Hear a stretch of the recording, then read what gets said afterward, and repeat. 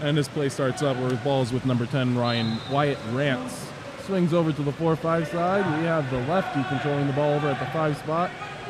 Okay, looking around, trying to find an option to run some type of offense. And the ejection called by number 7, Jason Howard, called for that ejection. Ball is put in right away and scored by number 8, Ben Four. That brings our score to CC United 2, Carlsbad 1. So far, both of these teams very close, despite the fact that CC United is a number 1 seed, Carlsbad is a number 9 seed. And as play restarts, ball swung back to number 9, Ryan Lundy. Swings over to the 4-5 side and down the line to number 5, Gabe Benson. Back up to Ryan Lundy.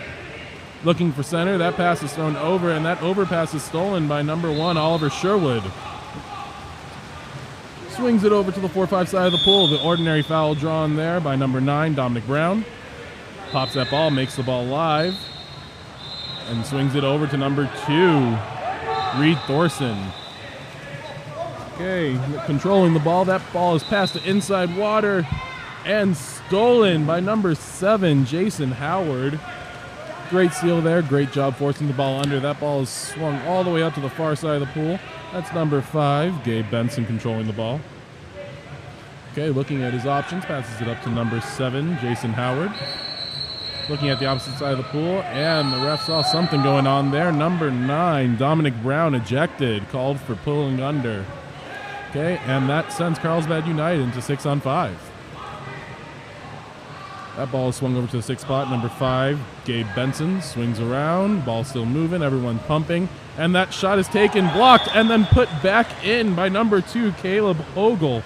That ball went off the goalie's chest. Caleb Hogle was in the right place at the right time, got the rebound, and pushed that back in. Great awareness there by Caleb Hogle. Brings our score. The scoreboard has it at 3-1. I believe it's 2-2. Let's see if they correct that.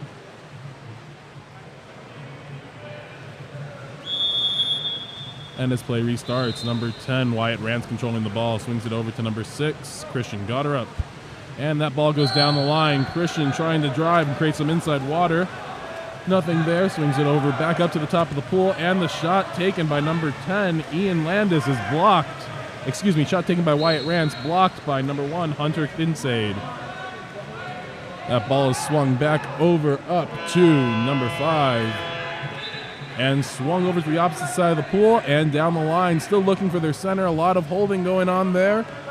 Okay, center and center defender really battling, trying to get position. That ball is swung over to the 5 spot. Number 7, Jason Howard, controlling the ball. The lob shot swung over to the goalie, Oliver Sherwood, who controls that ball pretty easily. Usually that near side lob shot, kind of hard to pull off. You got to really sell that goalie going to the far side in order to make that work. That pass is thrown over the defender into number 2 at center, Reed Thorson. Thorson's able to turn around, get on his legs, and score that ball. Okay, great move there. That brings our score to 3-2. Okay, 3-2. CC United in the lead.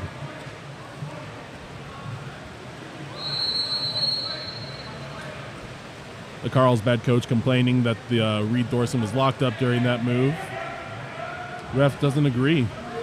That ball is swung up to number 6, Phoenix Schultz.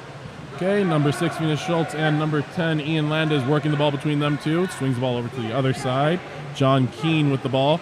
Being pressed hard there by number 5, William Vranish. Puts that ball down the line into number 7, Jason Howard, who takes the ordinary foul. Looking for the ball, looking at his options, seeing what is available. The ball is swung back up to number 6. And then dumped. Okay, great defense there by CC United to force a turnover. And number 1, Oliver Sherwood, controlling the ball.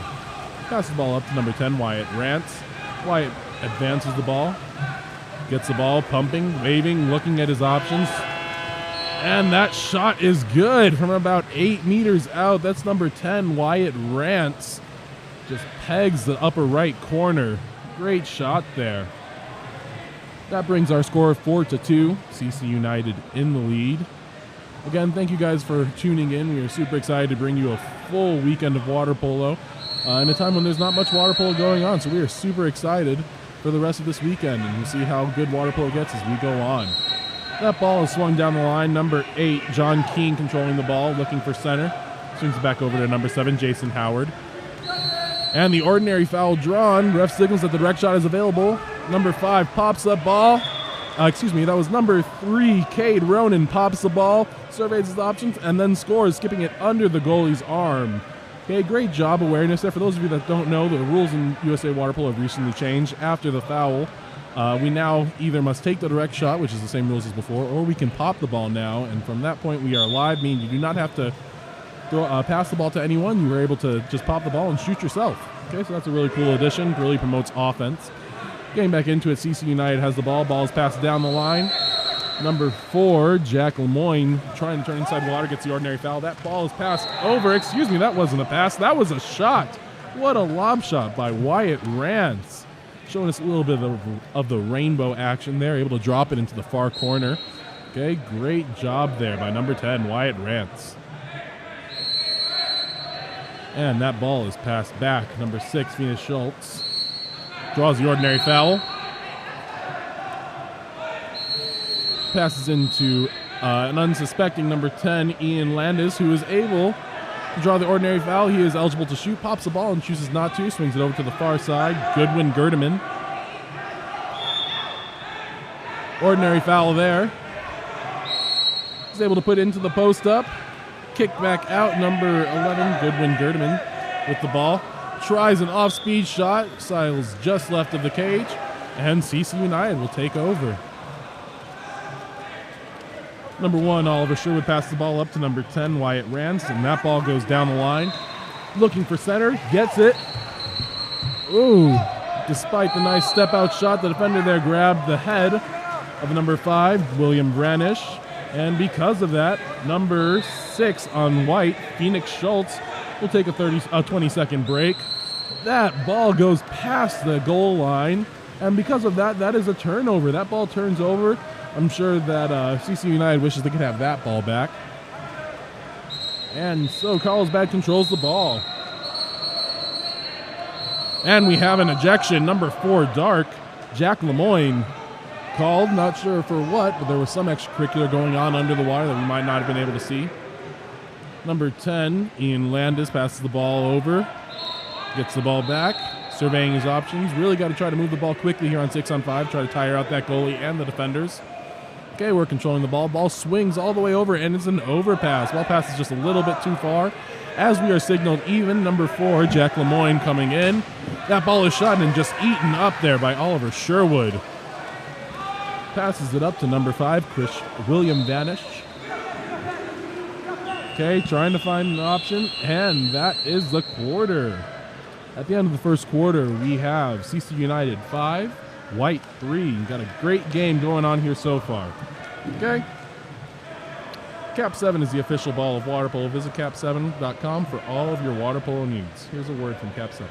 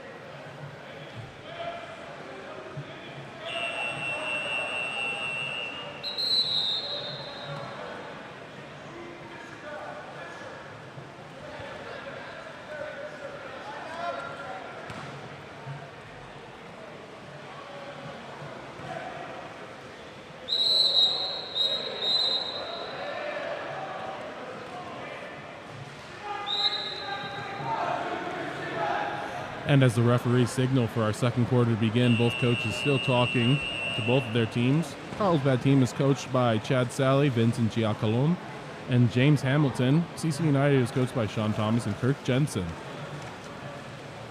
Both teams getting ready to line up now, waiting for the second quarter to begin. As I said before, we are in sunny St. George on the campus of Dixie State University. This beautiful pool is only about a year old. Super excited that we get to we have gotten to host the last couple weekends of water polo here. And it looks like it'll be number 5 for dark, William Vranish, swimming off against number 5 for white, Gabe Benson. Referee starts, blows the whistle, and we are off. That is number 5, William Vranish, winning the swim off for CC United. That ball swung over to number 10, Wyatt Rance. Had a little bit of everything, offense, defense, and everything in between going for him this game. Switches over to his left hand and then back to his right. A little bit of fancy ball handling. Swings the ball over to number 8 and then down the line to number 5, William Vranish. Number 8 controlling the ball, Ben Forer. Shot clock running low, 10 seconds left on that shot clock. Trying to create something. Goes for the turn, draws the ordinary foul. About at 8-7 meters, pops that ball, pumps. And the finish. That ball scored by number 8, Ben Forer, with a great shot. These athletes really doing a great job of utilizing that new rule of putting the ball into the play, pumping, and then scoring those balls after ordinary fouls. Great job there, being very aware of what's going on around them. That brings our score to 6-3 with 5:32 left in the second quarter. Number 9, white, Ryan Lundy controlling the ball, swings it all the way over to the 1 spot. And back up to number 10, Ian Landis. Back to 9. Okay, lots of movements on the Carlsbad side of the pool. Ball is swung over to number 2, Caleb Hogle. Controlling that ball, number 7, Jason Howard. Lots of passes going on this possession for Carlsbad. More driving. We're at 10 seconds left in the shot clock. And number 3 there, Cade Ronan, tries to draw a foul, goes off the post, but is called for the offensive anyway. Number 10, Wyatt Rance, controls that ball. Coach tells him to pop it, so he does. Swings that ball up. Swings it over to the 4-5 side. Number 9, Dominic Brown, controlling the ball. And goes down the line to number 3, Austin Bishop. Controlling the ball, looking for some type of drive, center entry pass, release, and finally gets it. Again, number 9, Dominic Brown, controlling the ball. Ordinary foul. Crosses the ball over to the 1-2 side. Number 5, William Vranish, controlling the ball, draws the ordinary foul. 6 seconds left on the shot clock. That ball is put down the line to number 8, Ben Forer. He is called for the offensive. Had a little bit of a stiff arm going there against number 5. And then those two battle it out as they go on to the offensive end. Number 1, Hunter Kinsey, passes the ball up to number 9, Ryan Lundy for Carlsbad water polo. Ball gets stuck down there. Passes the ball back up to number 3, Cade Ronan. Looking and takes a shot. Goes off the post. And the ejection called. Number 8, Ben Forer, called for the ejection, having his hands down while that ball is in the 50-50 area. Number 9, White, controls that ball, shoots off the post. And again, that's the second time CC United has put that ball past the goal line with this pool. A little bit of a different area. Normally pools will have a lane line going, showing that out of bounds marker. This isn't the case in this pool, and so because of that, these players have to be a little bit more aware of what's going on around them. On the corner throw, CC United was able to come in, even, steal that ball, and CC United takes over on the offensive end of the pool. That ball is passed into number 2, Reed Thorson, and he is able to put it in the upper left-hand corner. Great pass there by number 10, Wyatt Rance, able to pass the ball when even Reed wasn't ready, so he popped up, when Reed's head popped up, the ball was right there waiting for him to finish it. Score is 6-3 with 3:54 left in our second quarter. That's 7-3. CC United really seems to have found their groove at this point. And play restarts. Ball is passed back to number 9, Ryan Lundy. And over to number 5, Gabe Benson grabs the ball. Our lefty controls the ball, looking for some different options. Pass the ball back up. That's a 50-50 pass. Ryan Lundy is able to control that ball and grab the ordinary foul at the same time. Swings that ball over a little bit high. Number 2, Caleb Hogle has to control that ball. Number 5 gets the ball. Number 3, Cade Ronan, shoots that ball just over the crossbar as we have a random ball come into the pool. Looks like things are a little bit confused. No matter though, we will continue anyway. That ball is swung over to number 5. Excuse me, that's not number 5. That's number 9, Dominic Brown. Swings it over to number 3, Austin Bishop. Pops that ball, swings it down the line. Just waiting there for number 5, William Branish. Lobs the ball and just puts it over the cage. Such a great opportunity to score there. Just had a little bit too much sauce on it. That goalie controlling the ball, passes it up to number 7, Jason Howard. Controlling the ball, looking for his options, asking for some movement out of the Carlsbad offense. Is able to swing the ball over to number 3, Cade Ronan, and put it down the line to number 10, Ian Landis. And that ball finds its way to number 9, who is stuffed by number 1, Oliver Sherwood for CC United. Had a great look there. Needs to put it in the upper right, in an upper corner instead of shooting it low on the water where those goalies are able to get it. And as we're saying that, number 9, Dominic Brown, is able to turn his defender, but the help defense by number 9, Ryan Lundy, comes over and is able to force that ball under and turn the ball over to Carlsbad Water Polo. Great heads-up play there by Ryan Lundy. That ball is swung over. Number 7 with the quick shot, Jason Howard there. The goalie is able to tip the ball out. Ball is tried to put back in, but it's stolen by number 8, Ben Forer, and CC United goes back to offense. CC United is playing a really patient defense, willing to give up the shots that they want to give up. They're really doing a great job of controlling this game here.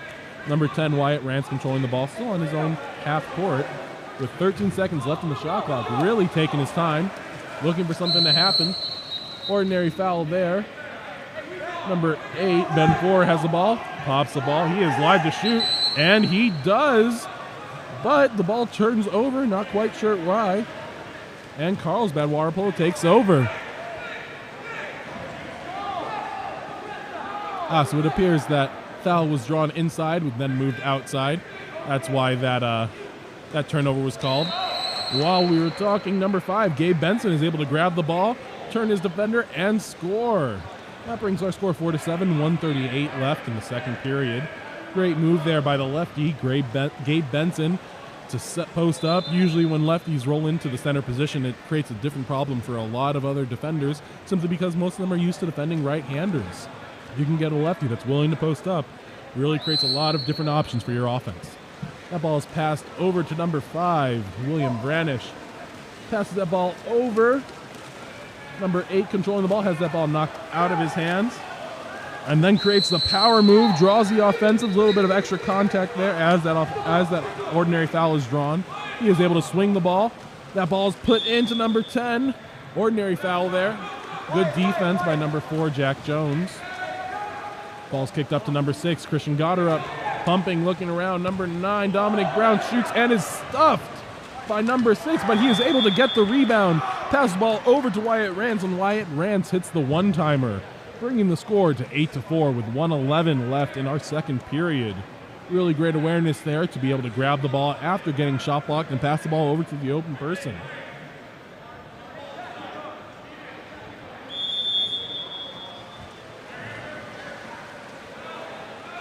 Carlsbad Water Polo really trying to be patient and get some offense going. They haven't scored yet this quarter. They've scored 1 this quarter. Ball's passed down the line to number 4, Jack Jones. A little bit of a stiff arm there. Defender trying to show the ref, hey, you know I'm being stiff-armed. That ball is passed over to number 9, who is able to put it in the top left-hand corner. It doesn't get much more corner than that. That is number 9, Ryan Lundy, with the foul and shoot. Great shot there. That brings our score 5-8. 56-23 left in the second quarter. That makes it 3 goals that we've had in the last 40 seconds or so. Let's see if either team wants to slow the ball down and try to control the ball for a little bit more.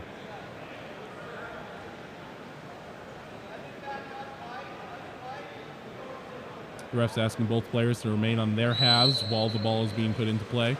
That ball is passed back to number 4, Jack Lemoyne. Passed over to the 4-5 side. Number 6, Christian Gotterup controlling. Looking for the turn, not there. Surveying his option, passes the ball down the line to Wyatt Rance. Wyatt Rance now goes for the turn. Number 6 has a great hands-up defense. Wyatt Rance passes the ball all the way over to the far side, and the shot from number 2, Reed Thorson, rattles off the post. Carlsbad Water Polo on the offensive. Ball is passed up to number 4, Jack Jones. Looking for something, trying to create some type of offense. Draws the ordinary foul.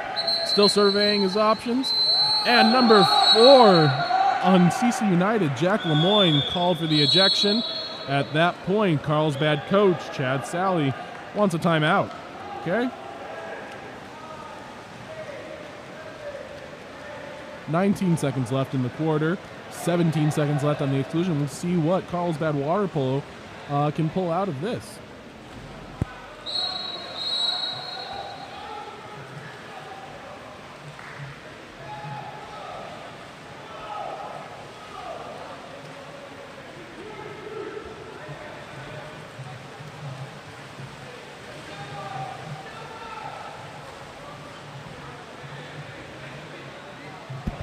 For those of you that don't know, this live stream is provided by Game On Live Studio.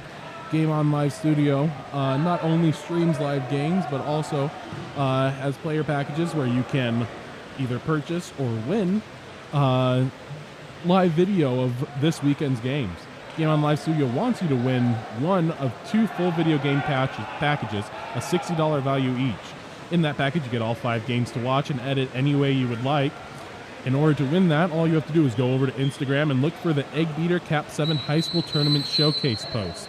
While you are there, follow Game On Live Studio Twitter or Instagram handle at GameOnLS for 1 entry. If you tag 3 friends in the comments, you'll get a bonus of 4 more entries for a total of 5.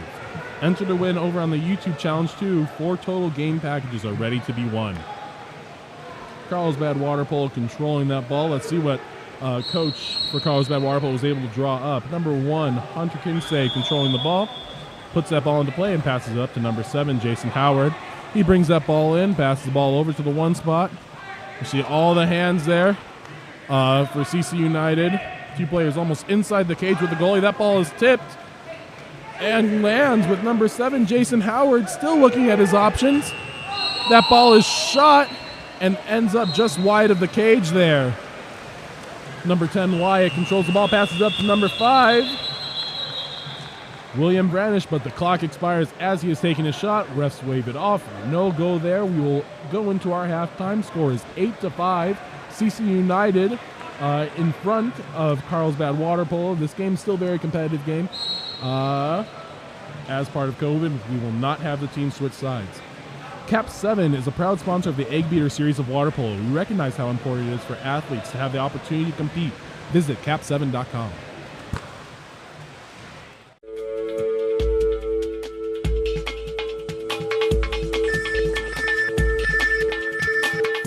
KAP7 is the proud sponsor of USA Water Polo.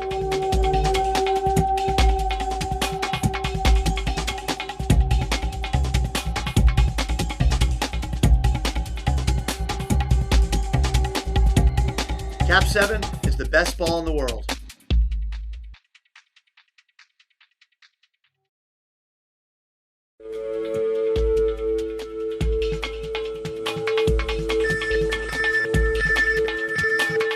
KAP7 is the proud sponsor of USA Water Polo.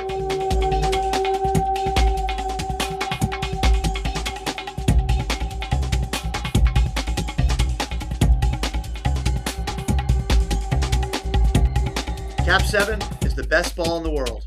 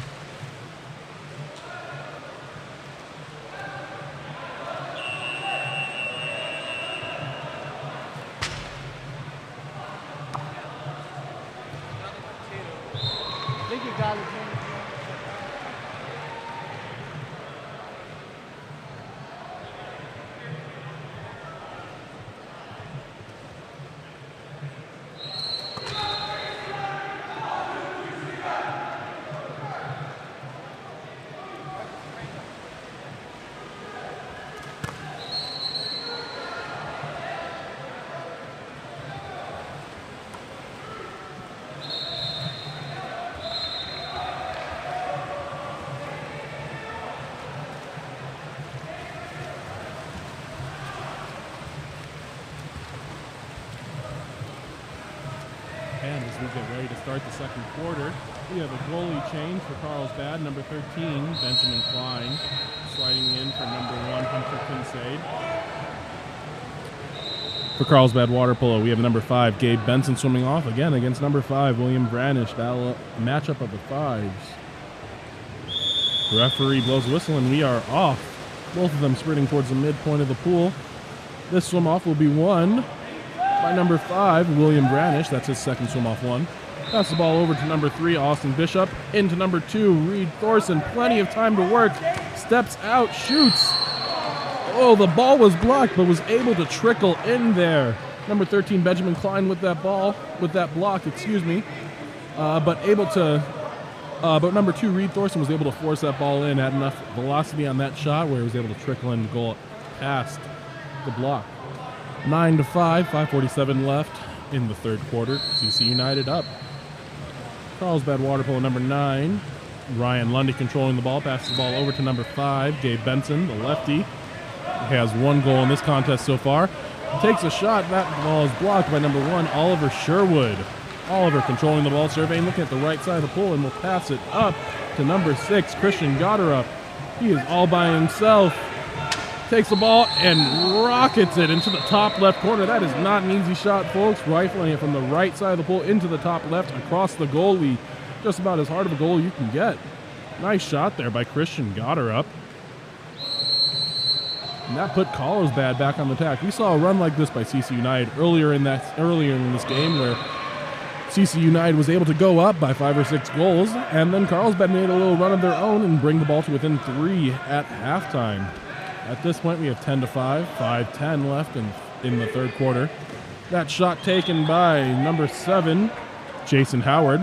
That ball is blocked, but blocked out, so we will have a corner throw going on here. Looks like it's going to be number 9, Ryan Lundy, taking that corner throw. Ref asking him to come all the way to the lane line, get all the way into the corner.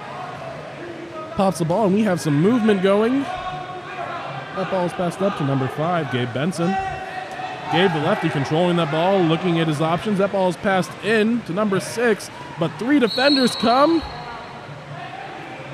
And he's able to draw out of the ordinary despite there being 3 defenders. Number 9 controlling the ball, Ryan Lundy, still looking at his options. Takes the off-speed shots. Ref waved that off. Foul was inside the 6, excuse me. So no shot was available. Number 1, Oliver Sherwood, controlling the ball. Pass the ball up to number 10, Wyatt Rance. And down the line to Austin Bishop.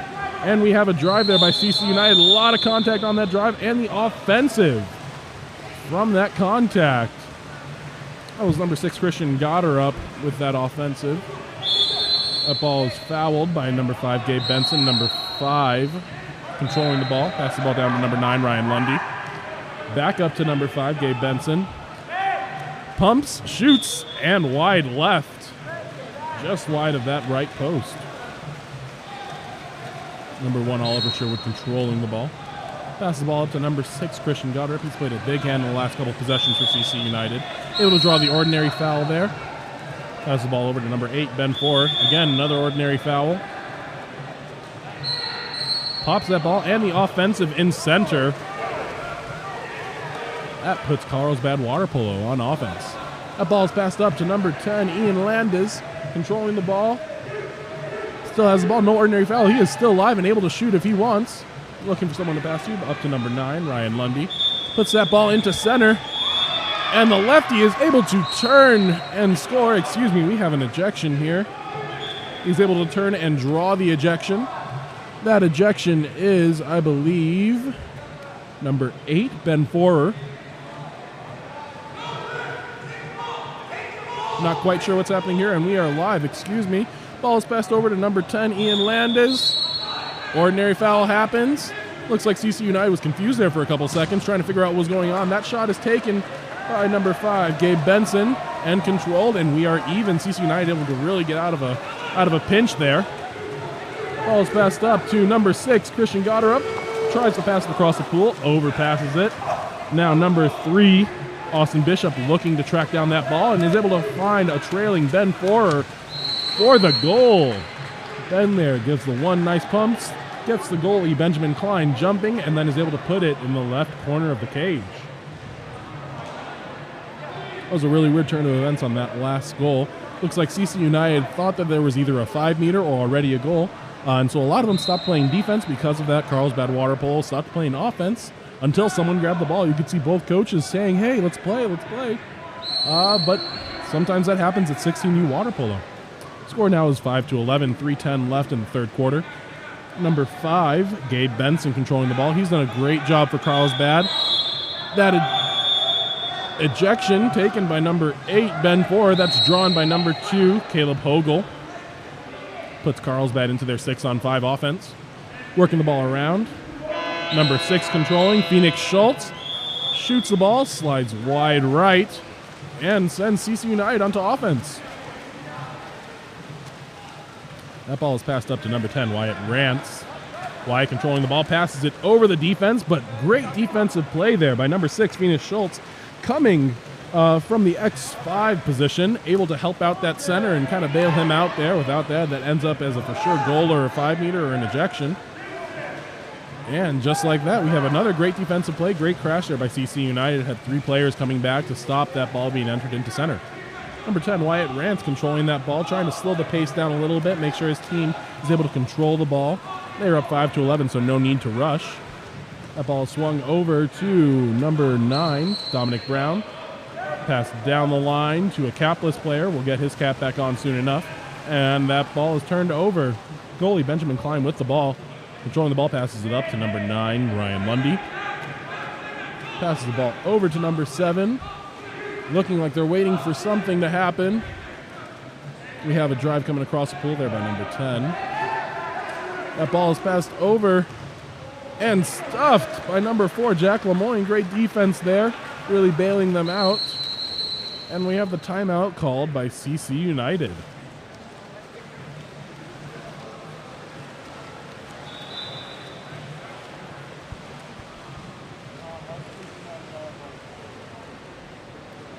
Coach Sean Thomas deciding he wanted to take a break for his players. They've been playing for a long time without any goals.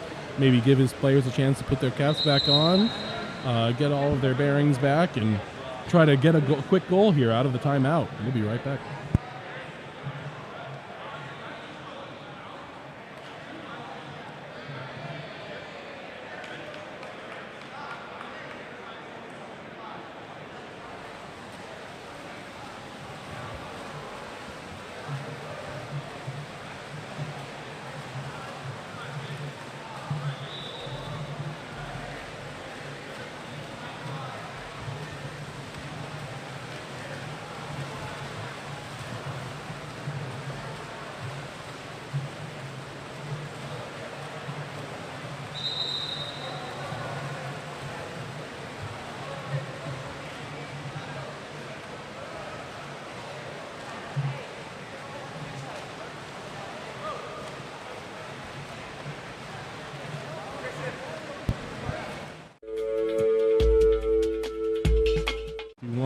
In this third quarter of play.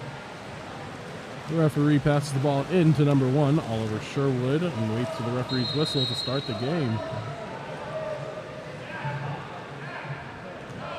The ball is passed out to the coach. Looks like there's a little bit of confusion. There was another ball in the corner of play. The ref asks the goalie to go grab that ball, and let's use that one instead. CC United here set up in a super spread out offense. A lot of movement.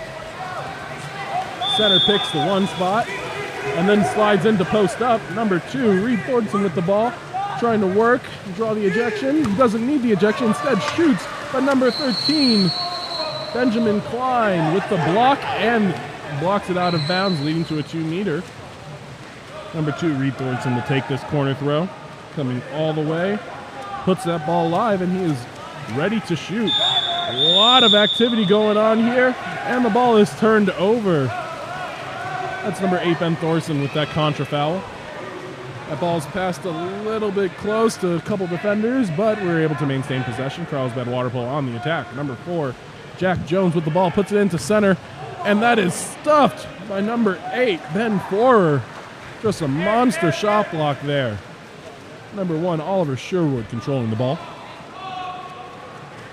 CC United has done a really great job of being mobile, They've also done a great job of finding isolation plays like that one right there. William Branish able to find isolation, no one close, no one for help, and he's able to step out, pump, and score the goal. Great job there by number 5, William Branish.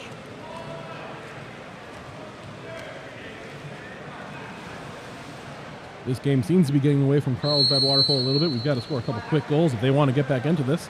We have 12-5 with 58 seconds remaining in the fourth quarter. Number 6, Phoenix Schultz with the ball, passes it down the line. Great hands-up defense there by CC United. That ball is put back into Phoenix Schultz, but the ball skips past and is stolen by number 9, by Dominic Brown. Ball starts at Oliver Sherwood, passes it up to Wyatt Rand. He's having a great game so far, and he throws the lob, the off-balance lob that drops into the far side of the court. Wyatt Rand's had a couple of those this game. Bulls have got to be aware of that for the rest of the weekend. That brings our score to 13-5 with 30 seconds remaining in our third quarter. Great shot there. It's really nice, especially at the older age groups, to be able to see players really rifle that ball off and put some power on it, but also show us a little bit of finesse and put some lobs in there, some other tricky shots that goalies perhaps aren't ready for. Number 3, Cade Ronan, draws the ordinary foul there. Pops the ball, he is live and starts bringing that ball in. Surveying his options, takes a shot. Oliver Sherwood was super ready for that one. Blocks the ball, controls it, and is looking for what options he may have for his team's offense. 10 seconds left in the quarter. It looks like he's okay with just holding onto the ball. Carlsbad water polo decides to chase, try to get the ball out of his hands and make CC United play a little bit more water polo. But it looks like that's how our quarter will end. That shot no good, came a little bit after the buzzer there.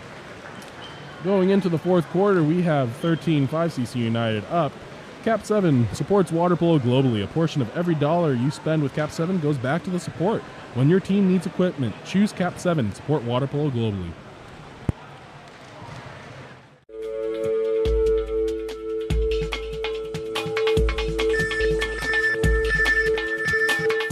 KAP7 is the proud sponsor of USA Water Polo.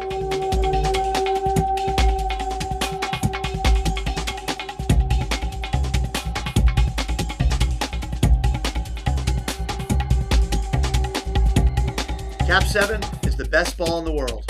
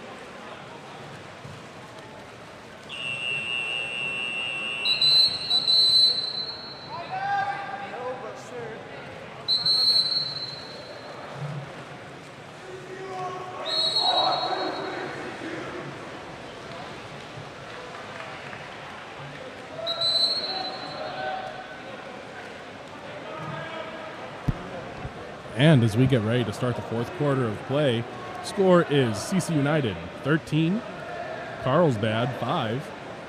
CC United having a monster of a third quarter, putting in a bunch of goals. They're able to really isolate this game. Here we have number 10 for White, Ian Landis, swimming off against number 5, William Branish. Number 10, Ian Landis, wins that swim off, passes it up to Gabe Benson, swings it over to Ryan Lundy. Ryan controlling that ball, looking for his options, back over to Gabe Benson. Carlsbad water polo here with a drive, swings that ball over, trying to create some offense on the 1-2 side of the pool. Gabe Benson catches the ball, shoots, and that rebound is recovered by number 9, Ryan Lundy. Great block there by goalie Oliver Sherwood for CC United. Ryan Lundy draws the ordinary foul, looks at his option, passes it up to Ian Landis. Ian chooses his turn to take a shot, and that goalie read that shot the entire way, able to come up with the easy block. Oliver Sherwood passes the ball up to number 4, Jack Lemoyne, passes it down the line to 8. Ben Forer turns. A lot of extracurriculars going on. Number number 8 Ben Forer there is trying to draw the ejection. That happens a lot, especially at the younger levels of the game. You've got to make sure we're keeping our head up there and we're playing for the goal instead of the calls. Refs usually don't like it when something like that happens, and because of that, they sometimes get kind of stubborn and don't want to give you that call. Okay, number 10, Ian Landis controlling that ball, surveying his options, passes it up to number 9, Ryan Lundy. Swings the ball over to number 3, Cade Ronan with the shot.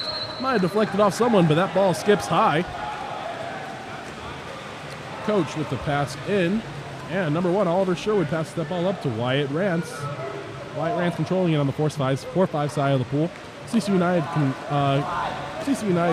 fine with taking their time, but that ball comes into number 4, Jack Lemoyne. He is able to sneak that ball in under the goalie's outstretched right arm into the right corner of the pool, and that brings our score to 14-5. CC United running away with this game a little bit. Carlsbad Water Polo getting ready to take control of the ball. Passes it back to number 4, Jack Jones. That ball swung over to Ian Landis. A little bit of a stiff arm. Refs let it go. Not the second time, though. On that second stiff arm, number 5, William Brandish, was able to sell that call a little bit and get the contra foul. William Brandish swims that ball up, swings it back up to number 8, Ben Forer. Swings it over to number 10, Wyatt, and over to number 4, Jack Lemoyne. Draws the ordinary foul. Looks like he's slightly inside, though. Not eligible for the shot. Passes it up to Wyatt Rance, number 10. And inside to William Brandish, who is able to draw the penalty foul. Great job there. Again, the pass by Wyatt Rance. Really sneaky pass, being able to sneak that ball in past about 3 or 4 outstretched hands. And then number 5, William Brandish, able to draw that foul. That 5-meter will be on number 5, Gabe Benson. Looks like it'll be number 3, Austin Bishop, taking this penalty shot. Referee asking the goalie to back up a little bit. We need to make sure our heads are under the goalpost when this happens. The shot and the goal. That goal scored by number 3, Austin Bishop, puts it in the lower right-hand corner of the cage. Brings our score to 15-5 with 3:57 left in the fourth quarter. Coach Sean Thomas having a few substitutions to be made. This is our first game of many here this weekend. Got to make sure our players stay fresh. Ball's passed up to number 10, Ian Landis. Draws the ordinary foul. Lots of movement on the Carlsbad side. Swings it over to a wide open number 3, Cade Ronan, who was able to put it in the right-hand corner of the cage. Nothing anyone can do about that one. All of that movement is what created that shot. Great job there by Carlsbad to get 2 or 3 people driving at the same time and getting number 3, their shooter, Cade Ronan, open for the goal. That brings our score to 15-6.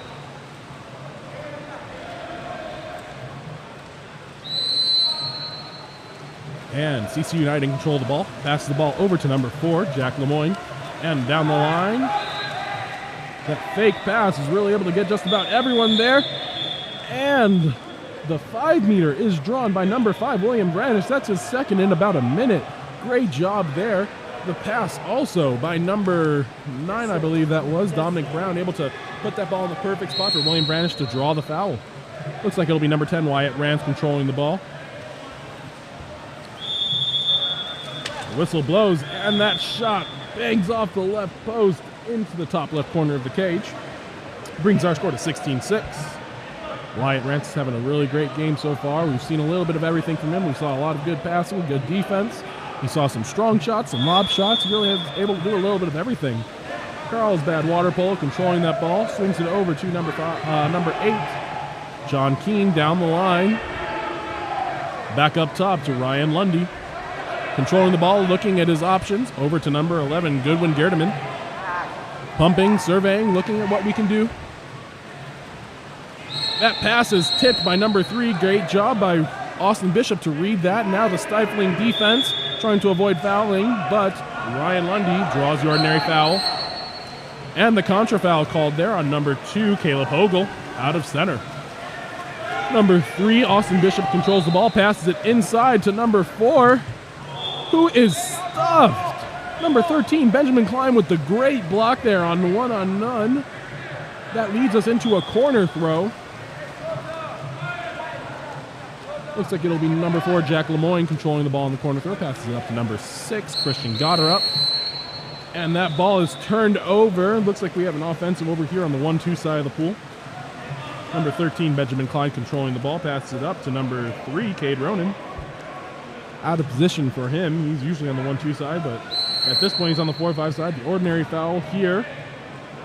Cade Ronan still controlling the ball. Pops it. Not live because the foul was inside of 6 meters. Swings the ball all the way over to the cross side and then entered to number 2, Caleb Ogle. But no call. Defender did a great job of showing his hands there. Passes a little bit far, not allowing Caleb Ogle to create any type of offense with that. 2:23 left in our fourth quarter. Again, CC United showing great patience, really content with slowing the ball down and working on their offense, taking their time. Number 6 controlling the ball, passes up to 10, Wyatt Rance. Again, controlling the time, passes the ball with 2 seconds left. The shot goes off the goalie's hands, off the goalie's chest, and then trickles into the back of the net. That goal is scored by number 10, Wyatt Rance. Goalie's going to wish he had that one back. That brings our score to 17-6 with 2:04 remaining in our fourth quarter. Number 9, Ryan Lundy, controlling the ball. Swings that ball over to the 1 spot. A couple different drives happening. That's number 2, Caleb Ogle, controlling the ball. Pass the ball back up to number 9, Ryan Lundy. Number 11, Goodwin Gerdeman. Shoots the ball, goes off a defender's hand or head. I wasn't quite sure. And goes out of bounds. Oliver Sherwood controlling that ball. And the timeout is called by CC United Black coach Sean Thomas. Score again is 6-17. CC United in the lead. 1:40 left remaining in our fourth quarter. Let's see what CC United has coming out of this timeout.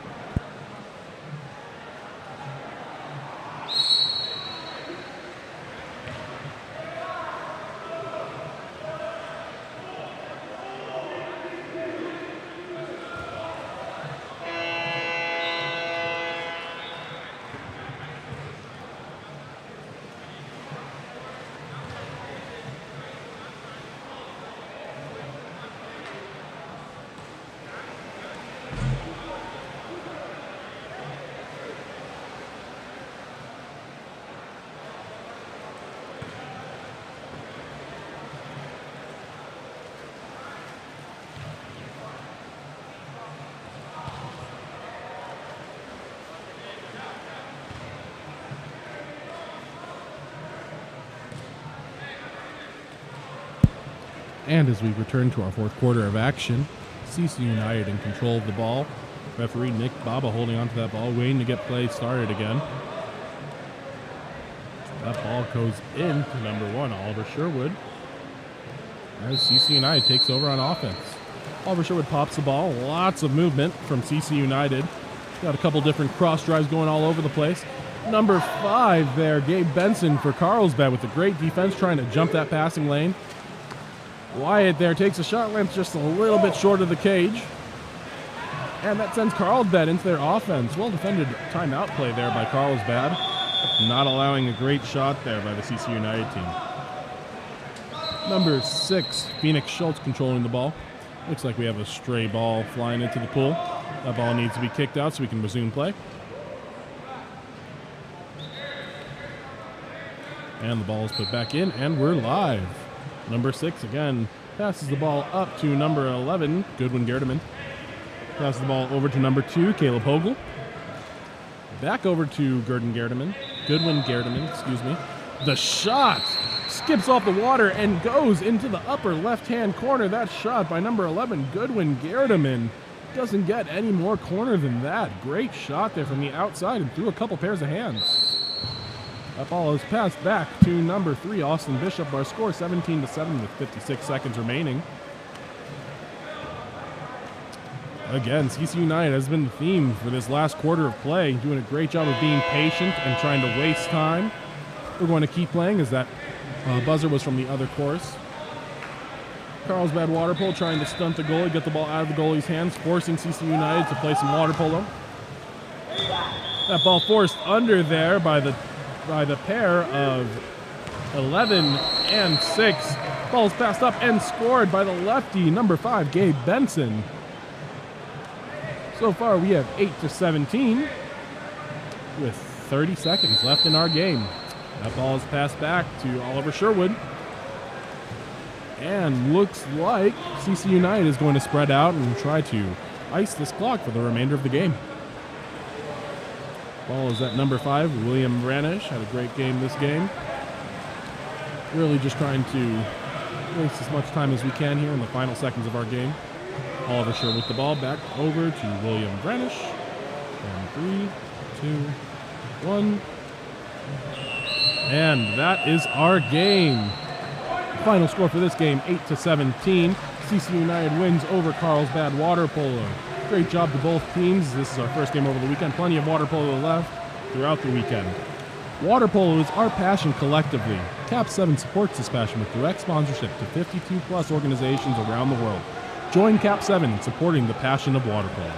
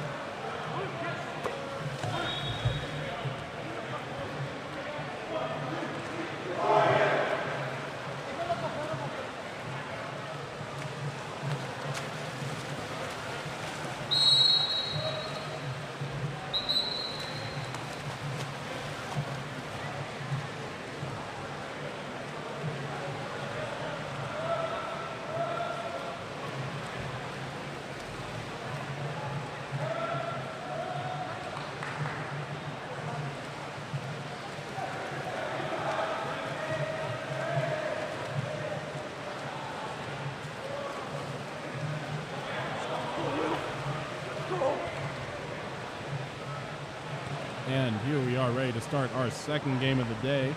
In the white caps, we have Newport. In the dark caps, we have Pretorian. This game shaping up to be a great matchup. As I said, we are here in St. George at Dixie State University. Number 10 for Newport, Nicholas Kennedy, wins that swim off, passes the ball over to number 4, Tyler Robeson. Passes the ball back over to number 10, Nicholas Kennedy. That ball is passed, but the pass is intercepted there by number 7, Nathaniel Bonomi.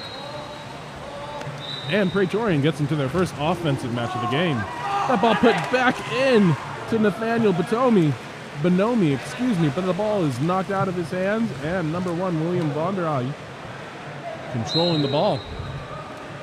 That ball is put into center. Number 6, Luke Carruthers working, looking for a call, but that ball is forced under. Great defense there. Nathaniel Bonomi already having a great impact defensively, despite playing from center. Number 1, Matthew St. Clair, passes the ball up to number 6, Zane Gabriel. Zane controlling the ball, working the ball in, looking for something, looking to put the ball into center, but they have a dropper right there. And that ball is turned over. Great defense there by Nicholas Kennedy. Ball is passed over to William Vonderhaai. If anyone has a correction on how I should pronounce that name, please let us know in the comments. But the ball is passed over to 4, Tyler Robeson. Number 10, Nicholas Kennedy, swings the ball over to the 1-2 side and down the line. Newport Harbor looking for center. And now working for the turn, that's number 2, Finn Genk. Passes the ball up to 7, Quinn Bartlett takes a shot. Nails it off the right side of the post and bars in. That is good for our first goal of the game here with 4:32 left in the first quarter, bringing our score to Newport 1, Pretorian 0. As I said, here we are at Dixie State University in this great facility. This facility is less than a year old, doing a great job of making sure that we have had water polo to play here for the last 4 or 5 weekends. They've been a really great host. And we're just grateful to be able to play, as I'm sure all of you guys have, are glad to be able to watch. Waiting for play to be restarted here. Number 7, Nathaniel Bonomi, passes it back to number 4, Jonathan Starr. Jonathan pushed back to his own 4-meter line. Ball is passed up and passed into traffic, stolen there by number 3, it looks like, Luke Harner. Luke trying to draw the ejection and cut off his defender. Passes the ball over to Tyler Robeson instead. Tyler controlling the ball, back over to Luke. Takes the shot, and it goes in on the right side of the gate. Able to beat the goalie by just a hair there. That brings our score to 2-0 with 4:05 remaining in the second quarter. Great shot there by number 3, and that is a perfect example of how defense turns into offense there. Really good job of getting the steal, pushing the counter, not finding anything on the counter, but then being patient and relying on their outside shooting to score them that goal. Number 4, Jonathan Starr, controls the ball for Pretorian, swings the ball down the line to number 3, Jesse Ellis. Looks for the post up there, trying to turn, looking at his options, puts the ball into true center. Nathaniel Bonomi shoots and has that ball blocked out by number 1, William Vonderhaai, leading to a corner throw for Pretorian. Goalie William did a great job of knocking that ball out. Did a great job of stepping over and taking away the exact area of the pool that he needed to in order to force that corner throw. That ball is put into, it looks like it's number 11, Parker Christina Sam. Controlling the ball, looking at all of his options. That ball is forced under by number 3, Luke Harner. Luke controlling the ball, passes it back to goalie William Vonderhaai. And that ball is swung over to the 4-5 side. Lefty number 10, Nicholas Kennedy, controls the ball, passes it over to Tyler Robeson. Tyler at half tank, looking at his options, trying to find an open teammate. He's able to pass it over. That center entry pass there is short, but number 6 is able to work and unfortunately has the ball forced under. Number 6 for Pretorian controlling the ball, passes it down to 2, Jackson Hoover. Back up to 6, and the contra foul is called. Someone swam over someone. And with that, Newport will take over the ball. Number 12, Gavin Netherton controlling the ball, puts it into their center. Number 6, Gets the ordinary foul. The shot is taken. Controls go off the goalie's hand, off the post, and the goalie has control. Number 1, Matthew Sinclair for Pretorian controlling the ball, passes it up to 6. Zane Gabriel swings the ball over to the 4-5 side. Number 3, it looks like, Jackson Ellis controlling the ball there. These guys are trying to work it into the center, but the Newport Harbor defenders are doing a really great job of fronting, forcing the ball to swing over to the other side, and then fronting that other side as well. That ball is popped and then stuffed. That is number 10, Ryan Scott, with the shot, stuffed by goalie number 1, William Valderahi. Referee calls for stoppage of the play. Number 3, Jesse Ellis for Pretorian ejected, and that sends Newport Harbor into their 6-on-5. Number 10 running 6 in, passes the ball around the outside, swings it over to number 3, Luke Harner. Back to number 4, Tyler Robeson. Couple slow pumps. Nicholas Kennedy, with about 4 or 5 pumps, and then the big windup and the goal scored by number 10, Nicholas Kennedy. Gets it past goalie Matthew St. Clair for Pretorian. That brings our score to 3-0 with 1:57 left in the first quarter. Newport Harbor here gotten off to a great start. Looks like they're going to put in a couple subs, reward all of these athletes who have been working extremely hard with some well-deserved rest. And we have a full 6 new players coming in for Newport Harbor. That's a big part of their game is the counterattack, and they make sure that they're able to keep using that part of their game by always having fresh athletes in the pool. Number 4, Jonathan Starr controlling the ball, pushed back to his own 5-meter line again. Looks like that's been a theme so far of the first quarter. He's able to pass it over to the 4-5 side of the pool. The Pretorian player over there trying to turn and find out some options, find someone to pass to. That ball is put into center and stolen by number 11, Finley Lesueur. Goalie passes it up to number 15, Owen Tift. Over to number 8, Jack McCann. And back to Owen Tift. That ball is put into center with the nice drop step move and the ejection. That is number 5 with the beautiful drop step move, John Woodruff. And number 4, I believe, Jonathan Starr with the ejection. Number 15 controlling the ball, Owen Tift. Shoots the ball into the lower left-hand corner of the cage through about 3 pairs of hands and is able to score that ball. That brings our score to 4-0. And now it's Pretorian's turn to send in about 6 players. Both coaches doing a great job of sending in multiple athletes to make sure that everyone remains fresh and is able to give their hardest while they're in. 1:08 remaining in the first quarter as Pretorian takes over. This ball is at number 15, Peter Gonzalez. Controlling the ball, again getting pressed back to his own 5-meter cone. If Pretorian wants to stay in this game, they're going to have to release a little bit earlier than that. That ball is stolen by number 14, Tyler Slutsky. Tyler Slutsky with the cutoff move, drops his head under for just a second, and gets the ball taken. Was smothered there by 15, Peter Gonzalez. We got to make sure we're keeping our heads up so we know where the ball is, and that we are showing the referees that we are trying to keep playing water polo instead of just hoping that they dig us out for a call. Ball is passed back up to number 15, Peter Gonzalez on the 4-5 side. That ball is tried to be entered into the center. Looks like it was a little bit long, but the ref said there was contact, so we have a foul. Number 12, Alex Rigetti controlling the ball. But he did not pop that ball. As we explained earlier, one of the new rules in water polo this year, we have to pop the ball to make sure that we are live and the defense knows when to attack. That turnover leads to a counterattack goal by number 5, John Woodruff for Newport Harbor. Newport out to a 5-0 lead with 15 seconds remaining in the quarter. Referees asking to make sure that both teams are on their side of half. And the ball is passed back to number 15, Peter Gonzalez. 10 seconds remaining. You expect to see a little bit more urgency out of Pretorian here. Content with taking their time and trying to find a shot that they are happy with. Foul with 0.61 seconds remaining. Looks like we'll expect a shot here. But there is a contra foul, so the shot is no good, and that is the quarter. At the end of the first quarter, score is Newport Harbor 5, Pretorian 0. KAP7 is a proud sponsor of the Eggbeater series of water polo. We recognize how important it is for athletes to have the opportunity to compete. Visit KAP7.com. And here is a word from our sponsors.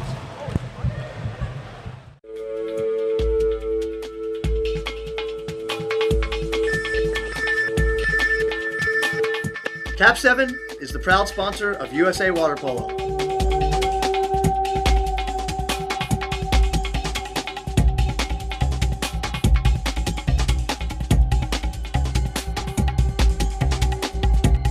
KAP7 is the best ball in the world.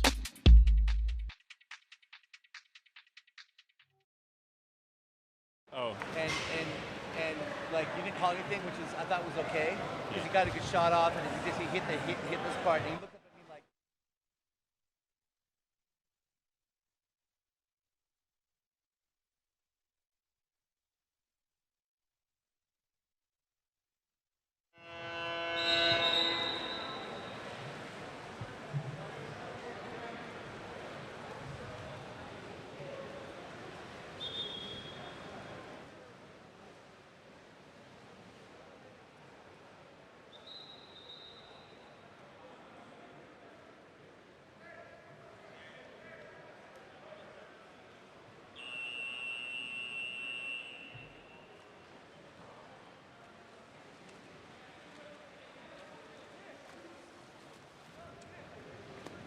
And as we get ready to start the second quarter of play here, Newport Harbor has jumped out to a 5-0 lead.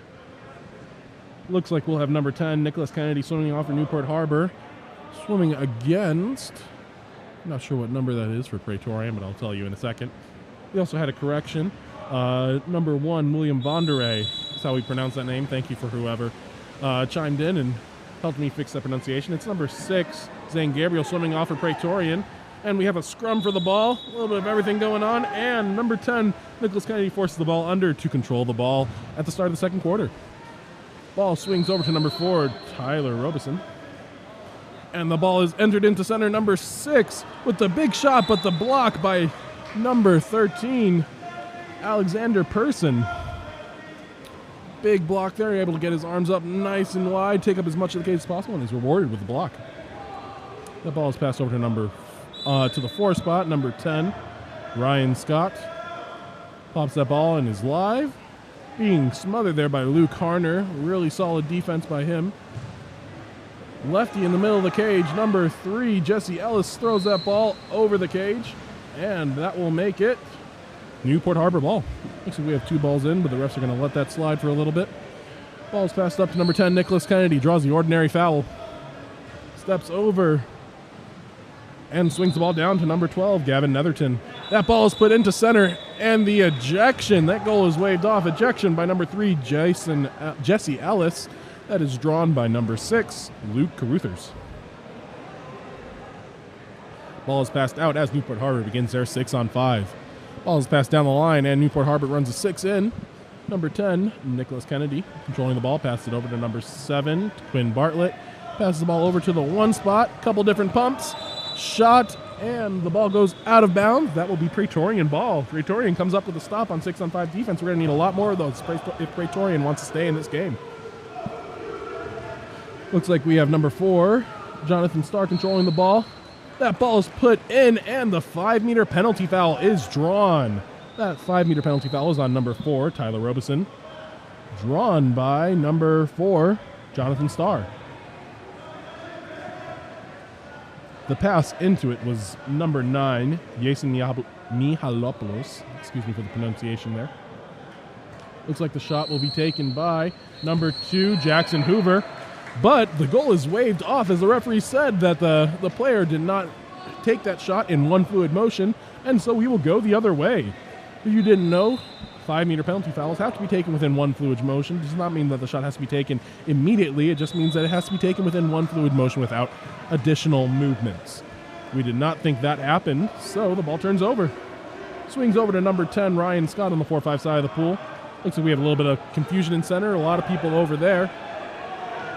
Ryan still with the ball, looking, trying to find something in center. And he's able to draw the ordinary foul. Pops that ball, makes it live, tries to put it into the center, Nathaniel Bonomi. The backhand scores the no-look shot by number 7. Nathaniel Bonomi sneaks past the Newport Harbor goalie and slides in. Great job there, being creative with the shot with the pressure coming. Newport Harbor has a couple subs going in. Newport Harbor is coached by Shane Luth, Cody Moore, Robert Sinclair, and Christopher Whiteleg. Pretorian water polo is coached by Milorad Pavlovich and Jason Gall. Newport Harbor taking over with score is 5-1 with 3:59 remaining in the second quarter. Ball is controlled by number 2, Finn Genk. Crossed over to the 4-5 side, number 8, Jack McCann controlling. Holding onto the ball, surveying his options. Swings over to the 3 spot, number 9, Owen Bartlett passes the ball down the line. Ball is up to number 14, Tyler Slutsky. Back over to number 9, Owen Bartlett, and entered, and the goalie, number 13, Alexander Person, comes out for the steal. Great awareness there by the goalie to come out and bail out his center defender. Looks like we have number 2, Jackson Hoover, controlling the ball. Excuse me, number 3, Jesse Ellis. And we have an ejection. Looks like it's going to be number 14, Tyler Slutsky, who will take a 20-second break and go to the corner. That goal is scored by number 3, Jesse Ellis. I don't think there was a pass there, but with the new rules of water polo, if the ball is outside of 6 meters and you pop it, you are live. So Jesse Ellis able to score that ball, skipping it onto the left side of the cage. And that brings our score to 5-2. Pretorian clawing their way back into this game. 3:10 left in the game, in the second quarter, excuse me. Ball is swung over to number 13, Gavin Appledorn. Swung down to line to number 8, Jack McCann. And that ball is put in. Goalie Alexander Person tries to come out for the steal, but this time, center number 5, John Woodruff, was ready for it, tried to go the backhand and just swung a little bit wide.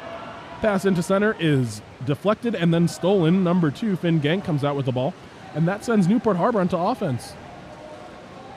Newport Harbor countering hard, trying to find some open space. And we have isolation in the center. Ball comes in, but it is a bad pass. And again, Alexander Person comes out and gets the steal. That's his 3rd this quarter. Alexander Person doing a great job of making his presence known in this game. That ball is put into number 9, Jason Michalopoulos.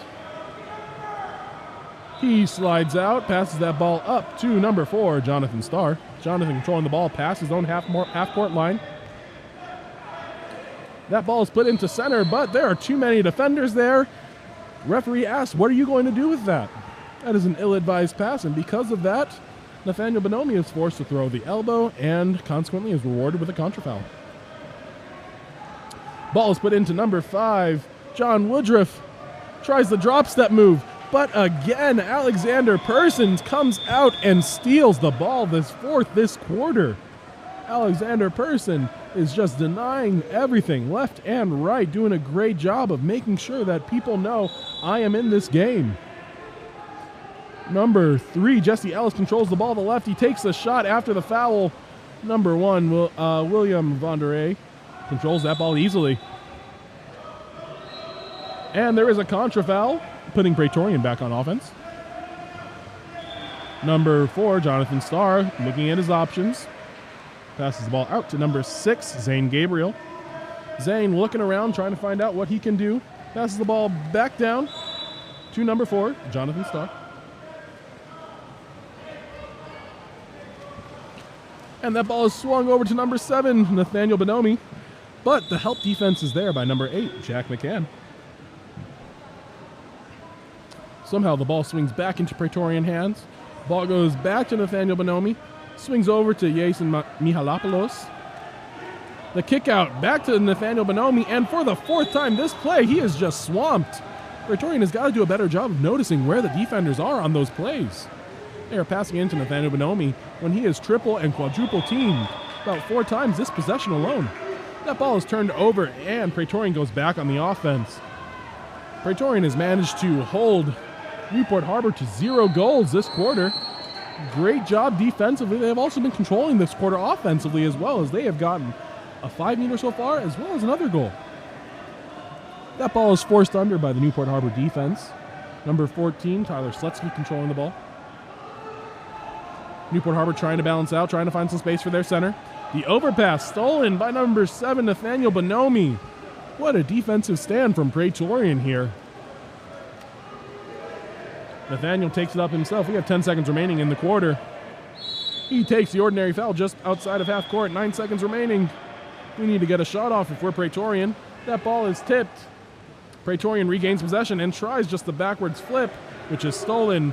William Bondere tries the last shot of the quarter, and that ball is stuffed by number 13, Alexander Person, and that is the quarter. At the end of the second quarter, Newport Harbor 5, Pretorian 2.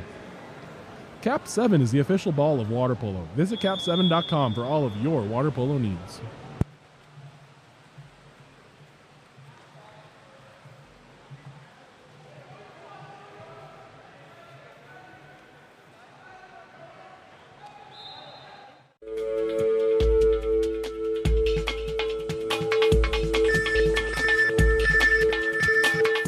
KAP7 is the proud sponsor of USA Water Polo.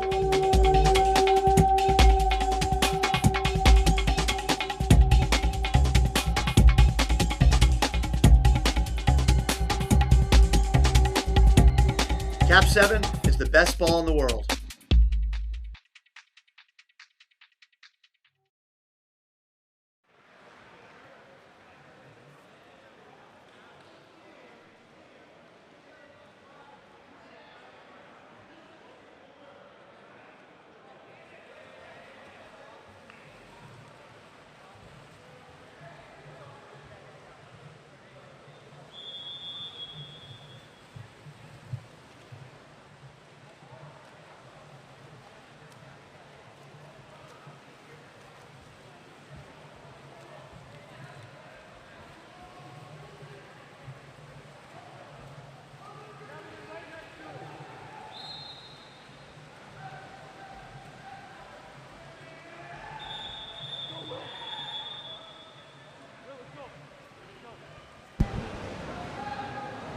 And as we get ready to start the third quarter of play, Newport Harbor is in control of the game. Number 10, Nicholas Kennedy, swimming off against number 14, Aiden Carballo.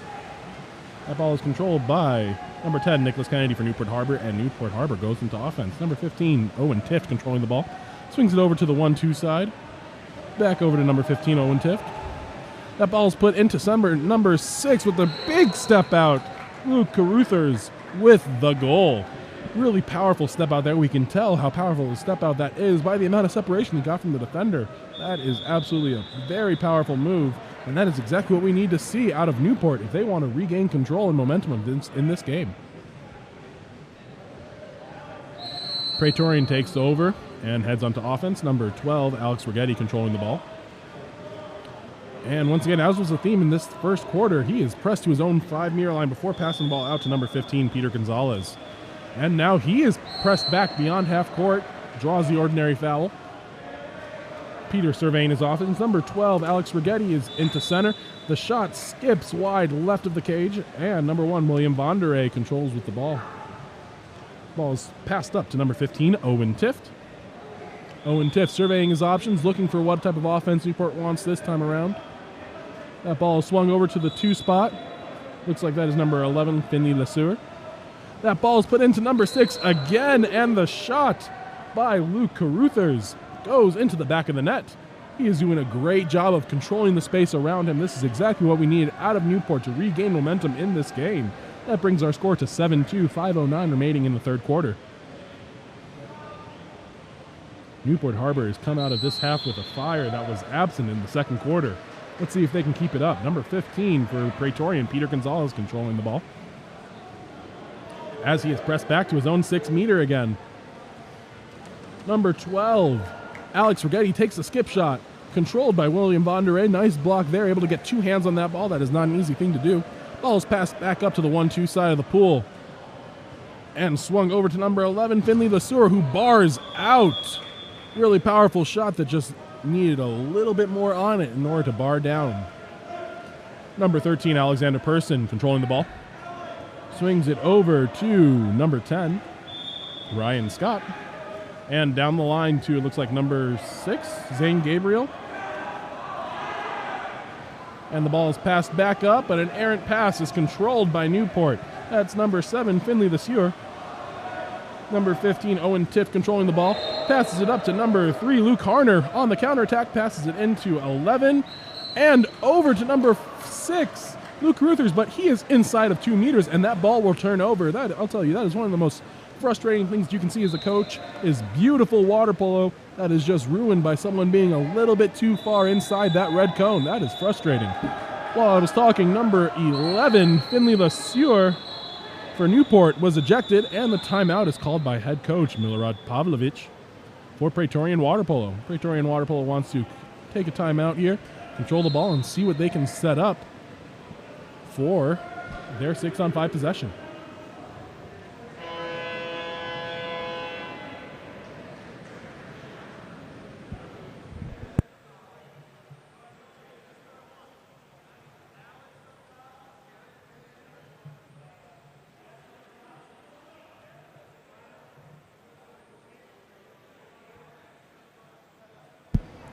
For those of us that are watching this live feed from St. George, Utah, we would like to advertise the fact that we have free stickers here at the Game On Live Studio production booth. We are up here located in the stands. If you talk to our athlete ambassadors, Amelia and Ethan Thunnell, they will give you a free sticker. Send us a picture with the sticker on your water ball, and you will get a free secret entry into both the YouTube and the Instagram game video giveaways. That already happened. Scratch that. Apparently that already happened.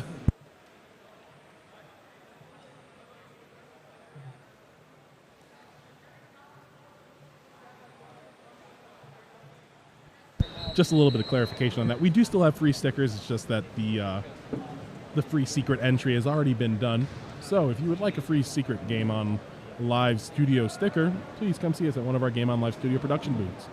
And as we get back into it, Pretorian water polo controlling the ball with their 6-on-5. Looks like Newport Harbor comes out pressing the top 2, really trying to force that ball down to one of the lines. That ball is put up.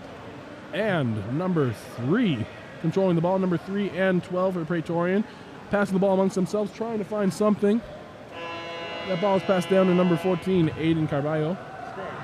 Over to number 12, Alex Rigetti. Put inside to number 15, Peter Gonzalez, who blocks the ball. Number 1, William Vanderay, with the spectacular block there. Usually those passes on 6-on-5s are not advised, but that one worked out, and William Vanderay had other plans than to let that score. And there is an ejection called. 15, Peter Gonzalez Pretorian gets called for the pullback. Number 15, Owen Tift, controls the ball, sending Newport Harbor into their 6-on-5. Number 10, Nicholas Kennedy controlling the ball. Swings it over to number 6, Luke Caruthers. Throws the ball off the post. And number 10 takes a shot. That is 3-bar out so far for Newport Harbor, but they get the rebound again. Got to have some real luck or some great positioning to get that many rebounds. And the 4th attempt by Nicholas Kennedy is good for Newport Harbor. That puts Newport Harbor up 8-2 with 2:48 remaining in the third quarter. Defensively, that is one of the most frustrating things that can happen, is when you allow the offense to get 3 or 4 offensive rebounds, especially during a 6-on-5. Let's see what Pretorian can do to crawl their way back into this game. Score is 8-2. So Pretorian needs some offense immediately if they want to make sure that this game doesn't get too far away from them. That ball is passed back to number 7, Nathaniel Bonomi. Swung over to number 4, Jonathan Starr, and down the line, looking into center. That ball is put in. Let's see what happens. And we have the ejection. Number 4, Tyler Robeson, is called out. Looked to me like he had his hand straight up, but referee saw something different. Even the player said, oh, my hands were straight up, but the referees have the final say in all matters. So number 7, Nathaniel, controlling the ball as Pretorian goes into their 6-on-5. Swings it over to number 4, Jonathan Starr. Down the line. Big pump there. Ball back up to Jonathan Starr. Trying to create a shot. Ball goes off the post. And now it's Pretorian's turn to get an offensive rebound. And that ball is scored by number 9, Jason Mihalopoulos. Bringing the score to 8-3 with 2:12 remaining in the third quarter. Shows that luck goes all around. Not only does Newport Harbor get offensive rebounds, but Pretorian is able to do the exact same thing. And as play restarts, we have number 4, Tyler Robeson, controlling the ball. Swings the ball over to, looks like that's number 2, Finn Genk. Ball is put inside to number 5, John Woodruff, again looking for a call, but referee Nick Baba says, nope, nothing there. And Pretorian will go into offense. Number 6 for Pretorian, Zane Gabriel controlling the ball, puts it into Nathaniel Bonomi, who has isolation, takes the shot, but is blocked by William Vonderay. Great job covering the cage there. He has really done a great job of controlling what he can control in these defensive possessions for his team. He has done a great job of taking away the part of the cage that he is supposed to. That ball is put into number 5, John Woodruff, and again, he is just swamped.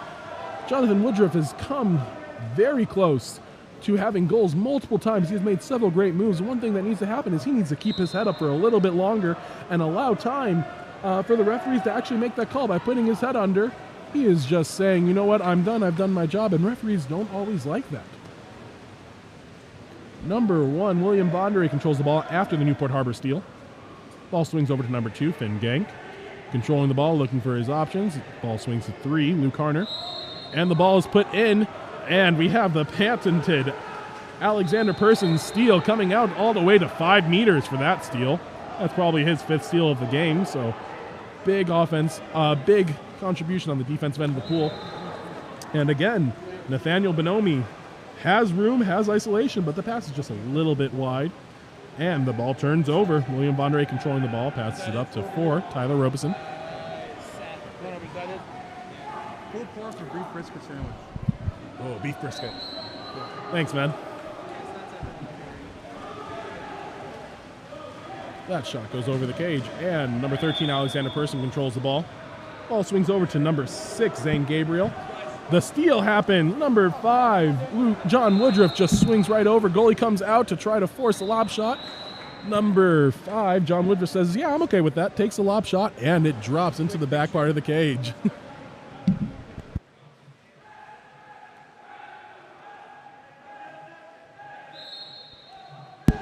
10 seconds remaining. Score is 9-3. Newport Harbor up. Ball swings back to number 3, number 4, Jonathan Starr. Over. And the shot happens. Shot swings wide left. 2.5 seconds remaining in the third quarter. Number 1, William Vonderay passes the ball up to 16, who I do not have a number 4. But that lob shot sails over the cage, and that will end our third quarter. As I said, score here, Newport Beach, 9. Pretorian Water Polo, 3. KAP7 supports water polo globally. A portion of every dollar you spend with KAP7 goes back to the support. When your team needs equipment, choose KAP7 and support water polo globally.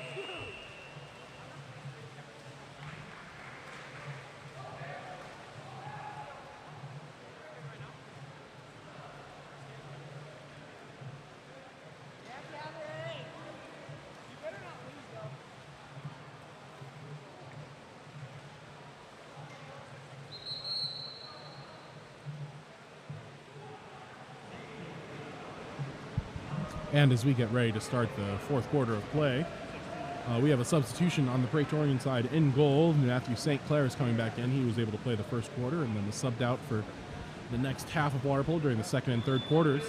Looks like we will have number 12 for Newport Beach, Gavin Netherton, swimming off as we are waiting for Pretorian water polo to line up. For them, it looks like it will be number 6, Zane Gabriel, swimming off for Pretorian.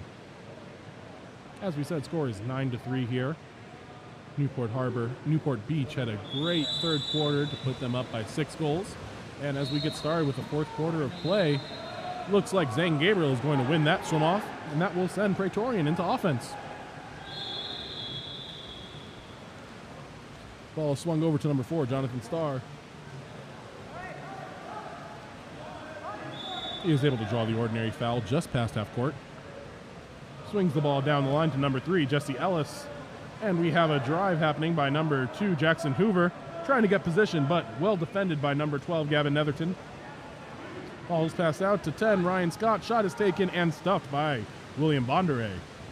William controlling the ball, looking for someone to pass to. Puts that ball up to his partner, number 12, Gavin Netherton.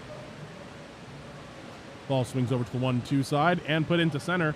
Number 2, Finn Genk with a beautiful backhand shot and goal. Beautiful backhand there by number 2, Finn Genk.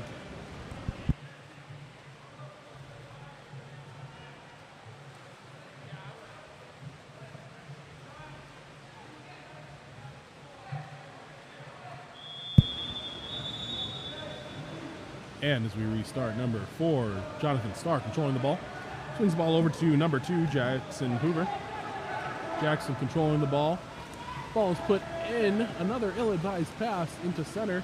Nathaniel Bonomi trying to control that ball and press, but he is called for the ordinary foul. Number 10, Nicholas Kennedy controlling the ball. Swings it all the way over to the far side of the pool. And number 14, Tyler Slutsky, is able to finish that right over the goalie's head. Great shot there. Even better pass there by number 10, Nicholas Kennedy. Goal scored by number 14, Tyler Slutsky. Bring to our total to Newport Beach 11, Pretorian 3. Pretorian looking to get some offense going here in this final quarter of play. Number 9, Jason Mihalopoulos, controlling the ball on the 1-2 side. Swings the ball over to number 4, Jonathan Starr. And Jason decides to drive. Nice aggressive drive there. Ends up with decent position. Number 4 pops the ball. Swings the ball down the line. And number 10, Ryan Scott, chooses to take that shot. That shot sails wide. And that will send Newport Beach onto offense. William Bondere passes the ball up to number 14, Tyler Slutsky. And there is a contra foul called, sending Pretorian back into their offensive possession. Number 10, Ryan Scott controlling the ball. Passes the ball up to number 9, Jason Mihalopoulos. Jason pops the ball. Swings it over to number 4, Jonathan Starr. Looking for center. Ball is passed down the line. Really good awareness to notice the dropper that was there. Ball swung over to 10, Ryan Scott at the 3 spot. Number 9, Jason gets the ball. 6 meters. The low skip shot is able to trickle in past goalie William Bondere. That was a shot by number 9, Jason Mihalopoulos. Bringing our total to Newport Beach 11, Pretorian 4 with 4:03 remaining in this fourth quarter. Pretorian looking to just generate some additional offense in this fourth quarter of play, really trying to make sure that this game doesn't end the way that it has so far. Newport Beach wanting to make sure they use as much of the clock as possible to wait out the clock. And number 4, Tyler Robeson controlling that ball, swings it over to 11, Finley Lesieur. Ball swings down to number 2, Finn Genk. Number 6 controls the ball, and a 5-meter is called on number 7, Nathaniel Bonomi. Number 6 did a great job. Number 6, Luke Caruthers, did a great job of getting inside water and holding position. He was patient while that ball came in, and in the end, he was able to convince number 7 to commit that foul, giving Newport Beach the penalty shot. Looks like it will be number 8, Jack McCann, taking this penalty shot. Matthew St. Clair for Pretorian will try to stop it.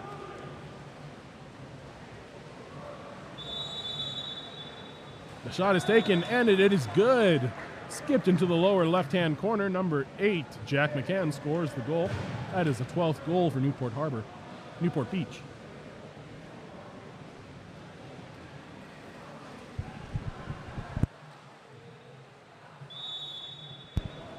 And the ball is passed back to Jackson Hoover, controlling the ball past his own half-court line. Doing a great job of not getting pushed back too far by the Newport Beach defense. Number 10, Ryan Scott controlling the ball. Ordinary foul. Ryan Scott pops the ball, looks for his options. Looks like Pretorian water polo has a little bit of a cluster happening on the 1-2 side, trying to develop isolation for number 2, Jackson Hoover. That ball is put in and stolen right away by number 16, Gavin Appledorn. Gavin swimming the ball up, passes the ball down the line, and then continues on a little give-and-go action. Gets the ball back, is able to turn, but the ordinary foul is drawn. The pass is made over to number 11, Finley LeSueur, and he is able to put the one-timer into the back of the net. Normally, as an athlete, you want to avoid taking those types of fouls there by number 16, Gavin Appledorn. Normally, you want that shot. And so taking a foul gets rid of your opportunity to take the shot. But in that case, he was able to pass the ball off to Finley LeSueur, and he was able to get a goal out of it anyway. Number 4, Jonathan Starr controlling the ball at the 2 spot. Swings the ball down to number 6, Zane Gabriel. Zane Gabriel working, trying to find some space, draws the ordinary foul. Passes the ball back up to number 4, Jonathan Starr. And over to 12, Alex Rigetti. Looks like there's a lot going on for Praetorian water polo, but they get it over to number 9, Jason Yalopoulos. Jason tries for the short pass into the open person in the middle. That pass is knocked away, and Newport Beach takes over. Number 1, William Vonderay controls the ball, passes it up to 8, Jack, who passes it in, and then the ball is kicked out to number 16, Gavin Appledorn, who takes 2 pumps and then shoots the ball right over the goalie's head for the 14th goal for Newport Beach. Score is 14-4, Newport Beach in the lead. Looks like Alexander Person will come back into cage for Praetorian. 2:20 left in the 4th quarter of this game.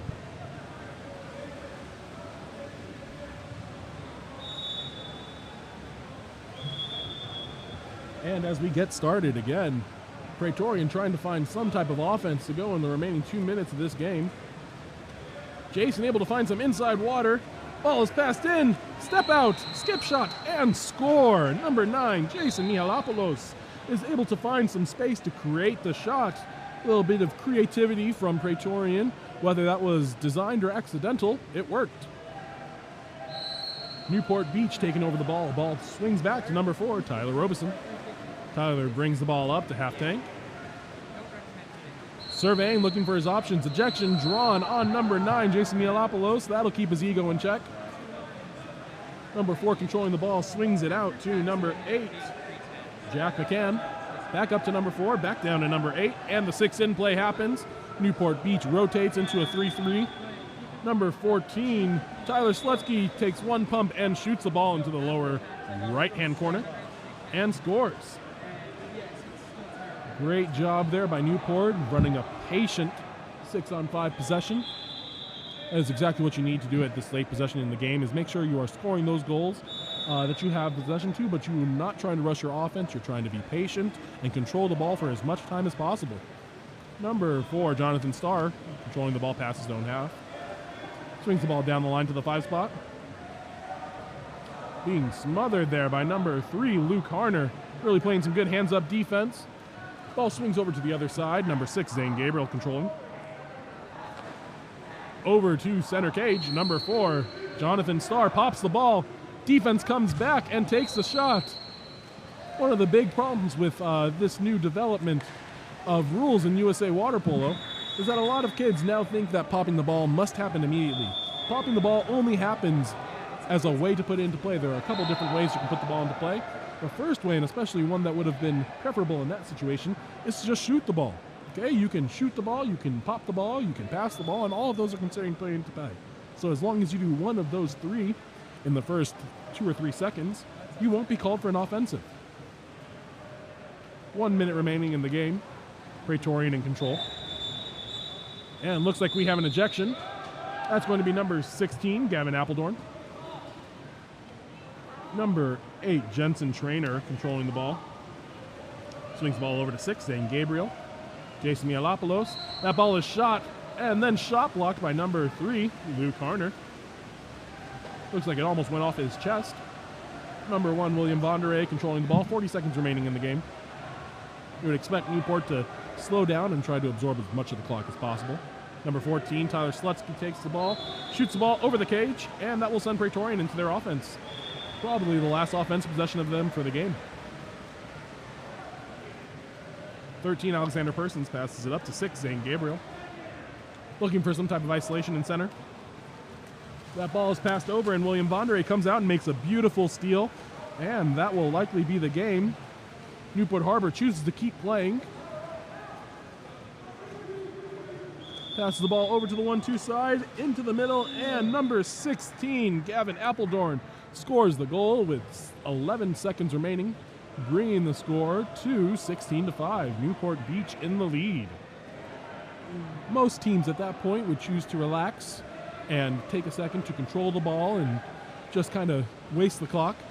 Not Newport Harbor, not Newport Beach, though. They choose to press and to continue to push the counter, and they are awarded with a goal. Number 4 controlling the ball with 3 seconds left. Ordinary foul. Ball is swung down the court.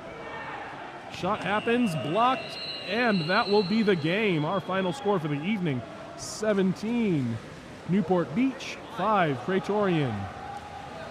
Water polo is our passion collectively. KAP7 supports this passion with direct sponsorship to 52+ organizations around the world. Join KAP7 in supporting the passion of water polo.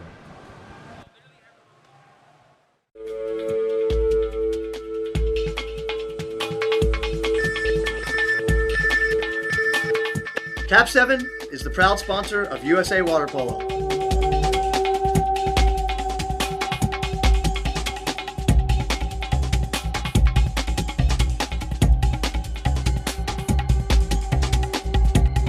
KAP7 is the best ball in the world.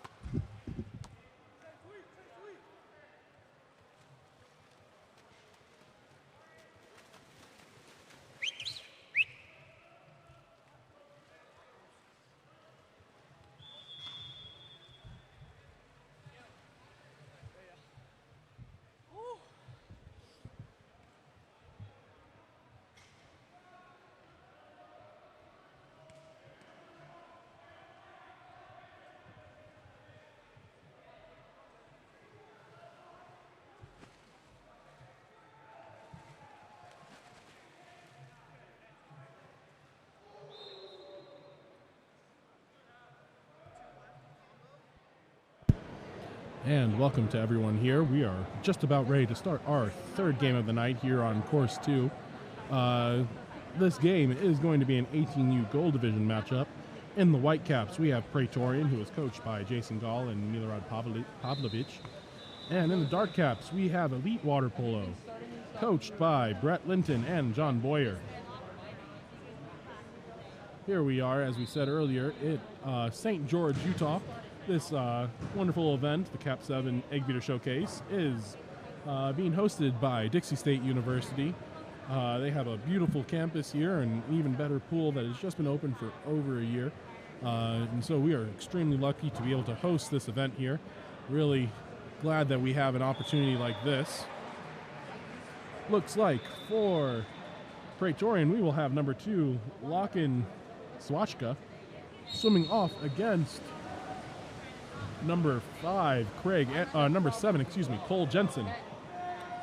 Looks like it will be Pretorian who wins control of that ball, and they will get into their front court offense. Ball is controlled by number 8, Shoji Shinkawa. Swung over to the 1-2 side, and down the line, looking for something in center. Nothing yet. Ball is swung back over, and back down the line, into number 4, Alex Rigetti. That shot is taken, bounced off the goalie's chest, and controlled by Elite Water Polo. That's goalie Leighton Verona. That ball is fouled. Number 4, Gavin Gant, and the ejection taken by number 2, Lockin Zwachka. That happens for an over and aggressive two-handed foul, which will send Elite into their first 6-on-5 of the game. Number 12, Bradley Pierce controlling the ball. Swings the ball down to the 6 spot, and back up, running a 6-in play. Number 12 passes the ball over to number 7. Shoots and is shot blocked by number 4, Alex Rigetti. And that will send Pretorian into their front court offense. Ball is swung up to number 3, Tyler Merkach. If anyone has any idea on how to pronounce any of these names better, please feel free to mention that in the comments, and I'll do my best.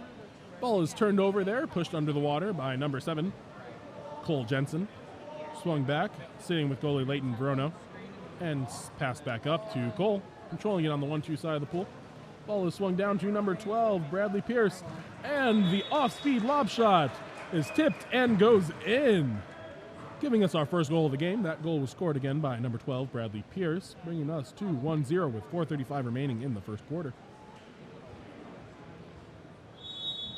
Pretorian passes the ball back to number 8, Shoji Shinkawa.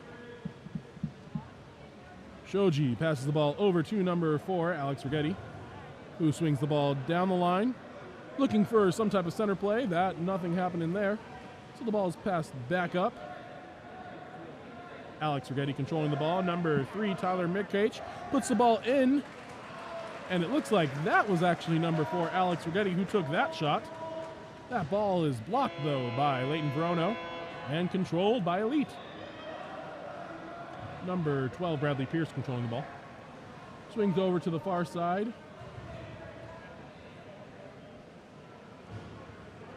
Working the ball down to the 5 spot. That ball is entered, and looks like we're going to have an ejection. Number 5, Peter Gonzalez, called out for the wrist grab. That puts Elite Water Polo on offense. Swings the ball over to their own number 5, Craig Anderson. Number 12 passes it to number 4, Gavin Gant, who takes a shot blocked by Tyler Merkach.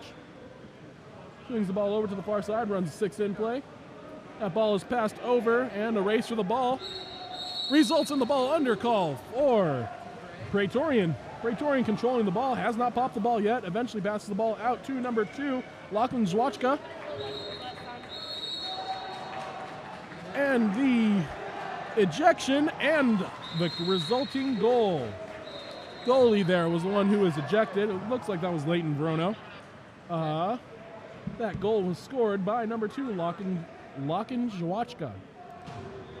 Again, if anyone has any idea how to pronounce that better, please let us know in the comments.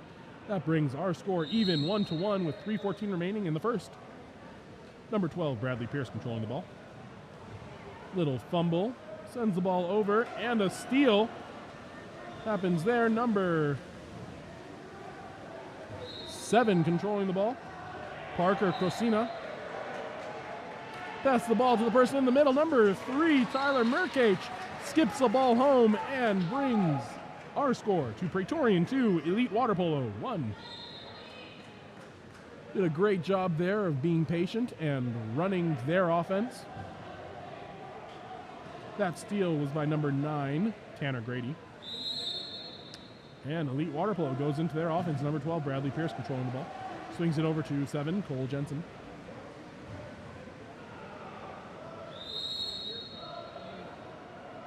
Pops the ball, pumps it, looking for a shot to take. Elite Water Polo pushed really far out. They have a center setting at 4 meters. He has inside water, looking to create some type of offense. That ball is put into the center, and the shot is scored. That is by number 3, Aiden Rule. Really nice step-out move there. Was able to put the ball just between the goalie's ears. And that knots us all up again. We're at 2-2 with 2:28 remaining in the first quarter.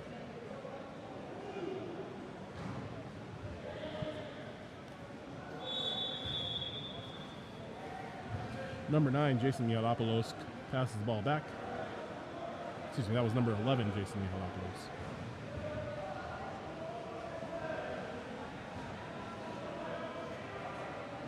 Ball is on the 2 side. Passed in, a little bit too far away, and so the hold doesn't matter. Ball is controlled by Leighton Vrono. Ball swung over to number 4, Gavin Gant. Put into center 12, Bradley Pierce, and forced under by number 2, Lachlan Zwachka. Follows it with goalie Reese Grady, looking for someone to pass to. Swings the ball over to the far side. And back over to the near side. 8, Shoji Shinkawa, controlling. Passes that ball in to number 3, Tyler Merkach.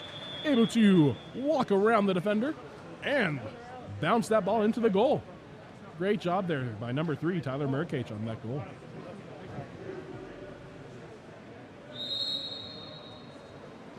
Ball is passed back. Elite Water Polo looking for a goal before we end the first quarter. 1:30 remaining here in the first. Number 7, Cole Jensen, controlling the ball. Draws the ordinary foul. That ball is batted away by number 6, Aiden Carballo. Number 7 walks the ball up. Nice entry pass. And the rollout shot scored by number 3, Aiden Rule. That's his second goal of the game. Great job there of noticing where the defender was, so he stepped out, got the defender to bite, and then was able to lean the opposite direction.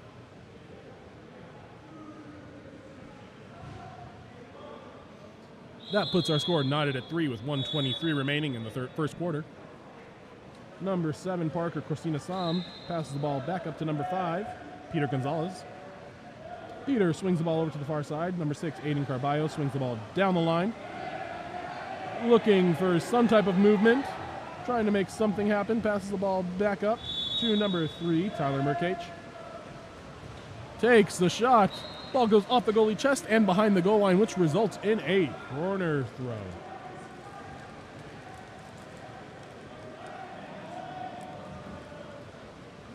On the corner throw, ball is passed up to number 6, Aiden Carballo. Into number 2, Lachlan Schwachka. Lachlan gets up and is field blocked there by number 4, it looks like, Gavin Gant. Whole lot of going on there, and then number 4, Gavin Gant, is called for the contra foul, leading Pretorian into a mad dash for the counterattack. Number 3 there, Tyler Merkach, controls the ball, pops it. He is now live, not eligible to shoot, but he is live. That ball should be turned over, but the referees allow it. That ball is scored by number 3, Tyler Merkach, after some confusion from the referees. And with that, our score moves into Pretorian 4, Elite Water Polo 3. 47 seconds remaining in the first quarter. Ball is passed back to number 12, Bradley Pierce. Controlling the ball on his own side of half. Ball is passed up to number 8, Connor Linton. Number 7 controlling the ball, Cole Jensen. Looking for some inside water there to his partner. Couple different pumps and rockets it off the far post. Number 1, Reese Grady for Pretorian controlling. That ball is swung up to number 2, Lachlan Zwachka. With the inside turn, but he is stifled by number 7, Cole Jensen. Really heads up play there by Cole to come in and force the ball out of Lakin Schwachka's hands. 8 seconds remaining here in the first quarter. Number 7, Cole Jensen, has a rocket of an arm, so he will try to take this last shot. The lob shot, showing us a little bit of off-speed, goes just over the cage, and that ends the first quarter. The score, we have Pretorian 4, Elite Water Polo 3. KAP7 is a proud sponsor of the Eggbeater series of water polo. We recognize how important it is for athletes to have the opportunity to compete. Visit KAP7.com for more information.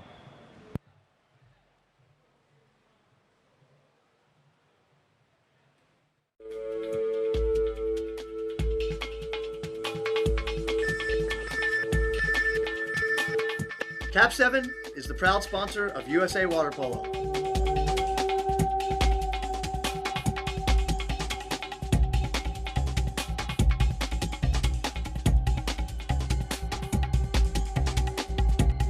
KAP7 is the best ball in the world.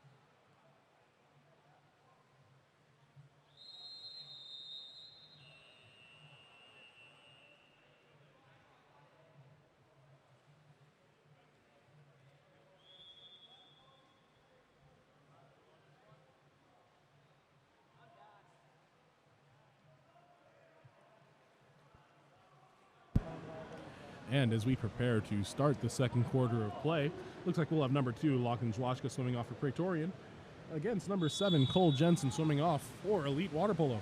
Whistle blows, and it looks like it's going to be number 2, Lachlan Zwaszka, controlling the ball, putting Pretorian into their offense. Number 8 passes it all the way over to number 3, Tyler Merkach. Nice hands-up defense there. Finally puts his hands down and awards the ordinary foul because of it. Ball swings over to the other side. Number 2, the lefty, Lachlan Schwachka, kicks back out, puts the ball into a true center, and the nice steal there by number 12, Bradley Pierce, playing some good ball side defense there. Ball's with goalie, Leighton Brono, swings it up to number 10, Nicholas Corquilin. No call there, and Pretorian swings the ball into their front court offense. Number 3, Tyler Merkach, couple pumps, and puts it in the back of the net. This has been a theme throughout the weekend. We've got to keep our heads up as water polo players. When we put our heads down, bad things like that happen for Elite. That brings our score to 5-3 with Pretorian in the lead. Number 3 passes it back to number 12, Bradley Pierce, controlling the ball at his own 6-meter line. Ball swings over to the 4-5 side and into center. Number 3, Aiden Rule, looking for a call, does not get it. Passes the ball back out, and we'll try it again. Number 2, Lachlan Schwachka there, has great defense, and the tipped pass by number 5, Peter Gonzalez. Some spectacular defense there by Pretorian. Let's see if it will lead into some offense. Ordinary foul there. Have to move the ball outside the 2 meters before we can get it back in play. Ball swings over to the lefty, number 2, Lachlan Schwachka. Down the line to Merkach. Passes the ball back up to Schwachka. And the shot rifles into the top left corner, putting Pretorian up 6-3. What a shot there by Lachlan Schwachka. Looks like he caught the goalie off guard a little bit. Goalie wishes he had that one back. 4:31 remaining in the second quarter. Elite Water Polo is looking to create some type of offense and get their team back into this game. Cole Jensen controlling the ball, swings it over to number 10, Merton Vequilin, Passes the ball down the line, and another steal. Looks like that steal's by number 5, Peter Gonzalez again. And the ejection. We'll get numbers on that soon. But it doesn't matter because the ball is stolen by number 7, Cole Jensen, because of an ill-advised pass. Ball is pushed up to number 12, Bradley Pierce. Bradley Pierce going for the turn. Ordinary foul. Puts the ball live. Trying to get some offense going for his team. He has someone in the middle there. But the help defense is there. Great job there by number 8, Shoji Shinkawa. Passes the ball up to number 3, Tyler Murkage. Tyler Murkage with a big spin move. And the ejection drawn. Great move there by Tyler Murkage. Gets number, looks like that's 5, I will confirm, to put his hands down and draws the ejection. Number 7, Parker Christina Sam, passes the ball into number 5, Peter Gonzalez, who is stuffed by the goalie. Really heads up play by the goalie. Those are not easy to stop. Ball is swung over. All the way over to the far side. Bradley Pierce controlling that ball. And that pass just goes a little bit too far. Reese Grady controls. Looks like the goalie made a mistake that a lot of teams this weekend have made so far of swimming past the goal line. That is technically out of bounds and puts Elite Water Polo back in offense. Just so you guys know, that last ejection that we had was on number 4, Gavin Gant. And number 7, Cole Jensen, takes advantage of the new rule. For those of us that don't know, one of the new rules put into USA Water Polo over the last year was that on 2 meters now, you now have the option to take a direct shot, meaning just get up and shoot, or you can pop the ball and you are considered live. Cole Jensen takes advantage of that, pops the ball, walks the ball in, and takes a shot, scoring. That brings our score 6-4. Elite Water Polo trying to crawl back into this.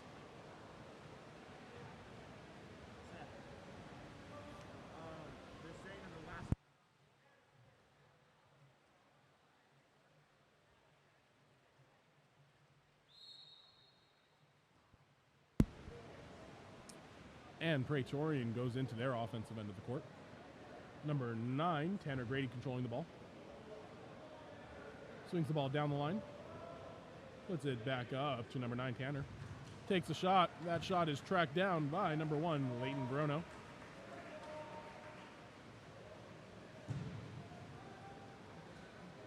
Ball is put up to number 2, Chase Campbell for Elite.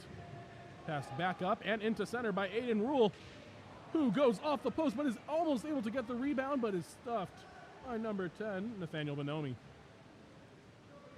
This is Nathaniel's second game back-to-back. There are a couple people on this Pretorian team who have now in their second back-to-back game. That can't be easy for their athletes, but that is why they're young and in shape. That ball is crossed over. We have a scrum for the ball. Number 10, Nathaniel Bonomi, comes out for it with an ordinary foul. Controlling the ball, passes the ball over to number 9, Tanner Grady, takes a shot, bars out and into the other pool. Number 1, Leighton Bruno for Elite, controlling. Number 12, Bradley Pierce controlling the ball, puts it into center, Aiden Rule. Again, the rollout move. Scores, trickling past the goalie after the easy block. Reese got a hand on it, but just wasn't enough to stop it. That is number 3, Aiden Rule's third goal of the game with the hat trick. Brings our score 6-5. We've got ourselves a game now, guys. Elite Water Polo's done a great job of controlling this quarter of play. We have 1:47 left in the second quarter.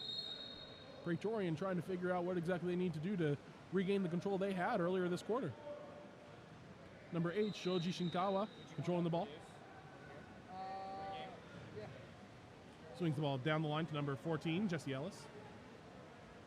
Jesse the lefty passes into number 3, Tyler Murkage, who draws the ordinary foul. Should not be eligible to shoot. Passes the ball into number 4, but he is called for inside the 2. That was number 4 on the shot, Alex Rigetti. Ball turns over. Elite Water Polo in control. They have a small counter trying to take advantage of it, but there is no outlet pass, so the ball remains with the goalie. On the far side, that's number 8, Connor Linton. Number 2, Chase Campbell controlling the ball. That ball is put in, but it is a bad pass, leaving just a little bit too much for number 3, Aiden Rule, to get to it. Number 3, Tyler Murkage controlling the ball. You want to press him. They don't press him, and he funnels it right into the goalie. And that sends Elite Water Polo onto their offense. Number 8, Connor Linton controlling the ball, passes it over to 12, Bradley Pierce. Puts it into Aiden Rule, who has his head underwater. Ill-advised pass there. And right away, they go on to the counterattack. Shoji Shinkawa, number 8, really trying to get Aiden Rule ejected there. Nothing happening. Number 3, Tyler Murkage passes it down the line. Puts it into their center, number 4, Alex Rigetti, who bounced it off the post. And the ball goes to number 4, Gavin Gant, who controls it and passes it over to Cole Jensen. And Elite Water Polo pushes into their counterattack. Thanks. Number 7, Cole Jensen controlling the ball.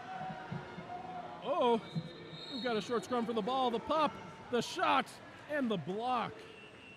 And that will put an end to our second quarter of water polo. Going into halftime, we have Pretorian 6, Elite Water Polo 5. KAP7 is the official ball of water polo. Visit KAP7 for all of your water polo needs.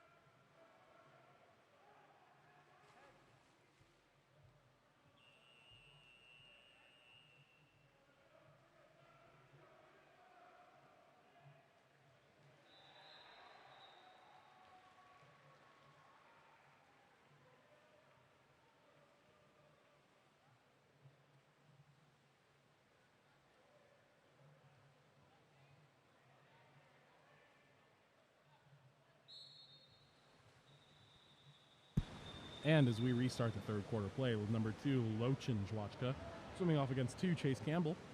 Lochin wins that swim off. That's his third swim off win of the day.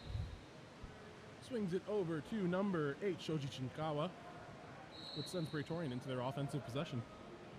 Shoji controlling the ball, pumping the ball, walking that ball in. Takes a shot, sails wide right. Looks like we have 2 ball in, so the rest call for 1 out. And Elite Water Polo takes over.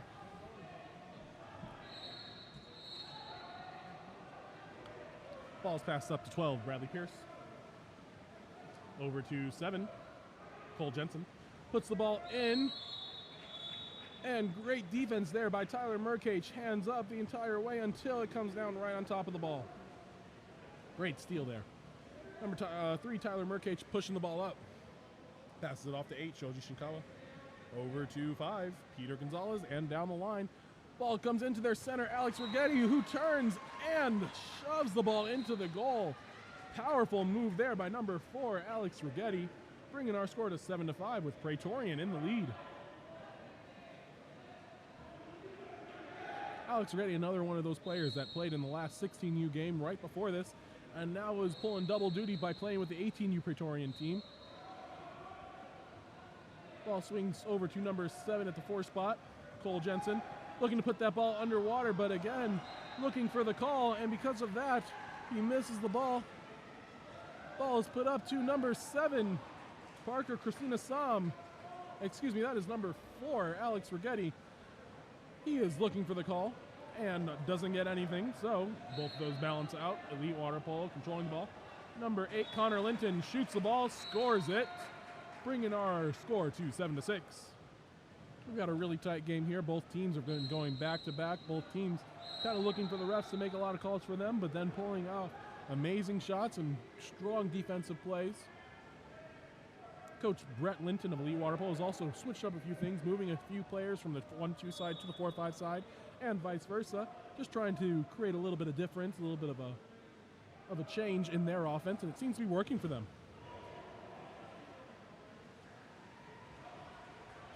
Ball swings up. The shot is taken, and it bars in. Doesn't get much more perfect than that. That shot was by, looks like number 9, Tanner Grady.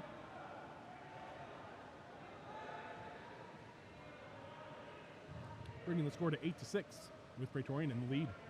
That was just a beautiful shot there. Ball passes back. Number 10, Martin Vequilin, controlling. Number 6 controlling the ball after the steal, Aiden Carballo.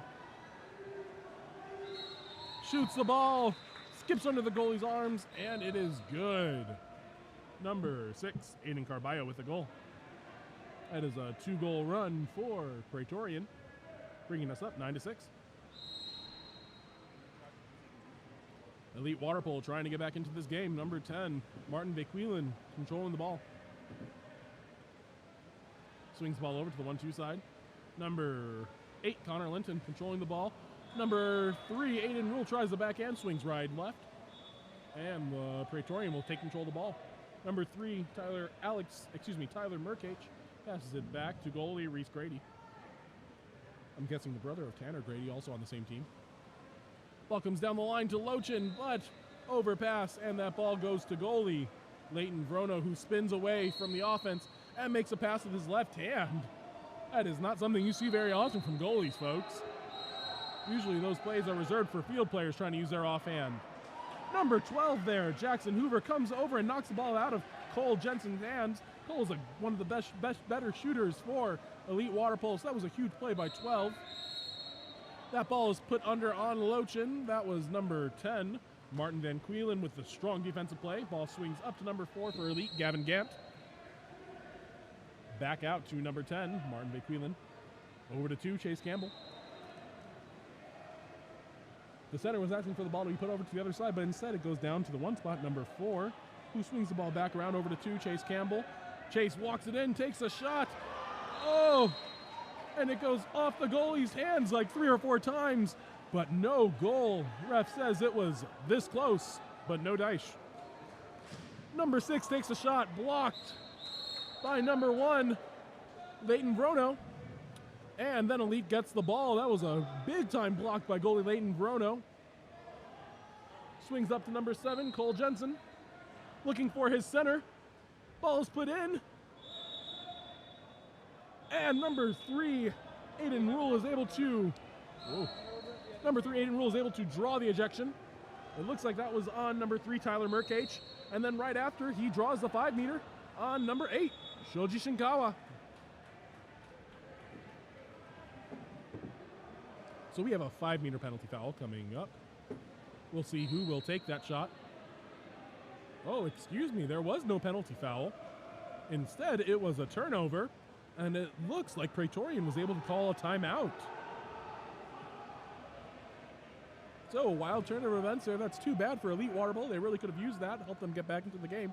But instead, Pretorian receives the ball and calls a timeout, and this will send them on to their offense. We'll see what Pretorian come up with on the offensive end of the pool.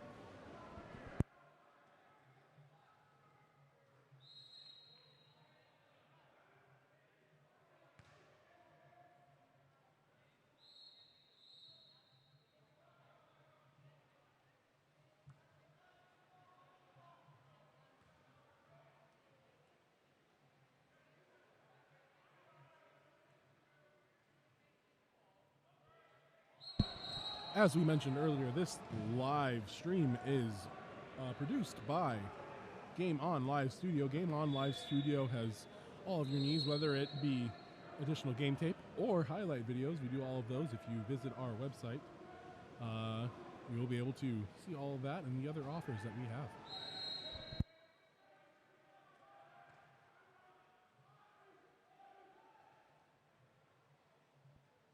The website for Game On Live Studio is gols.cl. And as we get ready to resume play, looks like number 6, Aiden Carballo, will control the ball. He pops that ball to himself, and we are live. Aiden Carballo swimming up. Ball goes back to Aiden. He walks the ball up, and we have a split going into a type of M drop for Elite Water Polo. Looks like there are 2 number 6s in at this point for Pretorian Water Polo. But the ball is stolen, and it turns over. Number 2, Chase Campbell, passes it back to goalie, and the goalie will take their time. Ball is swung up to number 8, Connor Linton, passes down the line to Cole Jensen, who pops it over the defender, has the ball poked out, but still maintains control. Looking to create a shot, passes the ball into Aiden Rule, who tries to sneak it under the goalie's arms, and number 13, Matthew St. Clair, is able to stop that shot. That ball is passed up to number 6, Aiden Carballo. And there was a whistle. Looks like it's going to be a penalty foul on number 4, Gavin Gant. Number 3, Tyler Merkage, drawing that foul. Looks like he will draw it and take the penalty shot as well. Because he is a lefty, referee signaling to each other that the opposite lefty needs to come down. The whistle blows, and the shot is scored, skipping across the goalie's body to bounce into the top right corner. That puts our score at 10-6, with Pretorian in the lead.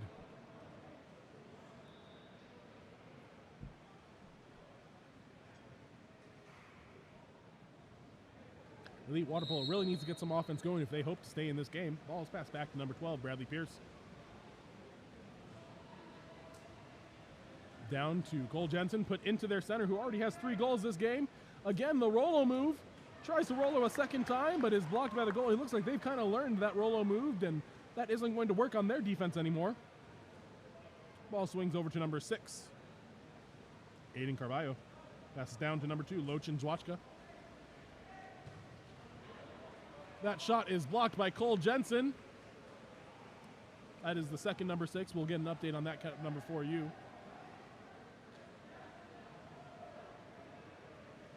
That ball is passed up to number 12, Bradley Pierce, for Elite. Swings over to number 7, who kicks the ball out to number 13, it looks like, Troy Havlicek. And number 2, Lochin, is able to just swim to the ball. Might have been some contact, but the ref said it's not enough to draw an ordinary foul. And Pretorian takes over the lead. Takes over the control of the ball.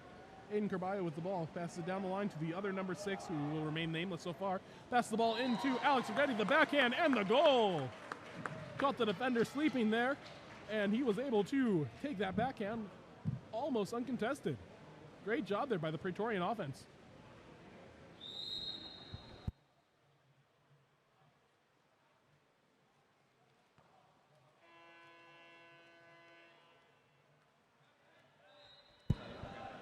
Number 7, Cole Jensen, controlling the ball on the 4-5 side of the pool.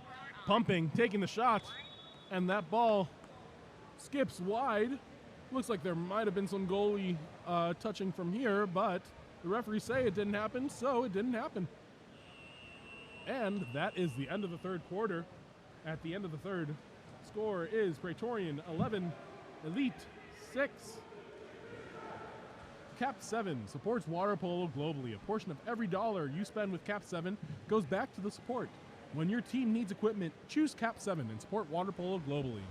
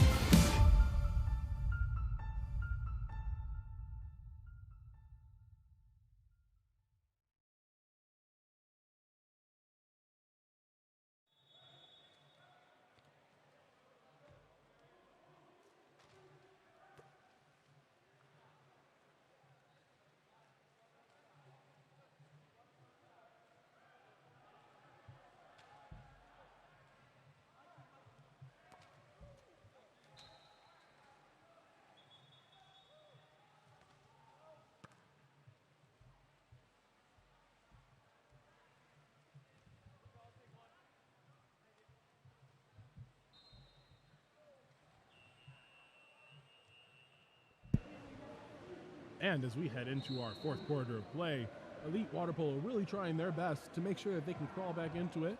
11-6 isn't quite a lead where it is impossible to come back, but it is sure a hefty task for Elite Water Polo. Looks like we'll have number 13, Troy Havlicek, swimming off for them.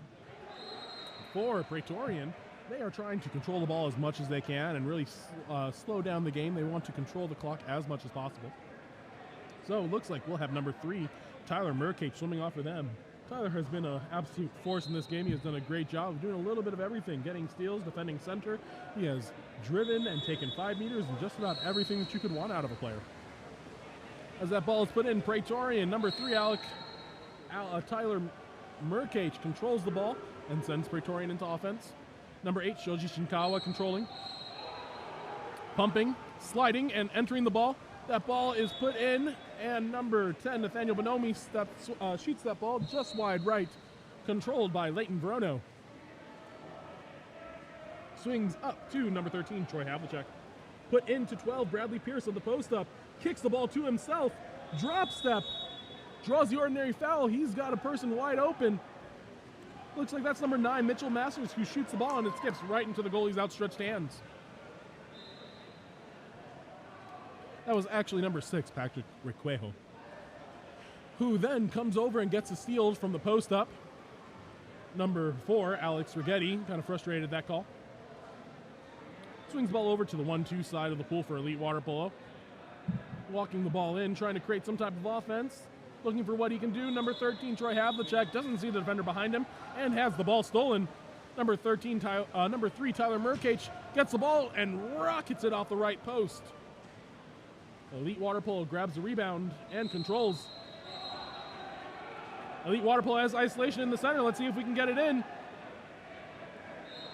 The defender with the ball out there is called for the offensive foul for pushing off, trying to stiff arm the defender while trying to get that shot off. And the ball is turned over. Praetorian takes control. Number 9 with the ball, Tanner Grady. Pass the ball up to number 8, Shoji Shinkawa.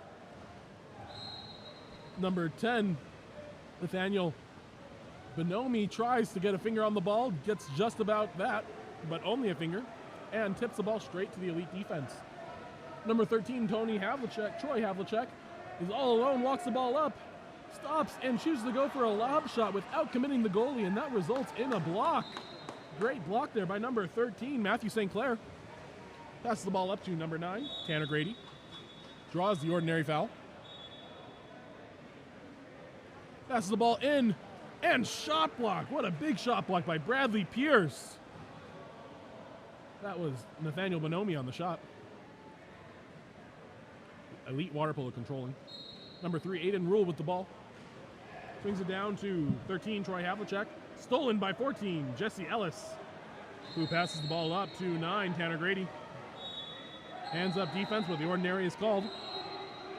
And Praetorian Water Polo has numbers, and instead, number 9, Tanner Grady, chooses to take the shot. And it was a really nice lob shot, but unfortunately he was not live. The foul was inside of 6 meters, so the ball turns over to Cole Jensen, who controls the ball and has the ball tipped. But there is a timeout called. Very wise timeout by head coach Jason Gall. Looks like the goalie was about to be pushed into the goal, which would have resulted in a goal for Elite. This has really been a rough series of plays for Elite Water Polo. Had a couple different chances to score the goal, and instead there were turnovers and counterattacks against them. Could be that those couple of goals might have gotten them back into that game. Praetorian Water Polo, again, with 3:27 left on the clock, really trying to control the ball, slow things down, and maintain possession as long as they can. Referee asking where they want the ball. Ball goes into number 1, Reese Grady. Praetorian has switched up goalies a lot in this game, giving both of their goalies a lot of playing time. Ball is swung over to number 7, Parker Corsina Sam. Number 2, Lochin, is isolated, steps out, doesn't notice the defender there, is able to control the ball anyway, passes it back out to number 7, Parker. Parker tries a lob shot, just long. At number 1, Leighton Verono will control the ball. Leighton Verono looking for someone to pass it, passes it up to number 3, Aiden Rule. Aiden looking at his options, tries to pass it into center. And the no call in center, so number 4, Gavin Gant tries to take advantage of it and throw the backhand. Unfortunately, it gets caught on the water and then by another defender. And eventually the ball turns over. Praetorian water polo with control. Number 2, Lochin Zwachka tries passing the ball over to number 11, Jason Mialopoulos, but that is called a push-off and leads Elite Water Polo into offense. Ball is passed up to 12, Bradley Pierce. Ordinary foul. Put into 7, Cole Jensen, who finishes the shot with the fancy backhand. That was a nice looking shot, really deceptive, and from the 1-2 post, it is not easy to pull that shot off, folks. Great move there by Cole Jensen, number 7 for Elite. That brings our score to 11-7 with 2:31 remaining in the fourth quarter. Number 11, Jason Mialopoulos, controlling the ball, draws the ordinary foul. Surveying his options, passes it up to 7, Parker Christina-Sam. Controls the ball, starts walking it up, waving the ball around, puts it into his center. Number 4, Alex Rigetti, who was able to backhand it and score despite there being 2 people right next to him. Great move there by Alex Rigetti. That brings our score to 12-7 with 2:15 remaining. Praetorian Water Polo in the lead. And a timeout is called by Elite Water Polo. They'll try to put something together and really try to rally for this final 2 minutes and 15 seconds left in the game.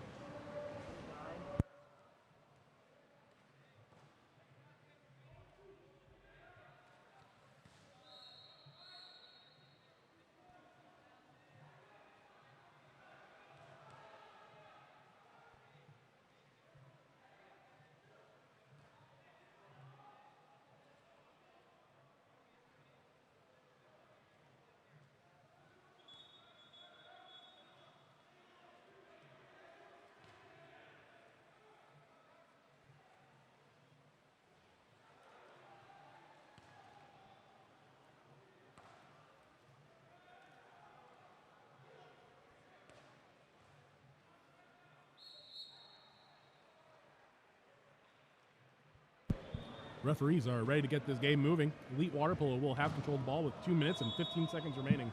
Ball is popped by Leighton Brono. Passed up to number 12, Bradley Pierce. Over to 11, Nicholas Chavez. Looking around, trying to pass it up to Bradley Pierce, who catches his defender sleeping. Oh, but has the ball knocked out. That's the ball up to Chase Campbell after recovering. Back down to 12, Bradley Pierce. Tries to get the shot over the goalie's head, but it swings wide right. Number 1, Reese Grady controlling for Praetorian. Reese Grady passes it up to Alex Rigetti. Alex Rigetti surveying his options, tries to pass it over the top of the center defender, Cole Jensen. And the ball comes into number 3, Tyler Murkage, who was able to draw the 5-meter on Cole Jensen. Most people would think that would be an easy stop. It is only an easy stop if the defender is able to look around and find where the ball is. If you know where the ball is, all you have to do is put your hand up, and it ends up being an easy stop. But if you don't, that ball can sneak past a lot of those defenders on the overpass. Number 2, Lochin Zwachka to take the shot, and he drills the ball into the top left corner, giving Praetorian Water Polo a 6-goal lead, 13-7 with 1:42 remaining.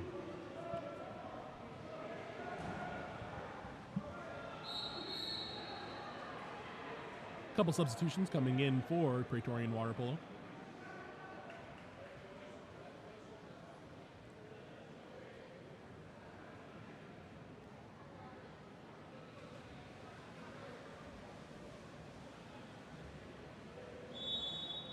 And the whistle blows, and we are back.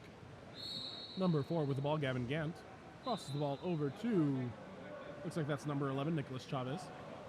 Tries the pass, but is tipped out by number 5, Peter Gonzalez. They control the ball. Number 7 with the Rolo move has the ball knocked out. And number 8, Shoji Shinkawa, controls the ball, passes it back to the goalie, who passes up to Tyler Murkage. Tries to pass it into Parker Christina-Sam for the shot, but the ball is tipped out. Now the ball is with Cole Jensen, who has the ball smacked out of his hands by Reese Grady. That was an athletic play, folks. Praetorian controlling the ball here. That ball is crossed over to 8. Shoji Shinkawa passes the ball back up. It looks like that's number 5, Peter Gonzalez, who bars out. Elite Water Polo in control. Elite Water Polo really has had just a stream of bad lucks. They are hoping to get something going right here. Gavin Gant is able to skip the ball into the top right corner on that cue. Great job there by number 7 Cole Jensen, passing the ball across his body into Gavin Gant, who was able to score that goal for Elite Water Polo, bringing our score to 13-8 with 42 seconds left in the fourth quarter.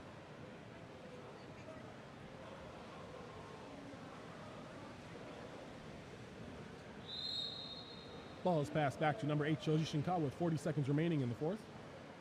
Shoji Shinkawa brings the ball up nice and slow, not trying too hard to do anything miraculous right now. Jason Milopoulos passes the ball down the line to Peter Gonzalez. That ball is put in to Parker, who ends up having a no call, and the ball is turned over. Leighton Brono passes the ball up to the 5 spot. Looking for center there. Puts the ball in. We step out. Kicks the ball out. Looks like that is number 11, Nicholas Chavez. Puts the ball into Gavin Gant. And that ball is blocked by either the goalie or by number 8, Shoji Shinkawa. We'll give them both credit for the block. And that is the game. Final score of our game here, third game of the day. Pretorian 13, Elite Water Polo 8. Great game for both teams. Water polo is our passion collectively. KAP7 supports this passion with direct sponsorships to 52 plus organizations around the world. Join KAP7 in supporting the passion of water polo.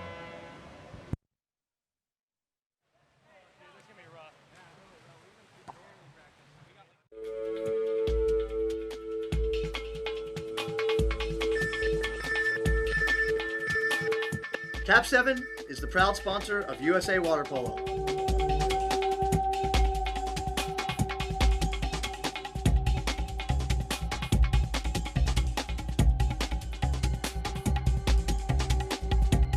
KAP7 is the best ball in the world.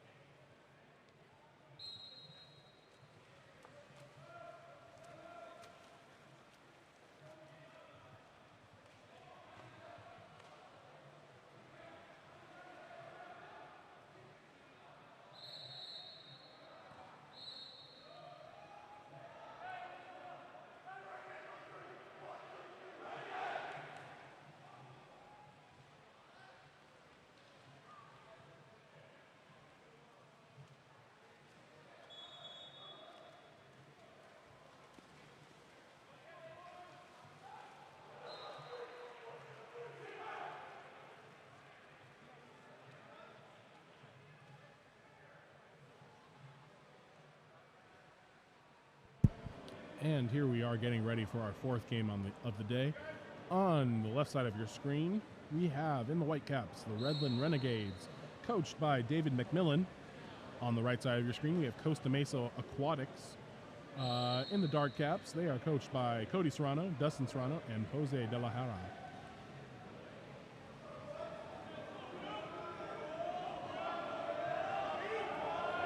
Should be a close game, this one. Redlands Renegades are the 4 seed in this tournament. Costa Mesa is the 5 seed. And the swim-off, number 1, is run by number 6, Ethan Pass the ball over to number 3, Gavin Oliver. Stuffed and turned the ball over. That steal taken by number 2, Gavin Fisher. Ball swung over to number 8, Noah Nifke, who shoots the ball just left of the cage. Goalie Lucas Smith will be controlling it. Passes the ball up to number 6, Ethan Guereca. Passes the ball over to number 2, Nicholas Perna. Number 4 takes the foul, Jacob Stewart.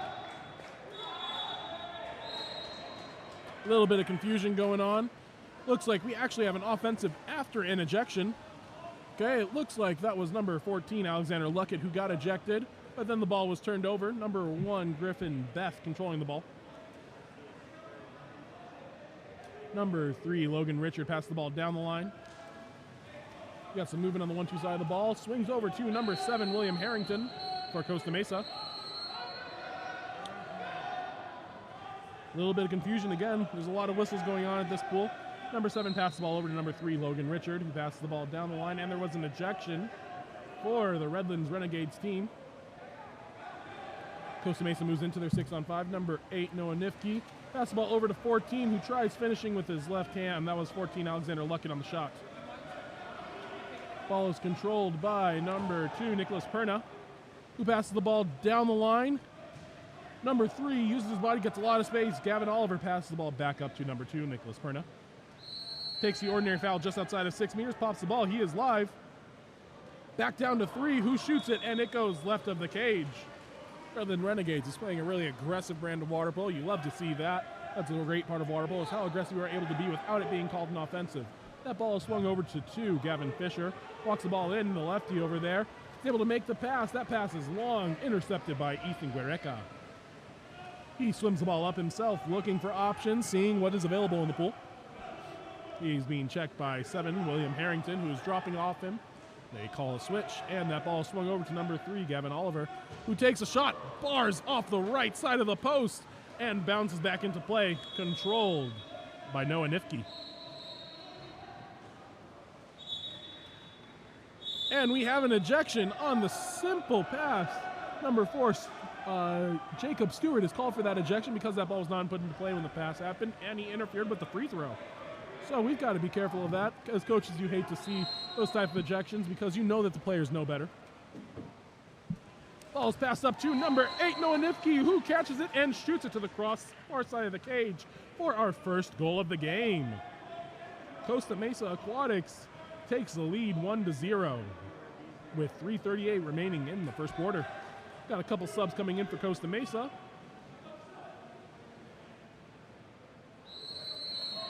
And we restart play. Ball with number 2, Nicholas Perna.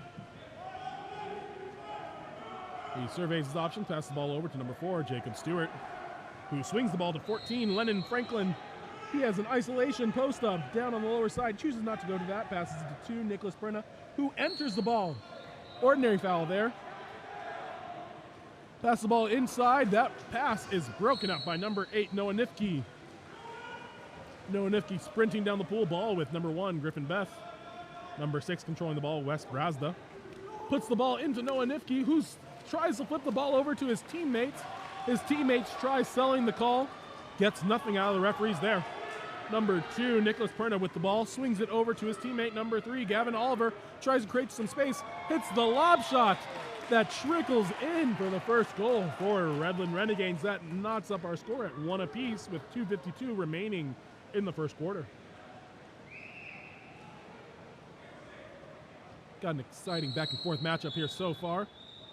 As play restarts, number 8, Noah Nifke controlling the ball. Swings it over to 7, William Harrington, who passes over to the 4-5 side with Gavin Fisher. Gavin looking at his options. Costa Mesa passing the ball across to isolate their center. That ball goes into center beautifully. The center switches from his right to his left and then bars in off the left side of the post. That is number 4, Anderson Todd, with a strong move in center. That brings our score to 2-1. Costa Mesa in the lead. Really nice play there, designed by the Costa Mesa Aquatics team. Number 2 for Redlands with the ball, Nicholas Perna. Passes the ball over to 3, Gavin Oliver. Looking at their options, passes it down to 4, Jacob Stewart. Turn and draws the ordinary foul. Referee says, my bad, shouldn't have awarded that foul, but that's all right. Number 3, Gavin Oliver controlling. Over to 2, Nicholas Perna. And we have a contra foul called on number 4, Jacob Stewart, while he was trying to post up. Ball swings over to the 1-2 side, 4-5 side for Costa Mesa. Number 7 attacking it. William Harrington tries a lob shot, swings just wide. And Redland Renegades will take over. Passes the ball up to number 6. Both teams really countering hard this first quarter. We'll see if they can keep up this pace. That ball is stuffed by Griffin Beth with the monster block. Redland Renegades maintains control. That ball needs to go back out to number 6. The pass cannot be made from inside 2 meters. And now Redland Renegades turn the ball over. A lot of frustration, it seems, happening for the Redlands team early on in this quarter. If they can calm down a little bit, it seems like they'd get a little bit more out of the refs and out of their players. Number 7, William Harrington controlling the ball. Passes it over to number 8, who was wide open. Goalie gets 2 hands on it, but number 8, Noah Nifke, is able to stuff it in anyway. A lot of power on that shot to get it through a goalie's 2 hands. Good job by Luca Smith, the goalie on Redlands, for getting 2 hands on that ball, though. That was not an easy play to make. A couple subs coming in for both sides, and we will get going when we're ready. Number 5 passes back to number 2, Nicholas Perna. Referee looks confused a little bit. They're going to call to relax for a second. The Redland coach, David McMillan, wants to put in one more sub, asking everyone to restart, and we're live. Ball passes over to 3, Gavin Oliver. Over to 7, Ruben Villanueva. Down to 14, Lennon Franklin. Back up to 7, Ruben Villanueva. Shot is taken, ball goes off the post, and Griffin Beth, goalie for Costa Mesa, will control. Number 10, Timothy Finn, controls the ball. That pass is broken up by Luca Smith, goalie. Luca controlling the ball, looking at his options, passes it up to 14, Lennon Franklin. Has a driver on the inside there. And the goalie, Griffin Beth, with another monster block. And another one. Griffin Beth having a really good game here. He already has 4 or 5 blocks in this first quarter, and blocks that seem open. Number 7, Ruben Villanueva, will take the corner throw. Passes the ball up to 2, Nicholas Perna. Ball is swung over to number 11, Nathan Rydell. Blocked again by the goalie, Griffin Beth, and it trickles out of bounds over the net into the other cars. This will lead to another corner throw for Redlands. Coach having to retrieve a ball as both goal balls are now out of the pool. That ball is put in. It looks like number 3, Gavin Oliver, will take this corner throw. Pops the ball. Remember, one of the new rules with this, after the corner throw, we are live. Ball is put into number 5, Luke Franklin, possibly the brother of Lennon Franklin. And then the ball is stolen and turned over. Number 6, Wes Brazda controlling. Passes the ball down the line to 5, Jude Solis. Back up to 6, Wes Brazda. Draws the ordinary foul. Surveying his options, pops the ball, he is live. Number 5, Jude Solis, controlling. Only 5 seconds left on the shot clock, so they dump the ball and choose to go play defense. Redlands back on offense. Remember, score is 3-1, 10 seconds remaining. Goalie chooses to come up and try to make it some 7-on-6. Instead, he will sit around 5 meters and try to take his own shot. Goalie gets up and takes his shot, and it goes in! From beyond half take, goalie Luca Smith is able to thread the needle and put that ball into the upper left-hand corner of the cage. What a shot. Great job there by goalie Luca Smith. That brings our score to Costa Mesa 3, Redland Renegades 2. KAP7 is a proud sponsor of the Eggbeater series of water polo. We recognize how important it is for athletes to have the opportunity to compete. Please visit KAP7.com.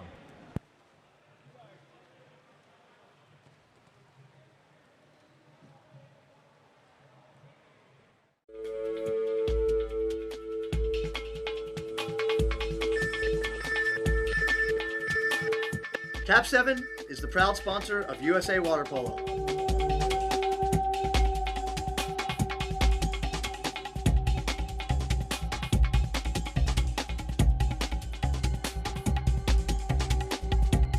KAP7 is the best ball in the world.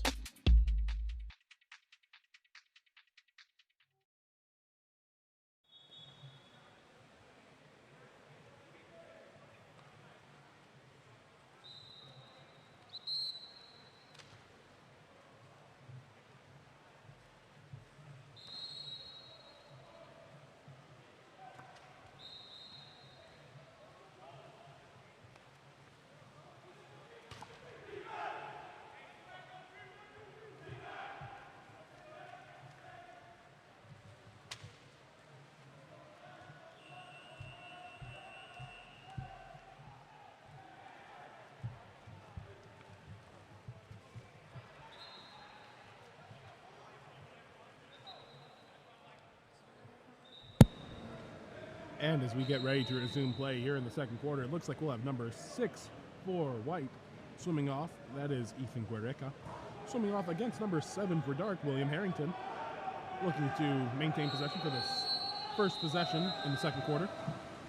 That ball is put in, and it looks like it is tipped off of number 7, William Harrington, meaning that it is Redland Renegades' ball. That ball is put in. Number 2, Nicholas Perna controlling. Puts it into number 3. A nice little misdirect play. Ball goes off the post. That is a heartbreaker. That was such a beautiful play. Got plenty of room, but then just couldn't put it away. That ball swings up to number 3, Logan Richard for Costa Mesa.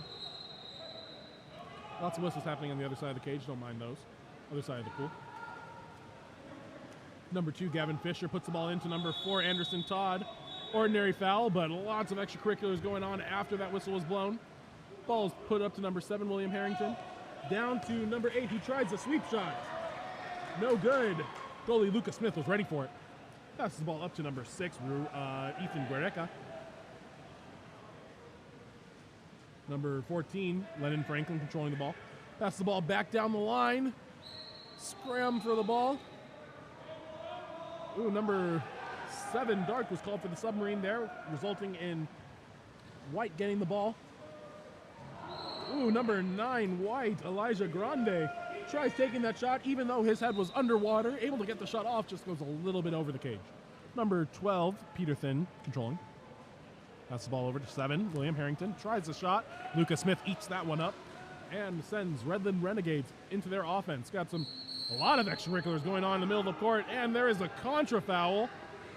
Player complains to ref saying he was holding me. That happens a lot in water polo. Number 7, William Harrington controlling. Passes the ball into 4, who throws it just slightly wide. Really good opportunity there, but not able to convert. Number 14, Lennon Franklin controlling. Passes the ball over. Number 2, Nicholas Perna, who swings it even further. Off the head, and then stolen. Looks like number 2, Gavin Fisher, will come out of that scrum with the ball. Passes it over to number 3, Logan Richard. On the counterattack, one-on-one with the goalie. Throws it off the post and out of bounds. Man, the goalies are having a great game. Lots of one-on-ones, lots of chances to score, but they are just shutting down everything. Redland Renegades with the ball. Number 2, Nicholas Perna controlling the ball. Contra foul. Sends Costa Mesa Aquatics into their offense. Logan Richards, attempt number 2, and this time he is able to draw the 5-meter penalty foul. Great job there, Logan Richards. That penalty foul is on number 6, Ethan Guerreca. Tries to say, oh, I had my hands up. Put your hands up a little too late there. So it looks like it will be number 8, Noah Nithke, lining up to take the 5-meter penalty shot. The whistle, and the shot goes off the goalie's 2 hands again, but then it bounces off the post and into the back of the net. That is goal number 2, I believe, for Noah Nithke, bringing our score to 4-3. Costa Mesa, 4-2. Costa Mesa in the lead.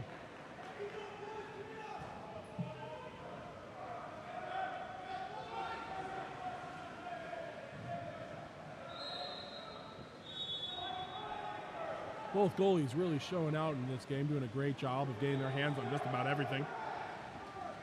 Number 3, Gavin Oliver with the ball, gets up on his legs and just rifles the goal right past that goalie. Seems like I spoke a little bit too soon. That ball went right past the goalie into the upper right-hand corner of the cage. Again, that was Gavin Oliver with the goal. Goalie Griffin Beth really wants that shot back. It's one he feels they could have gotten. Costa Mesa goes to offense. Number 5, Jude Solis with the ball. Swing it over to 6, Wes Brazda. Wes looking for his shot, passes back over to Solis. A lot of movement there for Costa Mesa. Ball goes into Anderson Todd, tries a sweep shot, swings wide left. And Redlands goes into offense. Asking for the ball. There are about 4 people on that person, but the goalie ends up fouling number 4, Jacob Stewart, and that results in a penalty foul. For those of you that don't know, anytime a goalie that commits a foul that would otherwise prevent a goal, that results in a 5-meter penalty. Looks like it'll be number 4, Jacob Stewart, taking the shot, and he skips it into the top right-hand corner of the cage, past goalie Griffin Beth, and that brings our score 4-3. Costa Mesa still in the lead.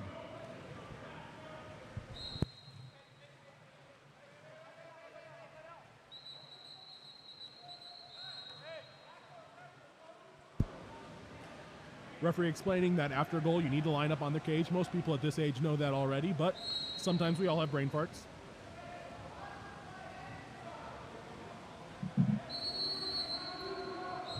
Ball is passed back to number 2, Gavin Fisher. Passes the ball up to 6, Wes Brosda. Quarter turn, no foul. He is still live, still able to play there. Swings over to Jude Solis. And over to number 12, Peter Thin. Controls the ball, pops it. Looking at his options, number 6 controls the ball. Wes Brosda takes a shot. Knocked down by Lucas Smith. Controlled. Ball is up, looking for who he has to pass to. Ball is swung up to center. And put under by number 2, Gavin Fisher. That's a good steal by him.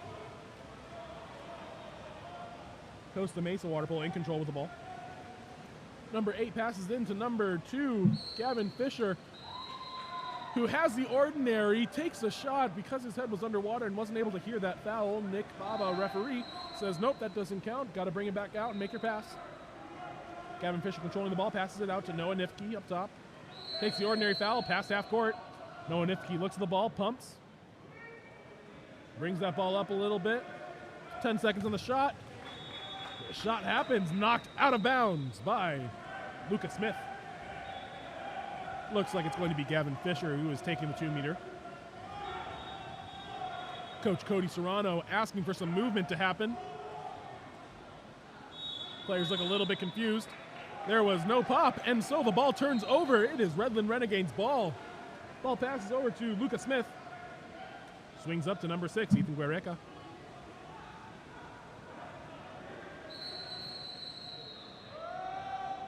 And an ejection by number 7, Dark, William Harrington. Excuse me, that's number... Oh. Referee is calling for the ball out, wants to correct something. Currently talking to his other referee through headsets that they have.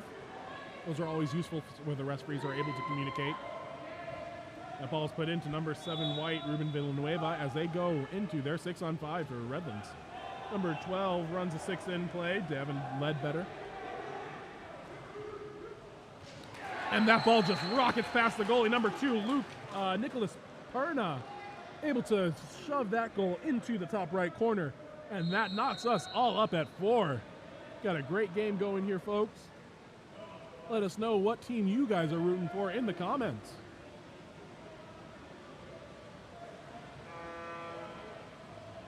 Costa Mesa in control of the ball. It is.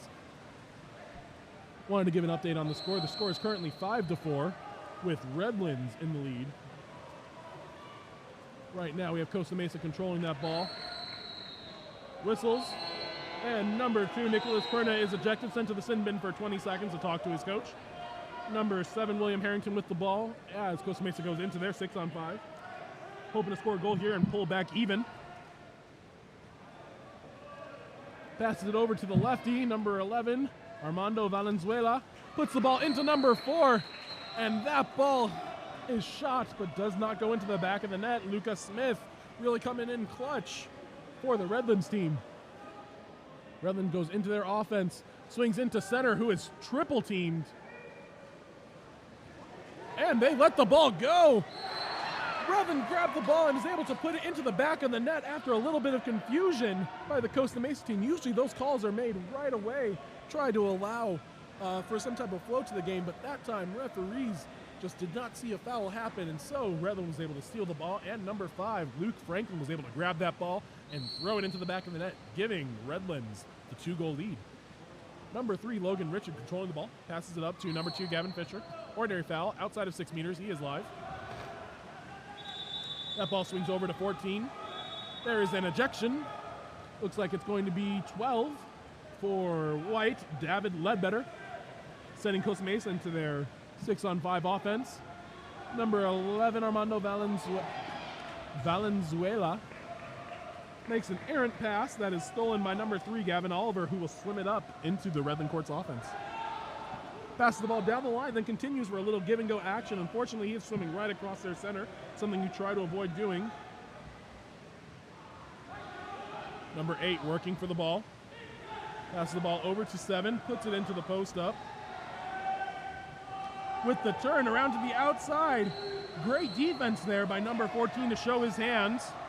Unfortunately, that ball is poked out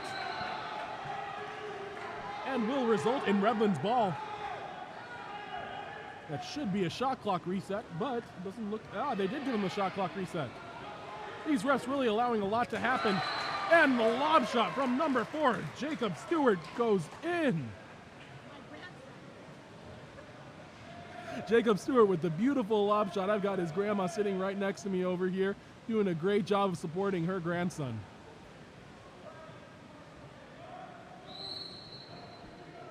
Score is now 7-4 with 50 seconds remaining in the second quarter. Redlands is in the lead and controlling this quarter entirely. Number 5, Jude Solis passes the ball down the line to number 2, Gavin Fisher. Pumping the ball, looking to create some type of offense. Takes a shot, slides wide right. That goalie controls the ball and just throws it over the cage to himself. This is goalie Luca Smith controlling the ball, looking for who on his team wants it. A lot of wrestling going on in center, as is typical. Number 7, Ruben Villanueva controlling the ball. Passes it up to number 3, Gavin Oliver. Still looking for options on the Redlands side. Number 11, Nathan Riddell, puts his head under and has that ball stolen by number 3, Logan Richard. Sending Costa Mesa into their offense. There are 5 seconds remaining in this quarter. Number 8 gets the ball, trying to take the shot. Skips it, but that shot is blocked by Luca Smith, and that will take us into our halftime. The score as of this quarter is Redland Renegades 7, Costa Mesa 4. Redlands with the monster quarter to put them up into the 3-goal lead leading to halftime. KAP7 is the official ball of water polo. Please visit KAP7 for all of your water polo needs.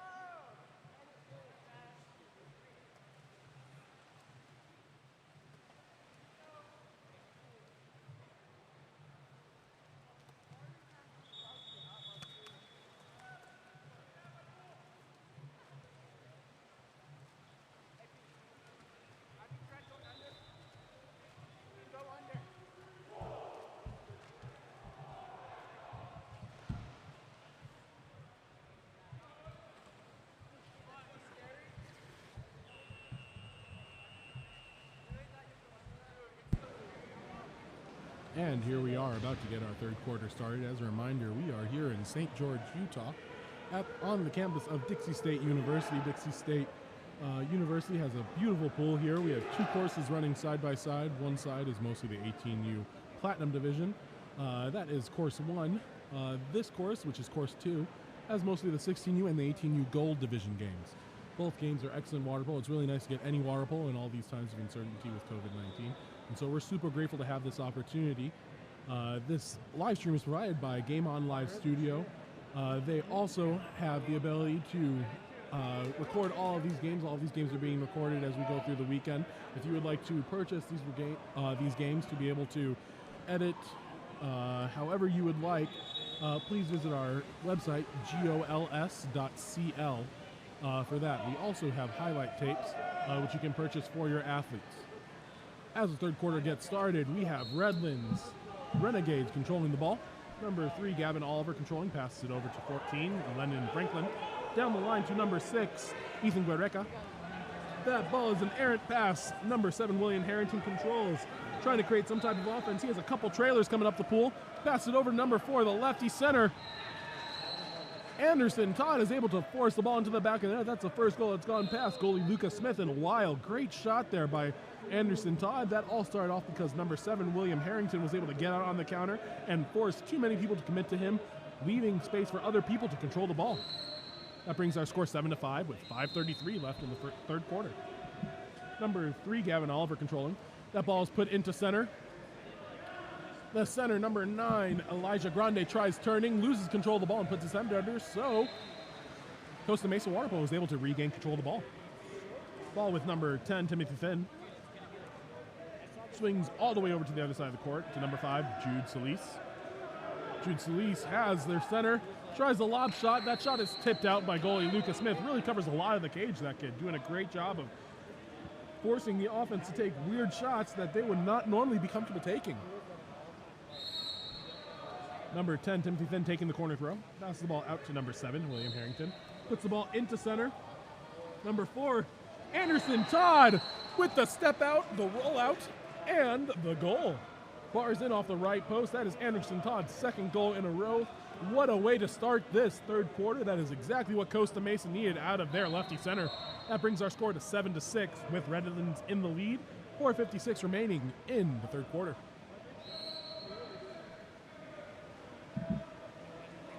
Redlands looks to try to stop the momentum here for Costa Mesa, doing a really good job.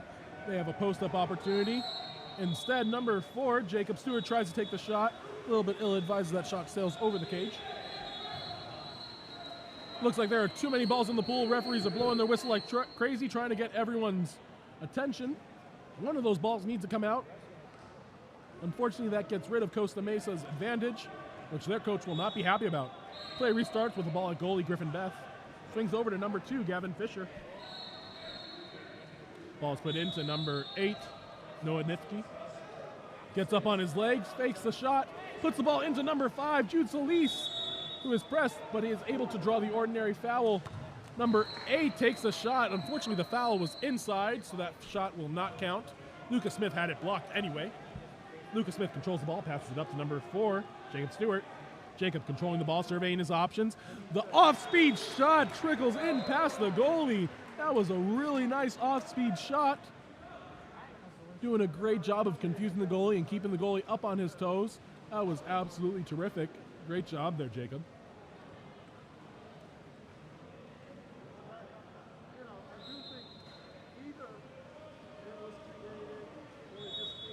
Costa Mesa in control of the ball.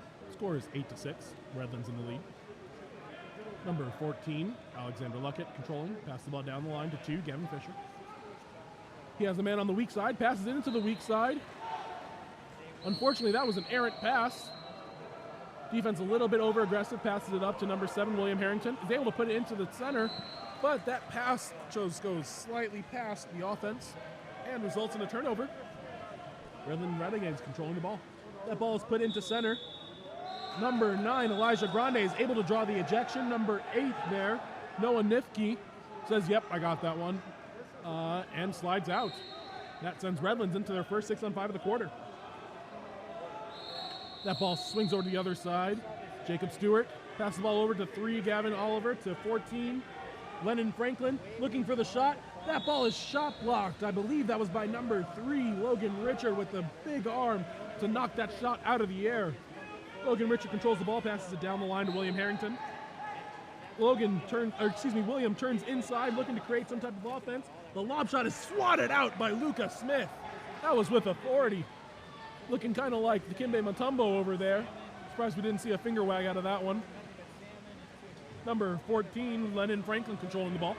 Passes it back up to 3, Gavin Oliver. Gavin controlling. Chooses to walk up. He has isolation on the left side. But the goalie, Griffin Beth, is able to stuff that ball. Luckily, it rebounds to his teammate, number 7, William Harrington. And Costa Mesa goes on to offense. Costa Mesa down 2 goals, looking to create some offense here. Number 2, able to get the quick shot off. The pass goes to number 8, Noah Nifke. Unfortunately, that pass goes off the top left corner and out of bounds. Number 1, Lucas Smith with the ball. Passes it up to number 6, Ethan Guerreca. across the pool. That ball is put into center. Center with plenty of time, plenty of space, and does just what he needs to put the ball in the back of the cage. That's number 5, Luke Franklin. Great move there. Well-designed play there by the Redlands team, giving their center all the space that he needed to do exactly what he needs to do, which is put the ball in the back of the cage. Score is 9-6. Redlands in front. Costa Mesa trailing. Costa Mesa is hoping to get some quick offense. Anderson Todd is back in the game. He had a quick 2 goals in the first minute and a half of this quarter. They're hoping he'll be able to give them something similar. Ball starts with number 8, Noah Nifke. Passes up to 6. Wes Brazda down the line. Number 6, Wes Brazda drives all the way across, trying to give some space to their center. Number 2, Gavin Fisher throws the ball, gets blocked, and Redlands goes back to offense. Number 4 draws the foul despite hands being up. Number 3 is able to turn, rockets the ball off that far post, off the near side post, giving the ball to Costa Mesa. Costa Mesa coaches want to push the ball. They're on a counterattack. They have a 3-on-2 opportunity right here. Let's see if they can convert it. They have to get it past goalie Lucas Smith, and they do. Number 2, Gavin Fisher, able to swim coast to coast from grabbing the rebound on the defensive end, is able to walk it up all the way to about 3 meters and skip the ball under the goalie's arm. That brings our score 9-7 with 1:57 remaining in the third quarter. Redlands Renegade is angry about that one. They want to make sure they don't allow easy goals like that. Redland takes over on offense. Ball passes over to number 10, Matt Marinkovic. Ordinary foul. At the 4 spot, number 8, Michael McMillan. Pumps the ball, swings it over to number 2, Nicholas Perna. Tries the off-speed shot, but Griffin Beth has that covered. Looking for options. Costa Mesa pushing the counter hard, trying to figure out what options they have. Big man in the center is a diversion, and that ball is passed over the top, but is then pushed under. Number 1, Lucas Smith, now controlling the ball for Redlands. Looking for someone to pass to. Still looking. Passes the ball up to number 7, Ruben Villanueva. Looking for an option, passes it down the line to number 15, who I do not have a name for, excuse me. Number 2, Nicholas Perna has the ball.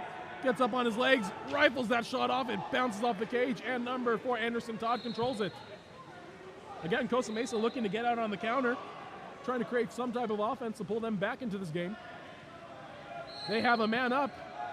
Number 6, Wes Brazda is up, but number 7 took a foul, and that erases that opportunity. Number 7, William Harrington, looking for a foul. Puts that ball into Anderson Todd, the big lefty who draws the ejection. That is number 10, Matt Marinkovic, who gets ejected. Number 8 passes the ball down to number 2. Back into the big man in the middle. Number 4, Anderson Todd, having immediate impact almost the second he gets into the game. If Redland Renegades wants to stay in this game, they're going to have to find something to do with that man. He is simply just too big for, it seems, anyone to defend. He has 3 goals in this quarter alone. Great job, Anderson Todd. I said this in one of our earlier podcasts, but lefty centers are one of the hardest people to guard. In my club, personally, we have a lefty center on the girls' side. She is one of the most dominant individuals we have ever had on our team. And I think it's just really helpful having her in the center position because it causes people most of the time to play on the wrong side of them, giving them their strong side shot. This ball is put into their center at Redlands. Number 5, Luke Franklin, has the ball stuffed, and Costa Mesa takes over and heads to offense. 22 seconds remaining in the third quarter. They cross that ball all the way over to number 5, Jude Solis, who tries a lob shot. Luca grabs that easily. Luca has the ball. He has a counter for number 5, Franklin, who has the ball stolen by the goalie, number 1, Griffin Beth. 5 seconds remaining. He is going to try to take this shot. Shot is taken. Blocked. Let's see. And that shot is no good as it came just after the buzzer. We will head into the fourth quarter with Redlands leading 9-8. We have ourselves a game here, folks. Make sure you stay tuned in for this fourth quarter. KAP7 supports water polo globally. A portion of every dollar you spend with KAP7 goes back to the support. When your team needs equipment, choose KAP7 and support water polo globally.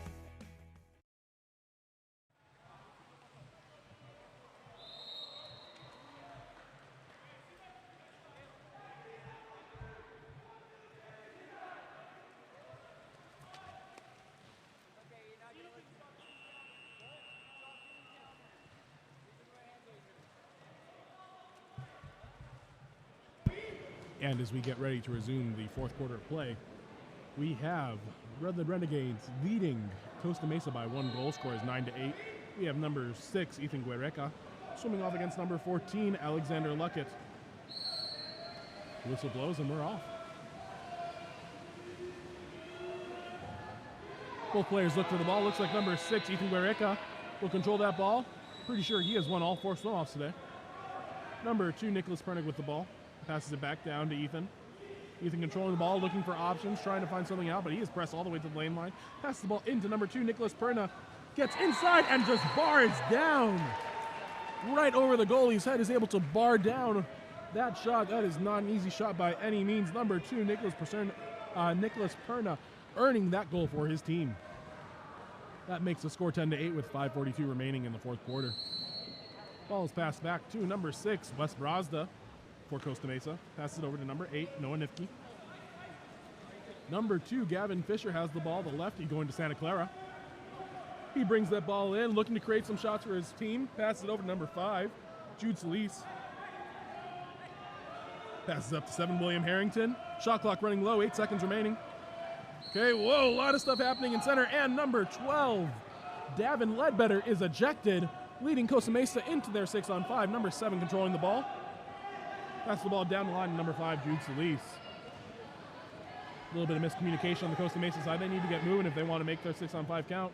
Number 2 grabs the ball, catches and shoots. Gavin Fisher, Santa Clara commit, is doing a very good job for his team. Scores that ball to bring Costa Mesa within 1 goal. Score is now 10-9 with 5:03 remaining in the fourth quarter. We've got ourselves a close game here. Let's see what Redlands will do to try to put some distance between them and Costa Mesa. Ball swings over to number 6, Ethan Guerreca. They have the center position if they want it. Number 2, Nicholas Perna, puts his head under. Needs to try to avoid that. Offensive is called on the center.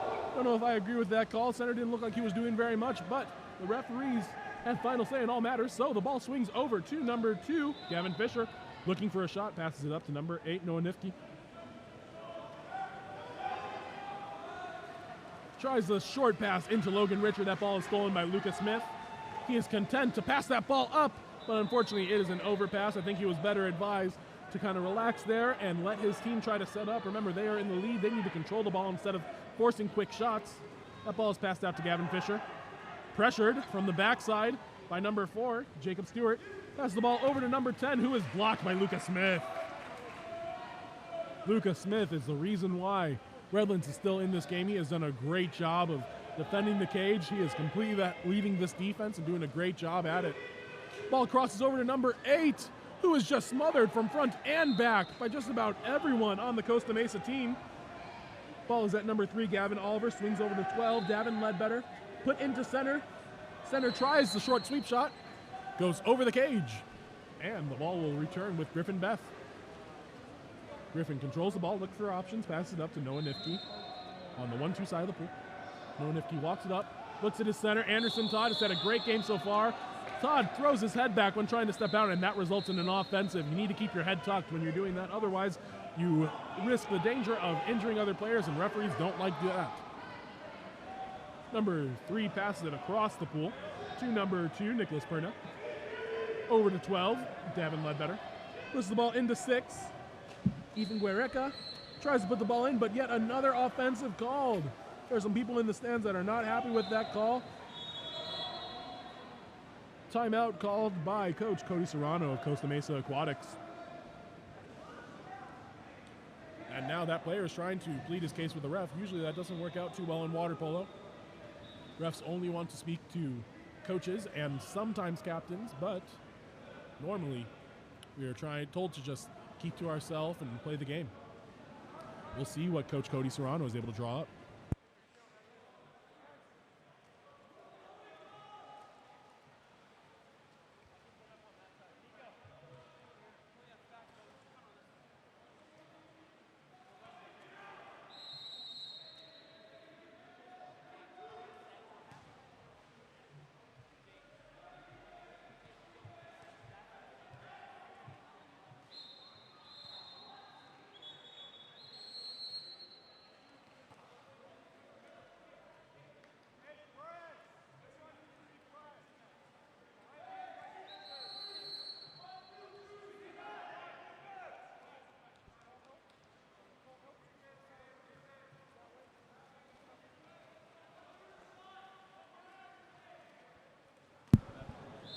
There are 3 minutes and 19 seconds left in the fourth quarter.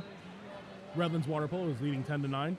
And as we get things going, our ball goes up to number 2, Gavin Fisher. Lots of movement to start off. Lucas Smith is able to track that one down easily. He was locked in on that the entire way. Sends Redlands Water Polo into their offense. Offensive contra foul called. Okay. Leads Costa Mesa into their offensive possession. Ball is passed inside to 6. That ball is knocked way out, and the goalie just chooses to punch the ball all the way out to the side. Seems like he had a little bit more time to control that ball, but this gives Costa Mesa another chance at this goal. Ball is passed up to number 7, William Harrington. Back out to number 2, Gavin Fisher. Crosses it over to 6, to Wes Brazda. Draws the ordinary foul. If I am Costa Mesa, I'm trying to put it into their big man in the middle, lefty, number 4, Anderson Todd. They get into him, and is just smothered. Looks like he took about 3 hands to the face. 4 people grabbed his head, but no calls happening. And Redland takes over the ball. Number 3, Gavin Oliver, controlling the ball. That ball's set into number 5, Luke Franklin, and in turn, he gets swamped just like the big man on the other side. Looks like both centers are taking a beating this game. Costa Mesa in control of the ball. Number 8, Noah Nifke, swimming it up. He is a dangerous shooter, so you got to watch out for him. Takes a shot. Ball goes off the post and will be Redlands' ball. Lucas Smith controlling the ball. They are content to slow the game down. Remember, they are up right now. They want to sit on the ball and use as much time as possible. Contra foul called. That is the opposite of what Redlands is looking for. Costa Mesa with another chance to pull this game even. Number 6, Wes Brazda, controlling the ball. Number 8 shoots the ball. What a powerful shot, but that is controlled by Lucas Smith. Again, keeping them in this game. They're going to need to find a way around Lucas Smith if they want to pull even. Ball is sent up to number 2, Nicholas Perna. Put inside to number 4, Jacob Stewart. The lob shot swings wide, but number 3 is wide open.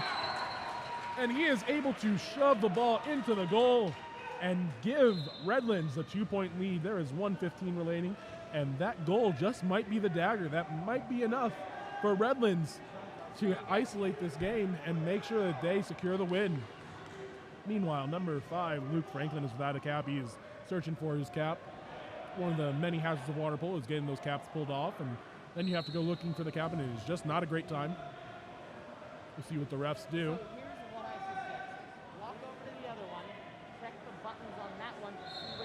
Still a little bit of confusion. We hear whistles from the other court happening. Still looking for a cap. He better find that cap quick, otherwise the refs are just going to tell him to get out of the pool, and they bring in another cap for him anyway. So luckily their big man, Luke Franklin, doesn't have to come out of the pool. He will now be number 8. Costa Mesa with the ball. They are going to need quick shots if they are hoping to get back into this game. They cannot take 30 seconds per possession. They need shots to come within the first 10 or 15 seconds if they hope to get the ball back for a second possession. We'll see if they try to force a quick shot early on. Ball is passed back to number 11, Armando Valenzuela. Ball is passed over to 3, Logan Richard. Swings over to the far side, Gavin Fisher. Puts the ball inside. Oh, and the goal happens, but there is an ejection called. That is heartbreaking for Costa Mesa. Normally those ejections are normally as a ref you try to hold off on calling those ejections to give players a chance to finish. But sometimes that doesn't happen. That ball is swung over. Gavin has the ball, swings it back over to number 3, Logan Richard. Overpass. This is killing time on the clock that they desperately need. 15 seconds remaining on the shot clock. The shot happens. Number 11, Armando Valenzuela, scores the ball off the goalie into the top corner, bringing us back within 1. 46 seconds remaining. Remember, White is going to be able to have the ball for a full 30 seconds if everything goes according to their plan. That will give Costa Mesa 16 seconds to do something with. I'm not sure if their coach has any timeouts at this point, but if they do, that would be huge. We'll see what Renegade plans. It looks like they are going to spread out and try to waste as much time as they can. The other option is to actually go up and try to play offense. Number 4 with the ball. Passes it back to goalie Lucas Smith. Content with sitting on the ball for a while. I'm guessing they will try to take a shot late in the shot clock. Redlands also has to be careful of cherry pickers here for Costa Mesa. Number 2, Nicholas Perna with the ball, takes a shot off the crossbar. And Coach Cody Serrano calls the timeout. 25 seconds remaining in the game. These last 25 seconds are going to be exciting. Let's see what they are able to draw up.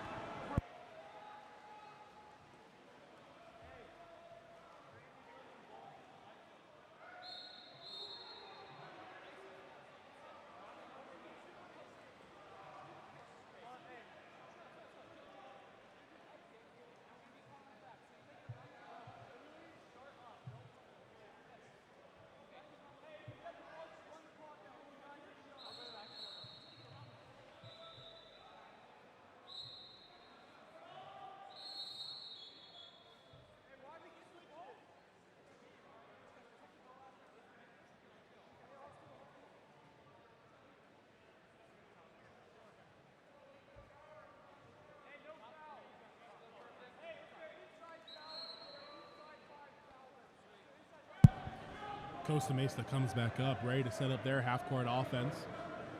One option for this team would be to try to do 7-on-6 offense. We will see if they try to do that. Doesn't look like they will. Clock starts, 23 seconds remaining now. They don't seem to know the clock is running. That ball is passed up to number 7, William Harrington. Draws the ordinary foul. Lots of movements happening everywhere in the pool. Ball is passed over to 3, Logan Richard. Ball is put into the lefty. Oh, and blocked by Luca Smith.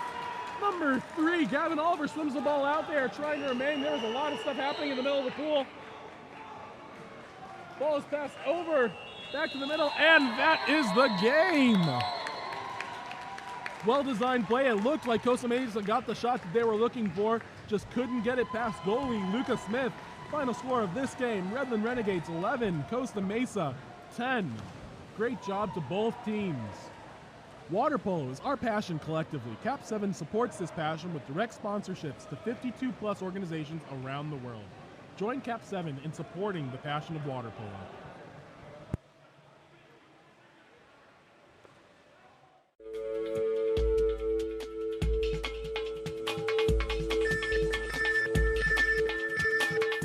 KAP7 is the proud sponsor of USA Water Polo.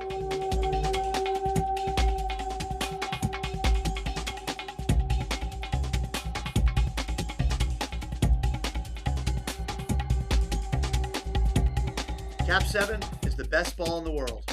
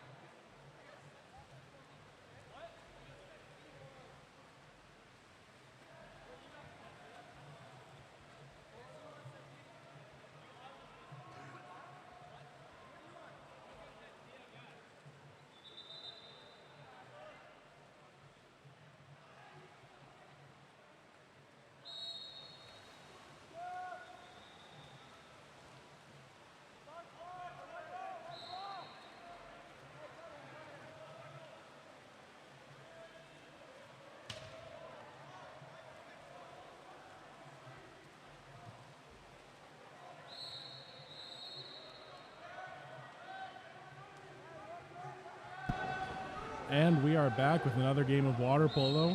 In the dark caps, we have Patriot Water Polo. And in the white, we have Power Aquatics. Patriot Water Polo is coached by Duhej Grubicic. It's reverse Patriots white. Ah, it's reversed. Correction, we actually have Patriots in white and Power Aquatics in dark. As I was saying, Patriot is coached by Duhej Grubicic. And Power Aquatics is coached by Matthew Roche. Ordinary foul happens, throwing the ball over to number 3, Tyler Kickless. Passes the ball up to number 4, Matthew Rodriguez. Ball goes down the line. Ordinary foul for number 7, Cooper Call. Is swung over to the far side of the pool. Looks like that was number 15, Benjamin Levi. Shot and goes off the post. Ball is controlled by number 1, Ethan Stout. Passes the ball up to the 3 spot. That's number 12 with the ball. Ball goes into the far side. Number 4, Dylan Gamble draws the 5-meter penalty foul. That call is on number 10, Tennyson Smith. Trying to plead his case to the referees, but that is not something that we do here in water polo. So, again, call was on number 10, Asher. Number 10, Tennyson Smith. Oh, that ball is fumbled on the penalty foul, and because of that, the ball turns over. Power Aquatics controlling the ball. That ball is passed up to number 5, Donovan Abrian. Passed into center. Number 3 controlling. Tyler Kickless. Number 3 shoots just over the cage. And that sends Patriot Water Polo into the front court offense. Got a big advantage over here. Number 3, the center, was kicked pretty hard there while coming back. Ball is swung over to number 12, Ben Youngblood. With the strong move and drop step. Ends up being shortchanged as the ball is kicked out of his hand. And that leads Power Aquatics into offense. They had a counterattack, but Patriot does a good job of neutralizing that. Number 5, Donovan Abraham with the ball. Number 3, Kickless controlling at the 1 spot. Number 3, Tyler Kickless still controlling. Trying to bring that ball up. Looking for his options, trying to see what options he has. Takes a shot. That shot is controlled easily by number 1, Ethan Stout, and that sends Patriots into offense. The long pass from goalie Ethan Stout ends up being stolen by number 15, Benjamin Levi. Goalie Joseph Carlucci controls. 3:30 left in the first quarter here. Power Aquatics on offense. As I said earlier, we are here in St. George, Utah at Dixie State University. Wonderful pool here. We're running 2 courses, usually at the same time. That is why you hear so many whistles. That ball is stolen by, looks like that was number 15, number 15, Benjamin Levi.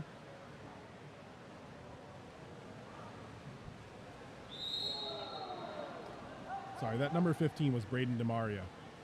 Okay, the strong turn from the center is not rewarded. Usually, that call is rewarded with either a 5-meter or an ejection foul if they don't score a goal. Unfortunately, nothing happening there. That ball is passed down the line for for Power. Matthew Rodriguez with the ball. That ball is stolen by number 8. Referees are really letting these guys play.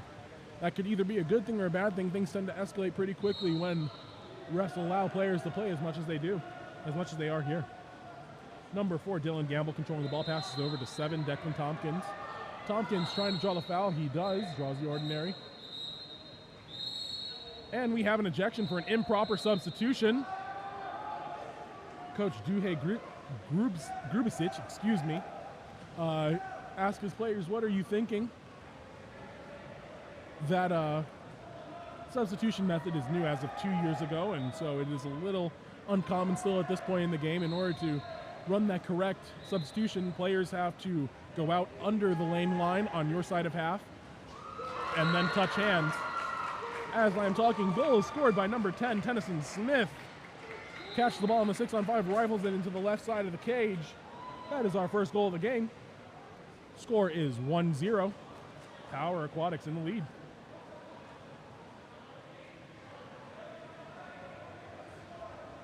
2:01 remaining in this first quarter.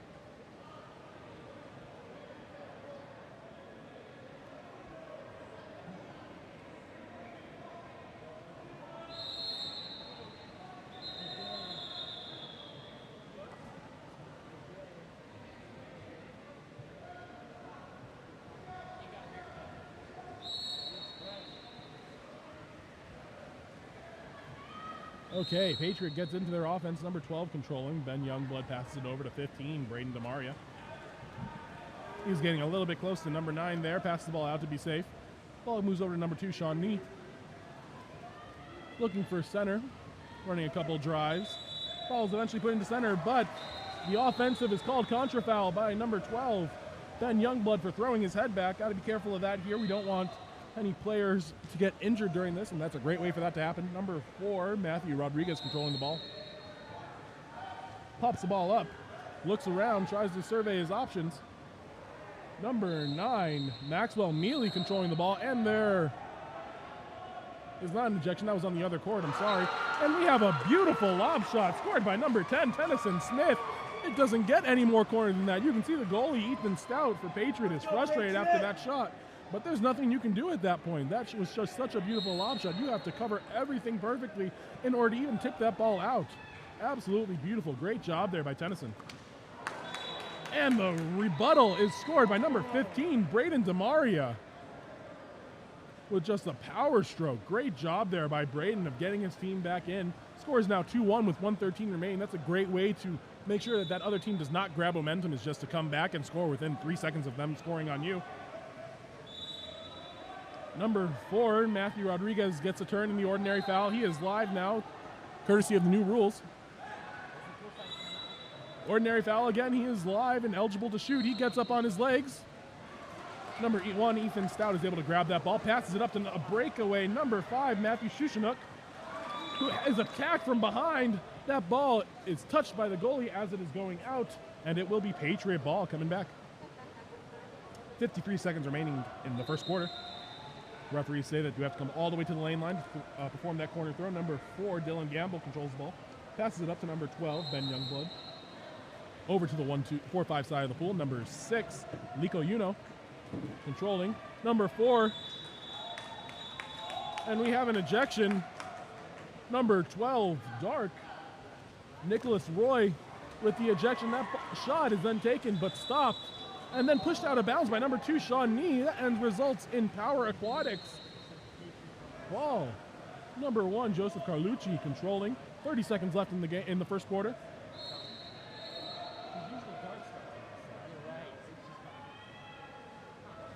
Number 8, Elizabeth Alexander, coming in. That ball is turned over. Goalie Ethan Stout controlling the ball for Patriot Aquatics. 18 seconds remaining. Ball is passed up to Braden DeMaria, lefty over there. Has a lot of power. He ends up turning and then is wiped out by the defense. Defense shows his hands, tries to act like he wasn't doing anything, but everyone saw that. Goes back to being pressed. There's a little bit of extracurriculars going on the other side of the pool. 2 seconds. Shot is taken, and it is tipped and then blocked by number 1, Joseph Carlucci. Way to go, Joseph. That was not an easy shot to get your hand on the tip shot. Usually, those are the worst shots because goalies allow those to go in. At the end of the first quarter, Power Aquatics is up 2-1. KAP7 is a proud sponsor of the Eggbeater series of water polo. We recognize how important it is for athletes to have the opportunity to compete. Visit KAP7.com.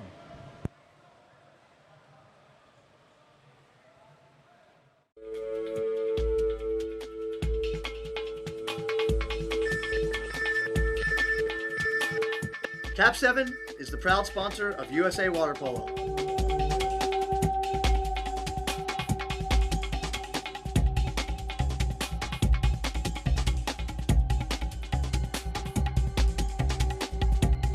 KAP7 is the best ball in the world.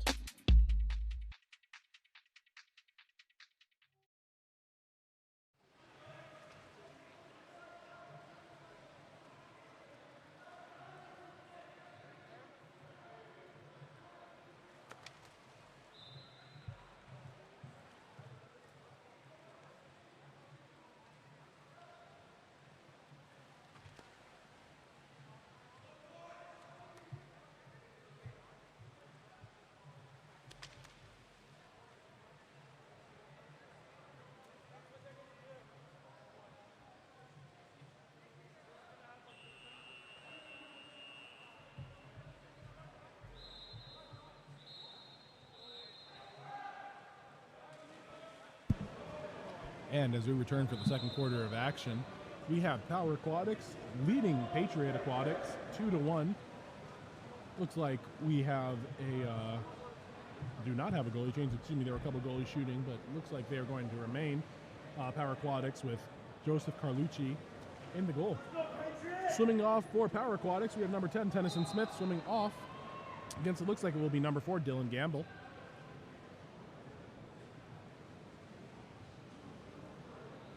And we do have a goalie change after all. Looks like goalie 1A is coming in. I do not have a name for that. I'm going to guess it's Jonathan Stout, but I will get back to you. If anyone knows in the comments who, which athlete is 1A, please let us know.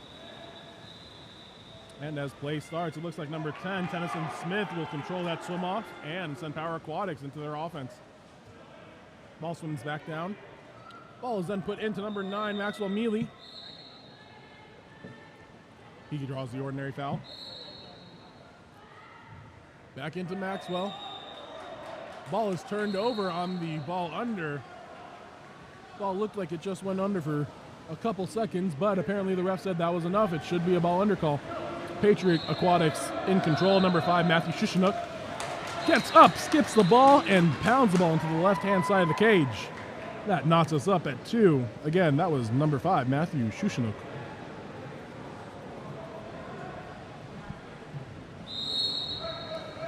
As we get going again, Power Aquatics in control. Number 4, Matthew Rodriguez controlling the ball. Passes the ball over to number 8, Elizabeth Alexander. Excuse me, that is number 2, Taylor Anderson.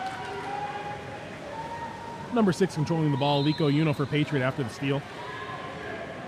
Passes the ball down the line into number 5, Matthew Shushanuk. Just had a great move, but Elizabeth Alexander is able to steal that ball from him. Great defense there, showing her hands and getting the steal. Number 4 for Power Aquatics, Matthew Rodriguez controlling. We have a drive there by number 10, Tennyson Smith. Posts up, that ball is entered. A little bit long, so Tennyson Smith kicks the ball out. Matthew Rodriguez controlling. Takes the ordinary foul. Gets up on his legs and takes the direct shot. Ball bounces way past back half. Way past back half. Ball will have to go back to the goalie. Even Stout, and then we will be live. Number 6, Liko Uno controlling the ball. That ball is put down the line to Braden Tamari on the lefty. Takes the ordinary foul. Inside, so he is not eligible to shoot.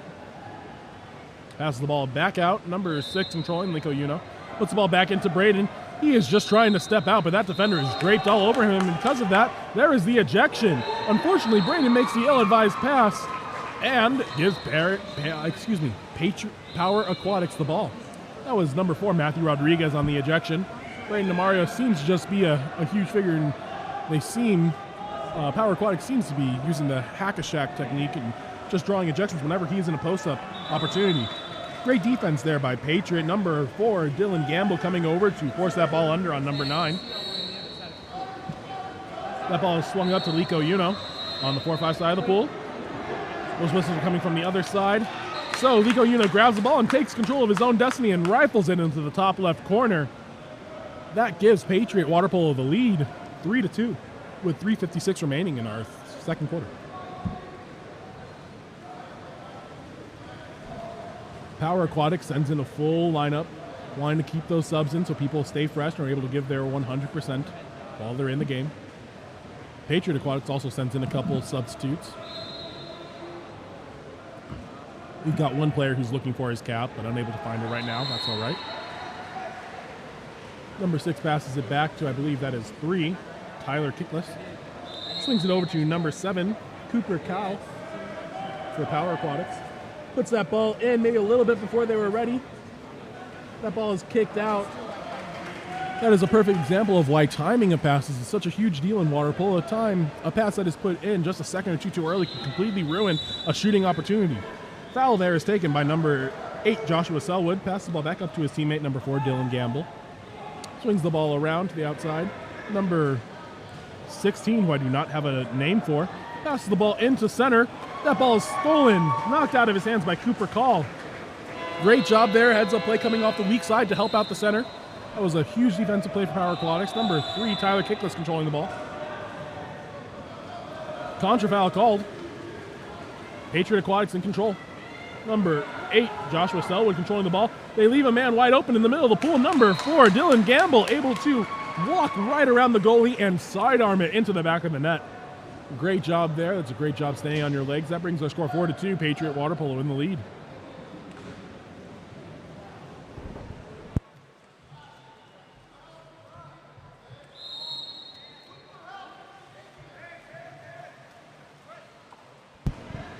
As play resumes, number 7, Cooper Call with the ball.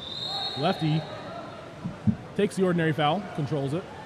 He has not put the ball in play yet, but the referees don't seem to notice. The errant pass is controlled by number 5, Donovan Abrian. Number 7, the lefty, slims in. Number 7, Cooper Call is able to make that. And again, as I have been saying all day, lefty players, when they are posting up or playing center, are such dangers because everyone plays on the wrong side for them, giving them their strong side shots. That brings our score to 4-3 with Patriot Water Polo in the lead. Number 9, Ryan Barzani controlling the ball. Ordinary foul. Has not put the ball live yet, but passes it over to number 8, Joshua Selwood. Another ordinary foul. Joshua controlling the ball, looking at his options, put it into center. Number 16 tries the backhand, which skids right into the goalie's face.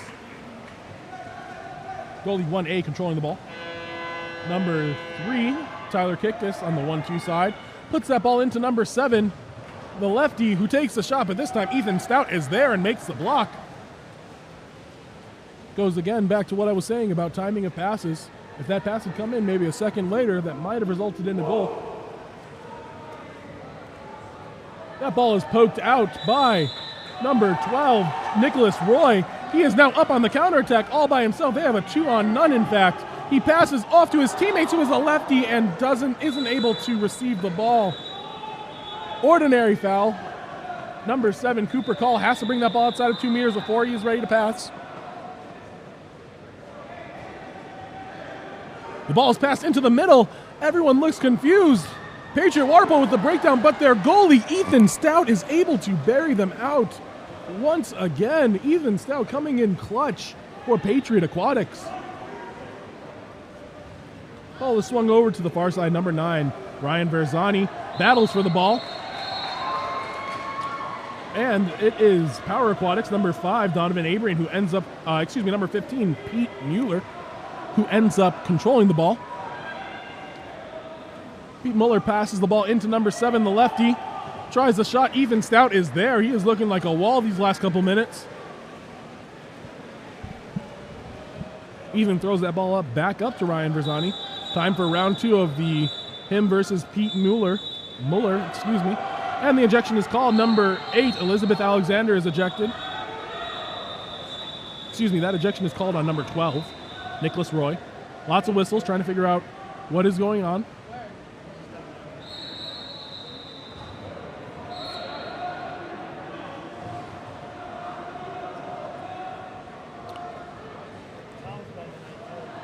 So I think what was called is the referee mistakenly ejected number 12, Dark, when in actuality he meant to call a contra foul on number 8, White.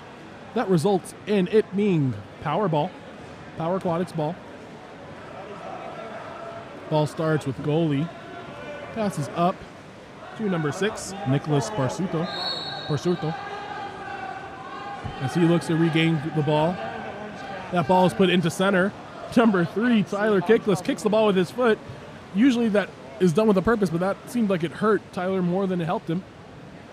Number 1, Ethan Stout with the ball, passes up to 7, Declan Tompkins.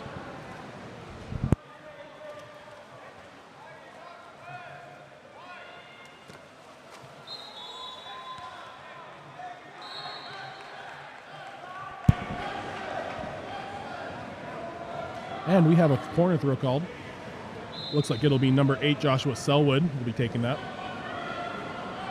Referee asking for him to take the ball out, give him a chance to tie his cap.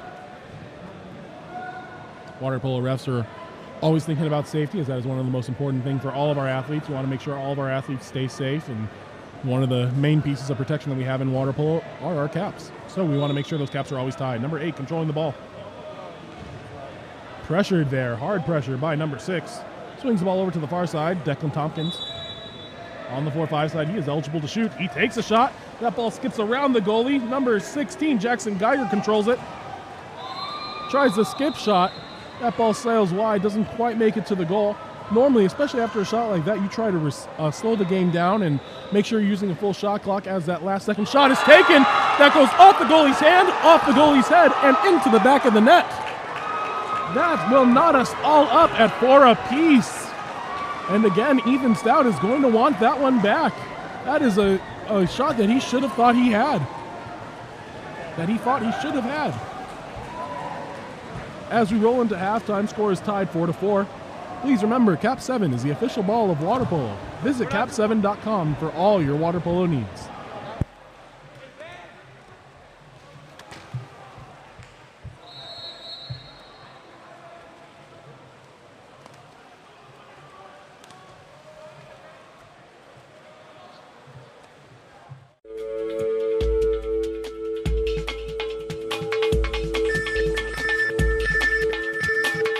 KAP7 is the proud sponsor of USA Water Polo.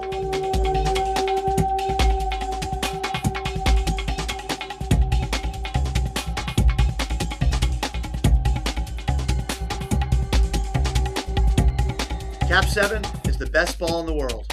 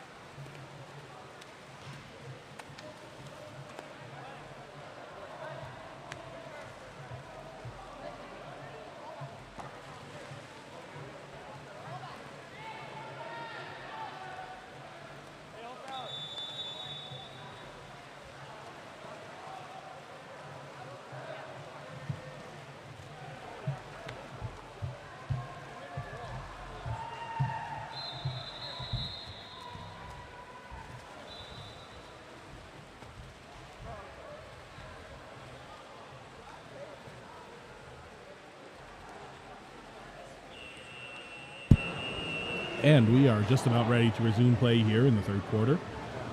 Looks like for Power Aquatics, we will have number 10, Tennyson Smith, swimming off, trying to gain the first possession of the quarter. Still waiting on seeing who will be swimming off for Patriot Aquatics. And just in case you missed it, right before the halftime, we had a three-quarters court shot that went in against Patriot Aquatics, knotting us all up at 4 apiece. This game has definitely been a defensive battle. Both teams really fighting hard to play good defense. So we'll see what the second half brings us. Looks like it'll be number 2, Sean Nee, swimming off for Patriot Aquatics. Referees look like they're ready to go. We need one more person in for Patriot Aquatics.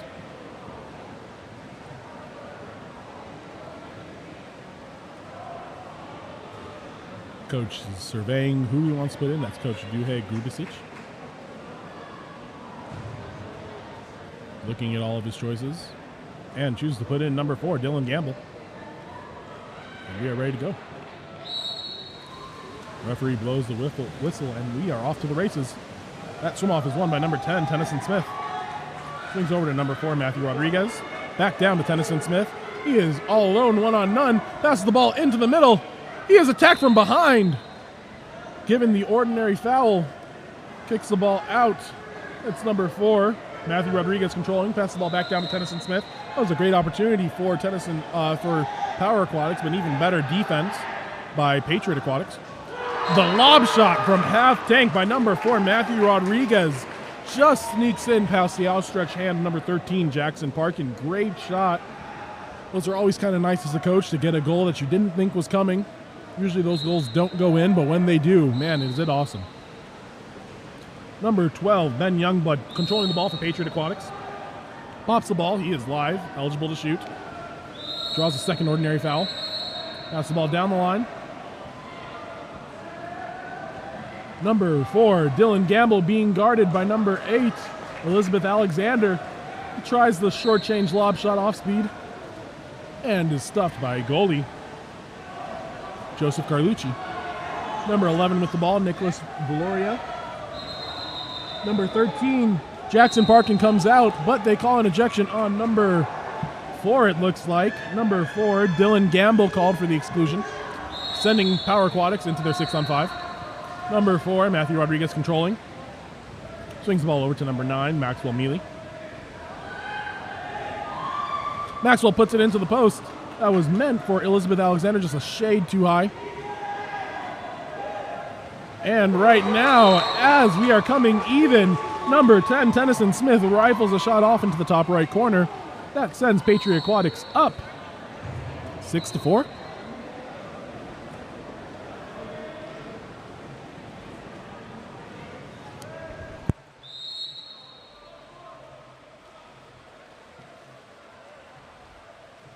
Number 12, Ben Youngblood controlling the ball. Surveying his options, trying to draw another ordinary foul. That ball is tipped by Elizabeth Alexander, number 8 for Power Aquatics. Patriot Aquatics regains possession. Ball is put, Number 12, Ben Youngblood still controlling. Draws the ordinary again. He is really good at drawing those ordinaries.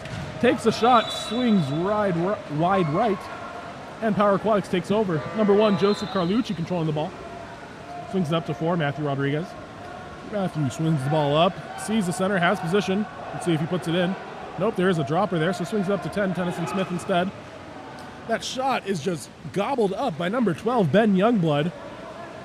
Ben doing a little bit of everything, taking shots and trying to take over center D as well. Looks like we have an ejection for Matthew Rodriguez, called for the wrist hold. And that will send him to the sin bin for 20 seconds. Patriot Aquatics calls for the timeout. Let's see what they draw up in this coming 6-on-5.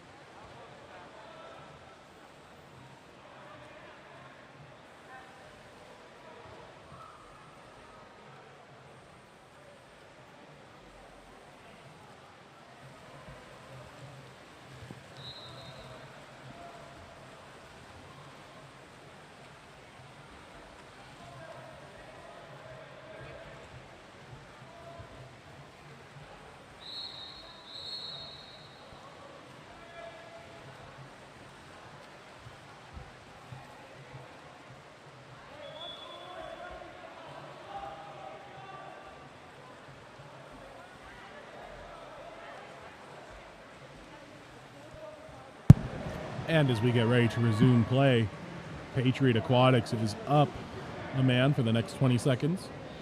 We'll see what they have planned for their 6-on-5 offensive possession. Both coaches trying to instruct their team as to what they think will give them the best chance of scoring. The ball will start here with number 13, Jackson Parkin for Patriot Aquatics. The ball is passed up to number 8, Joshua Selwood, over to number 4, Dylan Gamble. Down the line, back up, Dylan Gamble, and now Joshua Selwood. Over to 15, Braden DeMaria. That ball is passed up into the hand and off the hand of Ben Youngblood. Looks like that was what they were looking for. But the ball trickles out of bounds, and goalie Joseph Carlucci passes it up to 8, Elizabeth Alexander. Ball is tipped and then stolen by number 4, Dylan Gamble, and Patriot goes back on offense. Ball is swung all the way up to number 2, it looks like, Sean Mee. Swings back up to Braden DeMaria. A lot of extracurricular happening, but since there were 2 people there, no call by the referees. That ball is now put up to number 11 for Power Aquatics, Nicholas Deloria. And then stolen by number 4, Dylan Gamble. Pass back to the goalie. Goalie controls, surveying his options, looking around for what's available. Passes it up to number 7, Declan Tompkins. Great defense there by number 2, Taylor Anderson. Ball's put in. Great hands-up defense by number 8, Elizabeth Alexander. Did a great job of showing her hands, being patient, and then waiting for when the ball was shown to go after it and knock that ball out of the offender's hands. Number 10, Tennyson Smith with the ball. 50-50 pass. Possession is gained by number 5, Matthew Shushanook, sending Patriot Aquatics back to offense. Ball is put up to Joshua Selwood. Joshua grabs the ball, surveying his options. He has the big man in the middle there. That is double team.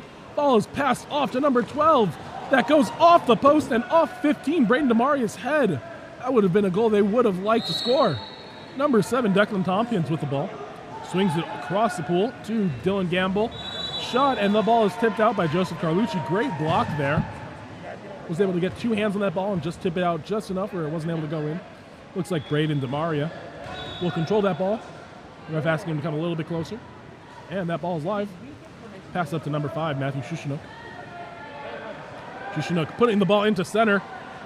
Number 8 with a powerful move. Joshua Selwood able to grab a wrist or a hand of the defender, Tyler Kickless. And because of that, the defender was all off balance. When the ball finally did come in, all Joshua had to do was skip around the goalie, and that gives us a goal. Score is now 6-5. Power Aquatics still in the lead. 1:57 remaining in the third quarter. Number 6, Nicholas Barsurto controlling the ball. Surveying his options, passes it up to 7, Cooper Call. Tries to enter it. Center was not ready for that pass at all, though. Number 12, Ben Youngblood controls the ball. Passes it up to 5, Matthew Shushinook. And we have an offensive contrafoul. Number 12, Nicholas Roy controls, passes it back to the goalie. Goalie has a man wide open on the far side of the cage. You need to find him. Still someone farther down, and unfortunately the bad pass costs Power Aquatics the opportunity to score. That ball is put into center. That was a really great pass by 15, Pete Muller. Unfortunately, number 12 wasn't able to put the ball in the back of the cage. Goalie Jackson Parkin controlling for Patriot. Passes it up to 15, Braden DeMario. That's a lefty on the wrong side of the pool. Normally, lefties try to be on the 4-5 side, the side further away from our camera here. But for Braden DeMario, that does not matter. He is able to skip that ball into the net. Unfortunately, the refs call a contrafoul and send the ball into Power Aquatics' hands. So, the score is still 6-5 with 1 minute remaining in the third. Offensive foul. Number 7, Declan Tompkins controlling. We have a one-on-no-one for Patriot Aquatics. Number 4, Dylan Gamble takes the ball, shoots, and is stopped by Joseph Carlucci, able to get just enough of that ball to make it hit the post. Joseph Carlucci controlling the ball. That ball is lobbed by 15, Pete Muller. It goes off the post, so we have had a back-and-forth affair for a little bit for the last 4 or 5 possessions.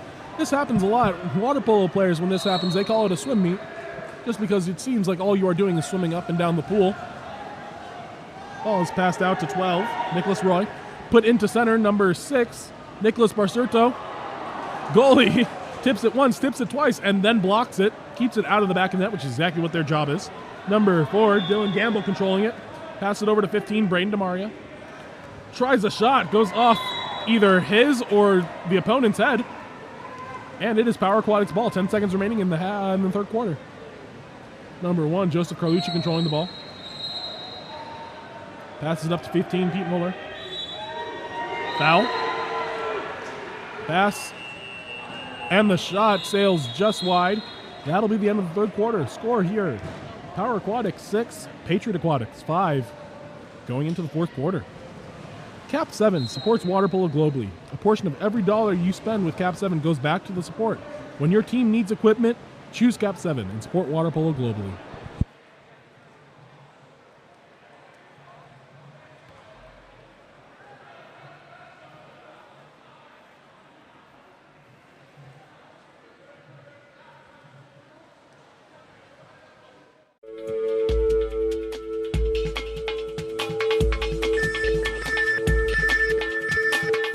KAP7 is the proud sponsor of USA Water Polo.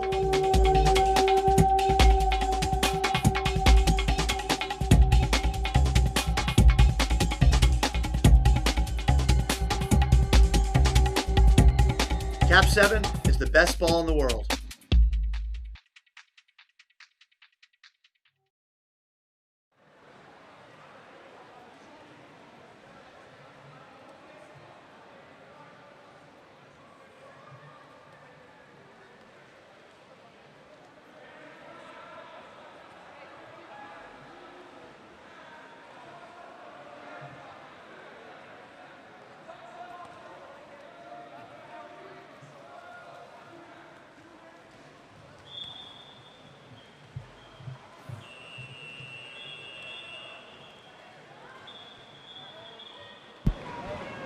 And here we are heading into the last quarter of play here for our 8:20 p.m. game. As we said earlier, Power Aquatics now leads Patriot Aquatics by a score of 6-5. Looks like we'll have number 7 for Power Aquatics, Cooper Call swimming off. Waiting to see who it will be for Patriot Aquatics. This has been a close affair, both teams being really physical. It's been a fun game to watch, though, that's for sure.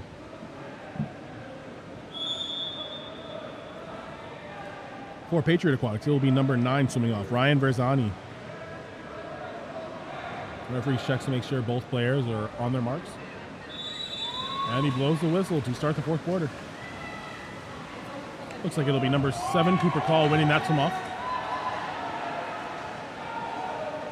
Ball swings back down to Cooper. Draws the ordinary foul. Looking to put the ball into their center. That ball is put into Pete Muller. Takes a quick shovel shot. That ball sneaks past both the goalies' arms and goes in. That's number 15, Pete Muller, with the goal, putting Power Aquatics up 7-5. For those of you that didn't know, in this tournament, Patriot Aquatics is actually the number 1 seed in the gold division. Power Aquatics is the number 8 seed. This just goes to show you that anything can happen in the great sport of water polo. Number 12, Ben Youngblood, controlling the ball. Passes the ball out. Number 16, Jackson Geiger, controlling. Tries to turn. Great defense there from number 5, Donovan Abrian. That ball is put into number 4, Dylan Gamble. Again, great defense by number 12. That ball is put back into Jackson Geiger, and the one-timer goes. Jackson Geiger is able to finish, sneaking it past the goalie's outstretched left arm on the right side of the cage. Beautiful play by the duo of Jackson Geiger and Dylan Gamble. Score is 6-7, 5:19 remaining in our fourth. Good hands-up defense from Sean Nee. Eventually the ordinary foul happens. Ball passes over to number 5, Donovan Abrian. Ball is put into center with plenty of room. Center tries stepping out, but is held by number 4. Number 4 was nowhere near there. But the referee is saying he was. Number 4, Dylan Gamble, called for the exclusion. Referees call the ball out to try to figure out what happened.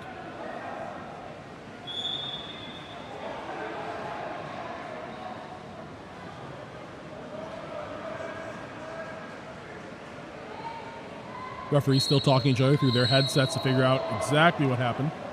Looks like the referee actually meant to call a contrafoul on number 4. This happened earlier in the game.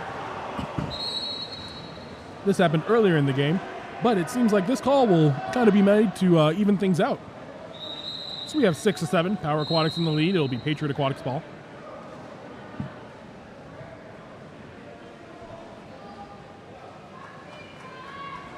Ball will start back with goalie Jackson Parkin. Pass up number 12, Ben Youngblood. Draws the ordinary foul. Gets up on his leg to fake the shot. Pass the ball down to number 4, Dylan Gamble. Number 16, Jackson Geiger, trying to do the same thing he did last possession. Ordinary foul down there in the corner.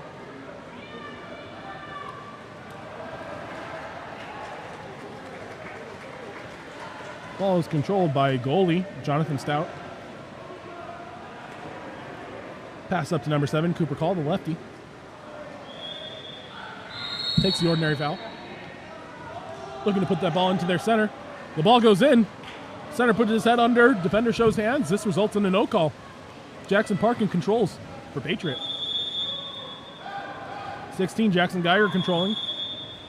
Ball is put into number 5, Matthew Shushanuk, trying to create something with a strong turn move. Good hands-up defense by number 12, Nicholas Roy. Leads to just an ordinary.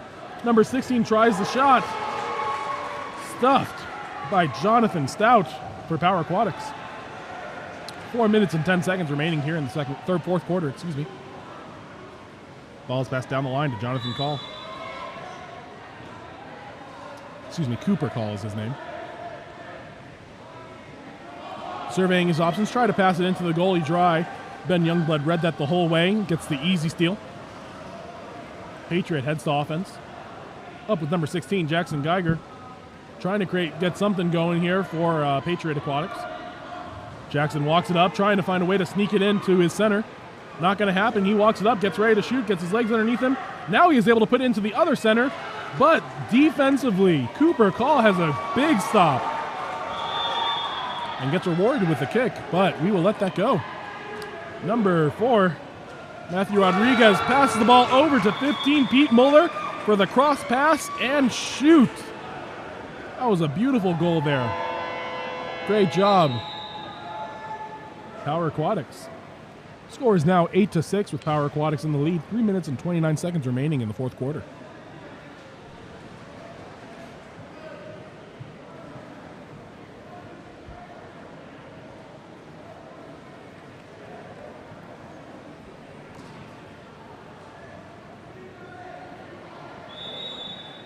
Ball is live and passed back to Ben Youngblood. He is being checked by number 4, Matthew Rodriguez. Matthew Rodriguez chooses to leave him and just go to offense. That ball is turned over, and this could be a disaster for Patriot. Number 4, Matthew Rodriguez is able to turn the goalie and just trickle the ball in. Goalie Jackson Parkin asks his team, what happened? Why did we let this guy get right in front of me? That is a very valid question, Jackson. Normally when that happens, we try to send other people back to cover to make sure one person isn't wide open all by themselves. Did not happen that time. Score is now 9-6 with 3:13 remaining. Power Aquatics just might be putting this game away. Let's see if Patriot Water Polo can rally back into this game.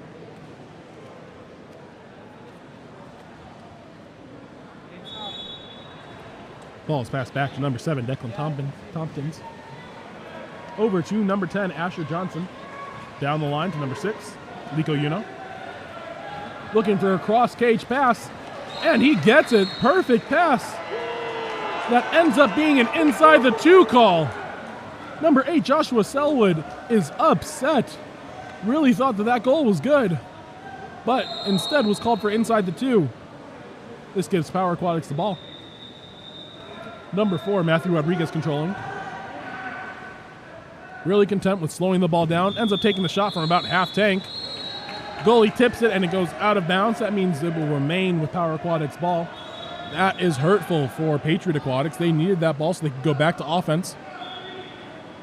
Ball is live, number 9. Maxwell Mealy passes it up to 8. Elizabeth Alexander. Over to 10, Tennyson Smith. Number 3, Tyler Kickless gets the ball, throws the backhand, and sneaks it into the right side of the cage. Great shot there by Tyler Kickless. That makes our score 10-6 and just might secure that game for Power Aquatics.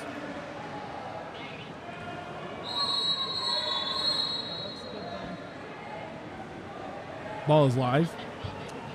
Declan Tompkins controlling. Pass down the line to number 6, Lico Uno.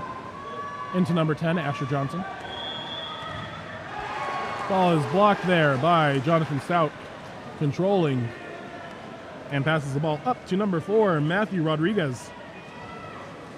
Ball is swung to the far side. Number 2, Taylor Anderson, draws the ordinary foul. Is inside, so not eligible to shoot. Passes it back up to 3, Tyler Kickless. Trying to draw the ordinary foul, nothing happening. Good hands-up defense by Asher. Blocked by number 13, Jackson Parkin. Number 13 controlling the ball, looking for some type of advantage anywhere in the pool. Ball is passed up to number 7, Declan Tompkins. Draws the ordinary foul. Ball swings across the pool to number 10, Asher Johnson. And it is put in. Number 9 steps out and with the power move throws the ball almost through the goalie into the back of the net. That's number 9, Ryan Berzani. Looked like an act of frustration right there.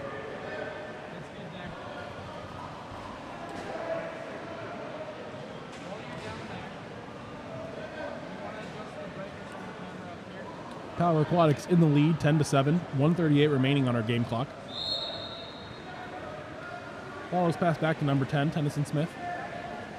Power Aquatics doing a really good job of getting everyone some playing time. Playing time has been pretty even. They haven't gone with the starting group of 6 too much. Number 3, Tyler Kickless controlling the ball.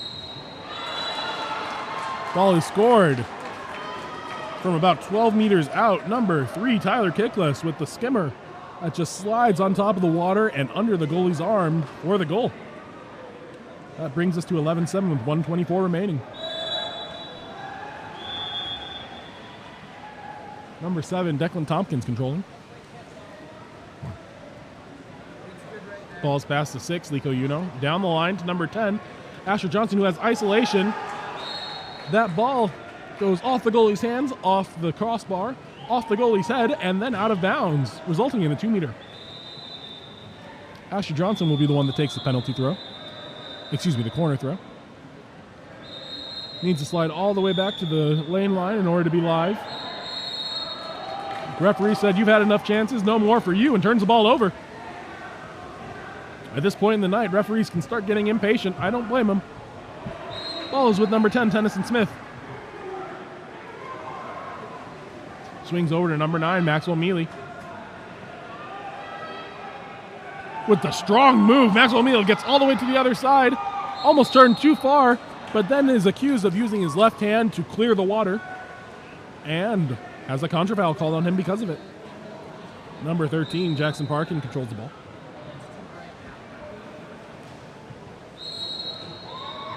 Passes it up to number 11, Curtis Pakula. That ball is just stolen by number 8, Elizabeth Alexander. She then takes number 11 for a ride and scores the ball. The steal leading into the counterattack and the goal. Great job there, Elizabeth Alexander. Brings our score to 12-7. Power Aquatics in the lead, 27 seconds remaining in the quarter and in the game. Patriot Aquatics running substitution. Number 7, Declan Tompkins controlling the ball. Passes the ball up to 4. Dylan Gamble. Swings the ball all the way to the far side. Number 14, AJ Sexton. Puts the ball in line. Into Ryan Verzani. Another frustration move. Results with the ball going into the back of the net. Ryan Verzani has 2 goals this quarter. 6 seconds remaining in the game. Passes the ball back to number 4, Matthew Rodriguez. And that will be the end of the game. Final score for this game, Power Aquatics 12, Patriot Aquatics 8. Next up, we have a 16U boys game. We have the number 4 seed, Chop Water Polo, against the number 13 seed, Topaz. Water polo is our passion collectively. KAP7 supports this passion with direct sponsorship to 52+ organizations around the world. Join KAP7 in supporting the passion of water polo.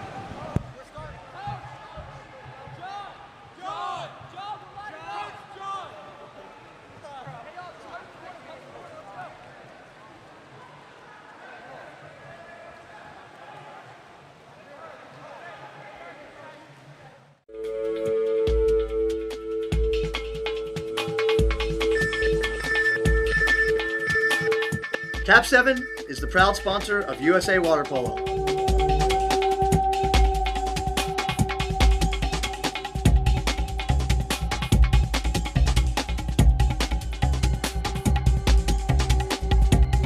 KAP7 is the best ball in the world.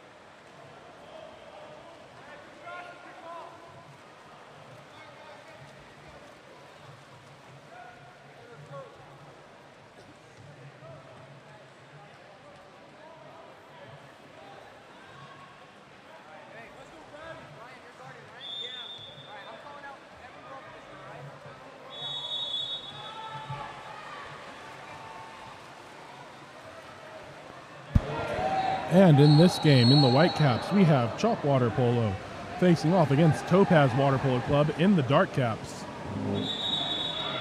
Topaz Water Polo wins the sprint. Chop Water Polo wins the sprint.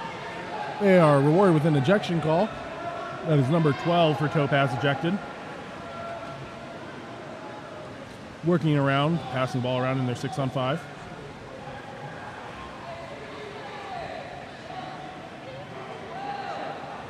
Ball passes down to the number 1 spot. All the way across, but number 3 for Topaz. Nolan Williams is able to intercept that ball. Topaz Water Polo on the attack.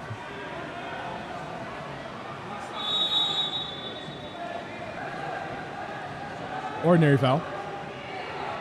Ball crosses over to number 3, Nolan Williams. Ball's put into center for number 6. Great defense there by Chop. Number 4, Blake Johnson with the steal. Ball passes back to goalie Isaac Aguilera. And then it's passed up to 3, lefty Lucas Horvath. Over to number 4, Blake Johnson. Referee tells him to keep playing. Over to number 5, Ryan Stanfill. Put into number 11. Great defense there by the center defender. Number 10, Scott Newberger, showing both hands. Topaz Water Polo on the attack. That errant pass is tracked down by number 8 for Chop, Isaac Dembski. And that sends Chop Water Polo back on the attack.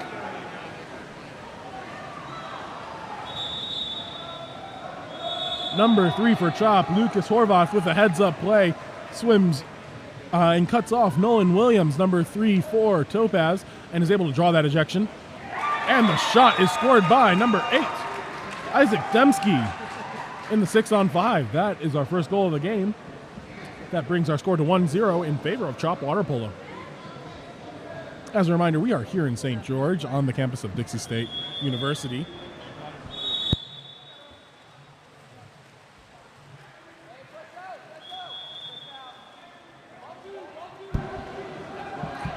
Ball at number 11, Aeneas Simpson. He puts that ball into center. Center isn't aware where the ball is, so that ball turns over. Isaac Aguilera in control. As again, another counterattack. And again, Chop Water Polo with the heads-up play is able to cut off their defender and draw an ejection. Number 2, Benjamin Hetch, draws the ejection on, I believe that's number 9, Oliver Wilmink. Topaz Water Polo is out of the Albuquerque area.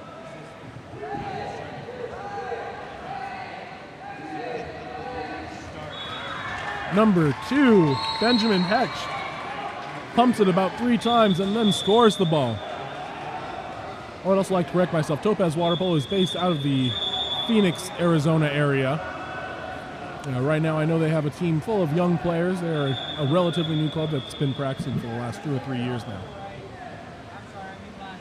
Score is 2-0, Chop Water Polo in the lead. Got a couple subs coming in for both sides. This game is brought to you by Game On Live Studio. Game On Live Studio also provides recordings of all of these games. If you would like to record, buy any recordings of these games, please visit gols.cl. Chop Water Polo gets a steal and is in command. Number 2 takes a shot, goes off the crossbar, but they regain control. Chop Water Polo being patient. They have a full 30-second shot clock now, so they can be relaxed and take their time. Nathaniel Castellan controlling. That pass is tipped by number 11, Aeneas Simpson. No call, though. Ball is put in, and number 4 tries to karate chop the center. Gets called for the ordinary. Number 2, Benjamin Hetch controlling the ball. 4 seconds left on the shot clock. That shot bars out. Number 1, Jonathan Bagsioglu controlling.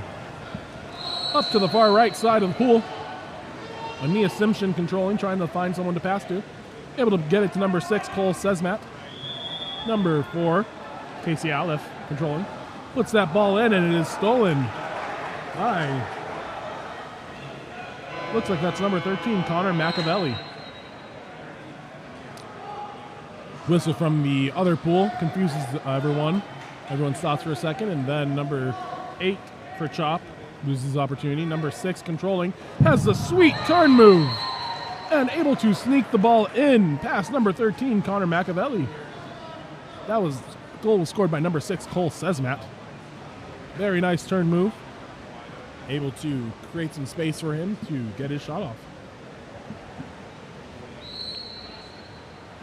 Chop water polo has the ball. Number 5, Ryan Stanfield. Passes it to number 2, Benjamin Hetch. Controlled by 8 now, Isaac Demski. Lots of drives on Chop's side. Trying to get the pass off.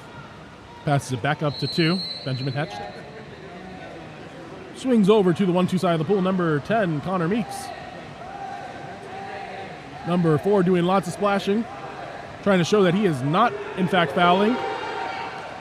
The lob shot floats over the cage, and Topaz Water Polo will be in control. Ball swings up to number 4, but the pass goes just a little bit long, and Chop Water Polo regains control. Score is 2-1 with 1:20 left in the first period.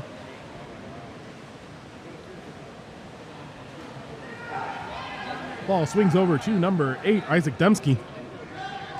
Isaac looking, surveying, trying to get his team to survey his options. Ordinary foul called. Isaac Demski controls the ball. The shot is taken, but blocked by number 11, Aeneas Simpson. Really powerful block there. Sends the ball way out of bounds. Ball's passed up to number 4, Casey Aleph. Casey looking around, seeing what options he has. Ball goes to number 10, Scott Newberger. Scott draws a foul. Pops the ball. He is live and able to shoot. Puts the ball into number 4, Casey Aleph, who takes a sweep shot and gets it into the top right-hand corner. Very nifty sweep shot. Head was partially underwater on that, too. Great job there, Casey Aleph. That knots our score up at 2-2. 42 seconds remaining in the first quarter.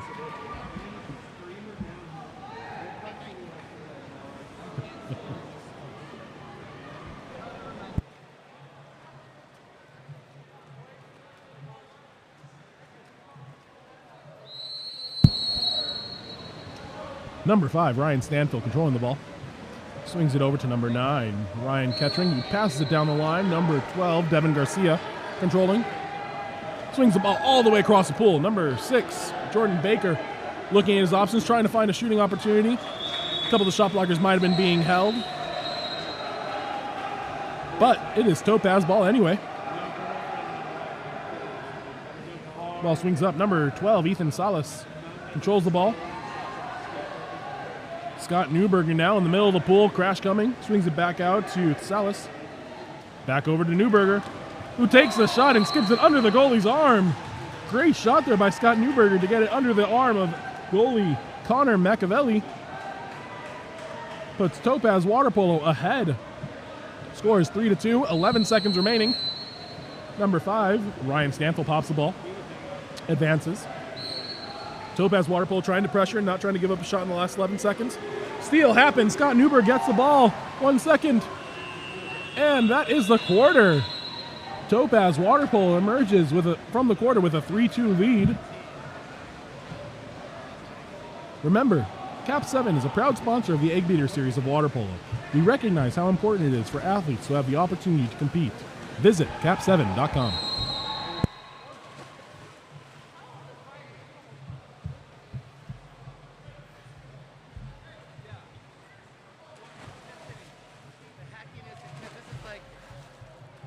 Bit of hack at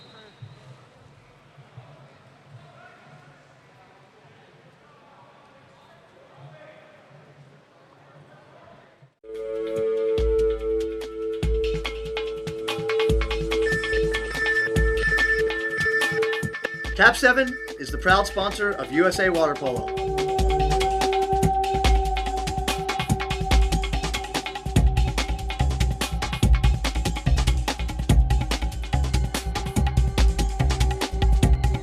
KAP7 is the best ball in the world.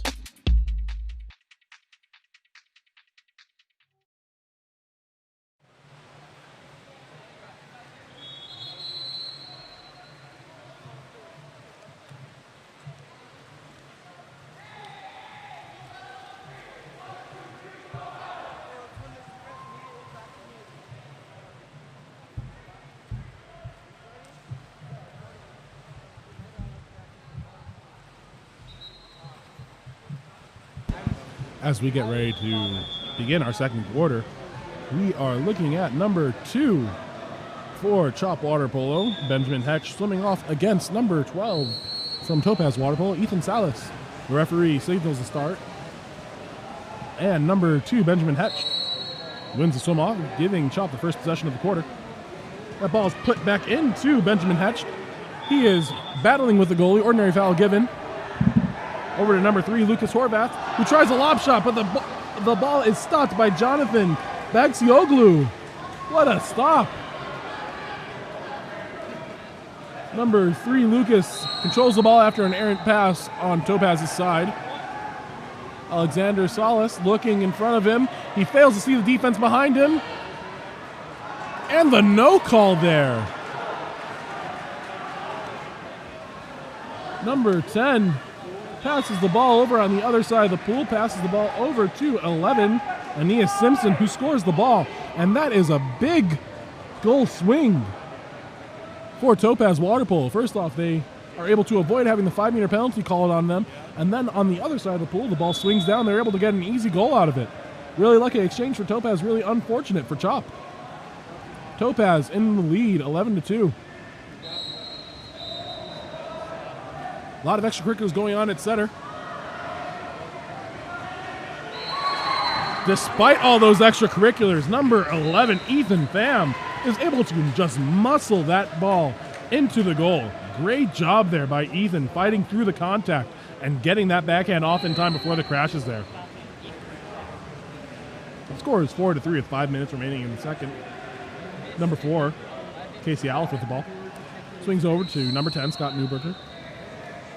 He has the ball, is eligible to shoot. Passes the ball in to Casey Aliff. Help defense is there. Number 2, Benjamin Hetch, comes in and just completely gets on top of the ball. Number 10, Scott Newberger on the top side. In the front court, there were a couple different things going on, a lot of extra stuff that normally water polo doesn't tolerate. Number 3, Lucas Horvath, draws the ordinary foul. Swings the ball over to number 11, Ethan Pham, scored our last goal. Gets up, nails it off the post, but number 8, Isaac Dembski, is able to swim over number 11, Aeneas Thompson, grab the ball and shove it into the goal. Great job there, heads up play by number 8. Aeneas Thompson just needs to be a little bit more aware of the ball, and he probably gets that call there. But if you don't know where the ball is, how can you be playing correct water polo? Number 6, Cole Sesmat, starts with the ball, passes it back to number 3, Nolan Williams. Nolan swings it to the 4-5 side. Number 5, Reagan Bagnall controlling. That ball is passed over to number 6, who was open in the middle of the pool. Unfortunately, that pass is just a little bit too long. And the ball turns over after an errant pass. Number 1 for Topaz, Jonathan Bagsioglu, controls the ball. On the Topaz front court, number 12, Ethan Salas controlling. He has options. Passes it down to Scott Newberger. He is inside the 2, and the ball turns over. Number 2, Benjamin Hex, passes it up. Is just slightly short of number 4, Blake Johnson. Number 3, Nolan Williams controlling. Pass the ball over to Ethan Salas. Down the line to Scott Newberger. Scott Newberger looking to enter the ball into center. Not there. Passes back up to Salas. Now center is there, but that ball is tipped. Number 2, Benjamin Hetch, has been all over the place defensively, doing a really good job of making sure he is anywhere the ball is. Number 8 is able to step out, maybe create a little bit of space with his head, takes a skip shot into the upper left-hand corner of the cage, and that gives Chop Water Polo the lead. Score is 5-4 with 3:26 remaining in the second.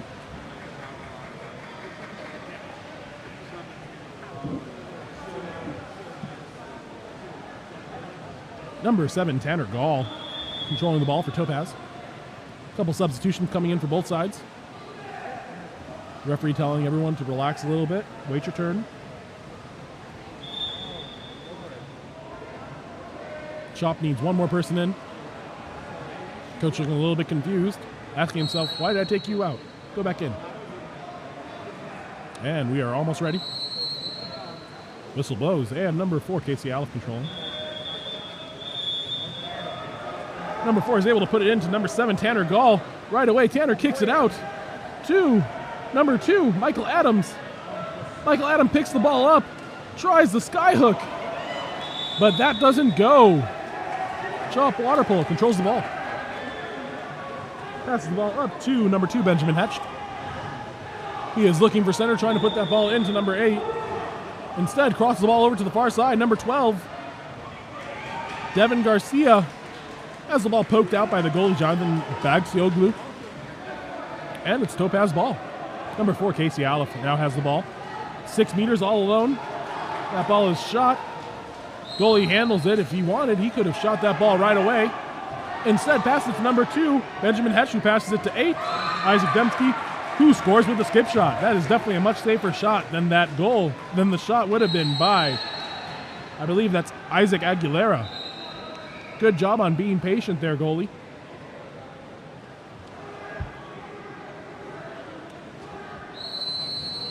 Ball is passed back to number 3, Nolan Williams. Swung over to the opposite side, Aeneas Simpson controlling. Has the ball stolen by number 6, Jordan Baker. Puts his hands up, trying not to foul. Aeneas Simpson regains control. Is able to put it into center, Nolan Williams. But number 3, Lucas Horvath, comes over and absolutely smothers that ball. Ball is crossed over to number 2, Benjamin Hetch. And stolen. Ball is controlled by Jonathan Bagsioglu. Ball is overthrown just a little bit, right into the hands of Isaac Aguilera. Ball passes up to number 6, Jordan Baker. Jordan Baker is at least the 3rd lefty that this team has. Back up to number 2, Benjamin Hetch, the other lefty. Benjamin gets on his legs, passes it across the pool to number 12, who is wide open. Devin Garcia scores that ball. All he has to do is put it where the goalie isn't, and he scores the goal, bringing the score 7-4. What a big turnaround for Chop Water Polo. They were able to come back from a 4-2 deficit and have now gone on a 5-0 run against Topaz Water Polo. Let's see what Topaz can put together. Number 6, Cole Sesmat controlling with the ball for Topaz. Coach saying, yeah, I was calling your name. Please come out of the pool. And then he thanks him kindly when he gets there. Number 3, Nolan Williams controlling. Passes the ball to Scott Newberger. A lot of contact on the drive by Nolan Williams. Ball swings down to Aeneas Simpson. Tries to put it into Cole Sesmat, but number 11, Ethan Pham, is able to drop off and deflect that pass. Ethan is really just taking a beat in this game, but he's done a great job of staying mentally tough and in this game. Number 12, Devin Garcia, controls the ball, tries to put it in, but that ball is tipped away by number 8, Daniel Lim. Daniel trying to make sure he is able to control that ball, not give that ball away. He dumps it off to Jonathan Bagsioglu. Good choice. Number 12, Ethan Saul is controlling. Down the line to Nolan Williams. Nolan Williams has the ball stolen from him. We need a better job releasing if we want to take control of that ball. Lucas Horvath swimming up the pool. And that is our other lefty. Number 3, Lucas Horvath, is able to look the goalie off, pretend like he's faking a pass over to number 12, and score the ball on the near side. As we said, that is at least the 3rd pass. The 3rd lefty that Chop has. Most teams are lucky to have 1 lefty, let alone Chop now has shown that 3 lefties are in this game and are able to get playing time. That is a dangerous weapon to have. Ball at number 3, Nolan Williams. Scores 8-4 with 45 seconds remaining. Ball is passed to number 10, Scott Newberger. Scott surveying his options, trying to find some space. Tries to make the pass, but has the ball stolen by number 6, Jordan Baker. Jordan Baker passes up. Ethan Pham on the counterattack, trying to get his shot off, but he is just denied by number 3, Nolan Williams. Great defense there. 20 seconds remaining in the quarter. Bagsioglu passes it up to number 10, Scott Newberger, who is all alone. And he shoots around the goalie, Isaac Aguilera, for the goal. That brings us to 8-5, 13 seconds remaining in the second quarter.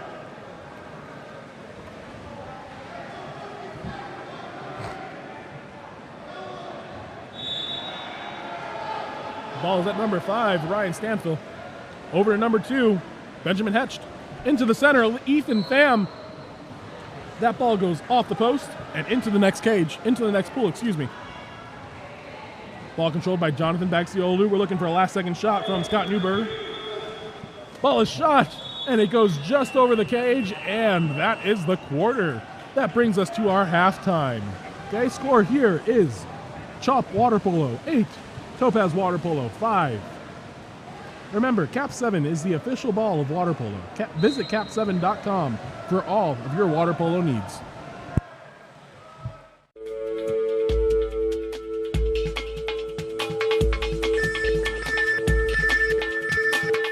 KAP7 is the proud sponsor of USA Water Polo.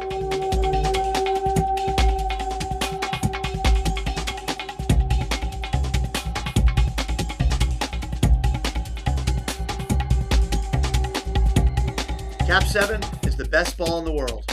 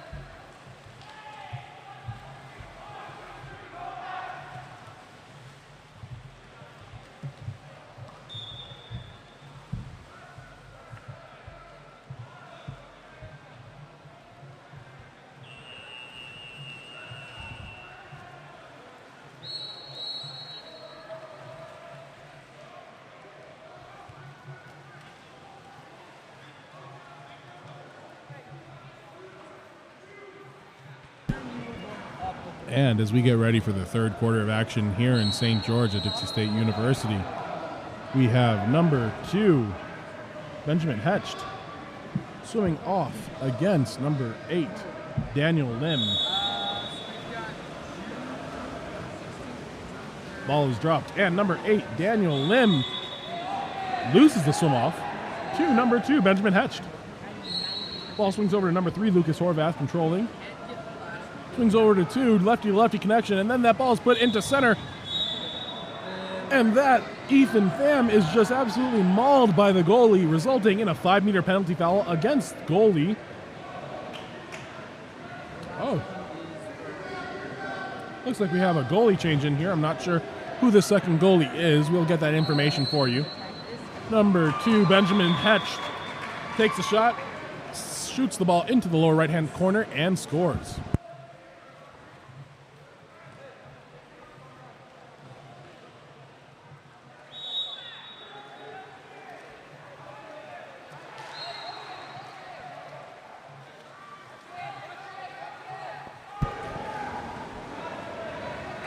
Meanwhile, the ball is controlled by Chop Water Polo. If anyone knows who the current goalie is for Topaz Water Polo Club, please feel free to tell us that in the announcements. We're always looking for help. While you're at it, please tell us where you're listening from. If we have any people listening from the Phoenix area or from wherever Chop is from, please go ahead and give us a shout out in the comments. Number 1 for Topaz Water Polo controlling the ball. Passes it up to number 5, Reagan Bagnall. Number 6, Cole Sesmat controlling. Pass the ball out to Scott Newberger. Draws the ordinary foul. He is outside, so he is eligible to shoot. Scott controlling the ball. Looks to pass to the other side. Number 5, Reagan Bagnall controlling. Tries the lob shot. That goalie just gets just enough of it to tip that out. That is number 13, Connor McAvelli. That results in a 2-meter as that goalie, when he tipped it, ended up tipping it out. Number 6, Cole Sesmat, told that it's a corner throw, needs to bring it all the way out to the side. Referee asked to bring the ball out for a second. I think there was a timeout there by Topaz Water Polo wanting to talk it over. Score is 9-5 right now. Chop Water Polo in the lead. There is 4:53 remaining in the third quarter.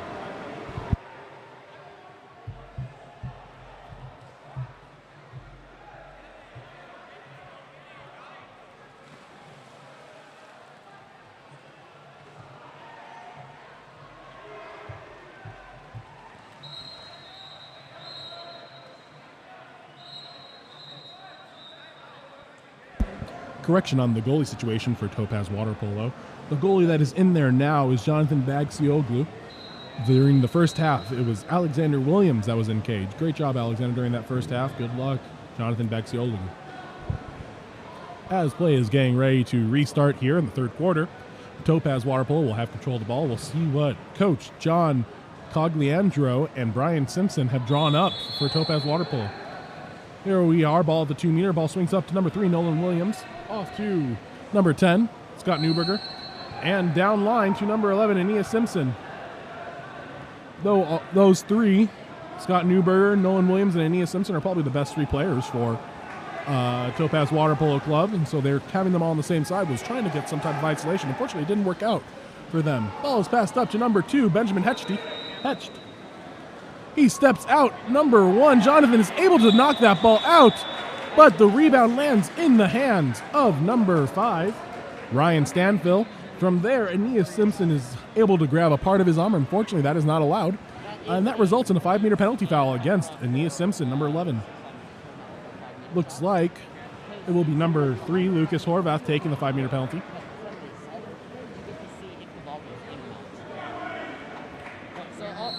Whistle blows. A quick shot happens, and it looks like it went off the goalie and then off the post to give Jonathan Bagsioglu a block. Number 9 turns inside. That's Oliver Wilmink. Passes it out to number 8, Daniel Lim.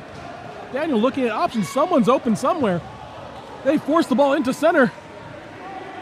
Number center twisting and turning. Number 6 finally gets the ball taken away from him. Cole Sesmat held onto that ball for a good 4 or 5 seconds while having 3 defenders on him. Number 3, Lucas Horvath with the ball.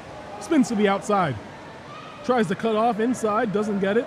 Passes the ball back out to 6, Jordan Baker. Draws the ordinary foul. He is eligible to shoot. Gets up on his legs and rifles the shot into the top right corner. You know, sometimes you really don't expect that much power coming from the smaller guys in water polo, but that's the great thing, is that everyone in the water is the same size. So, number 6, despite being one of the smaller players in the pool right now, is able to rifle that shot and really put a lot of power behind it. Great job there, Jordan Baker.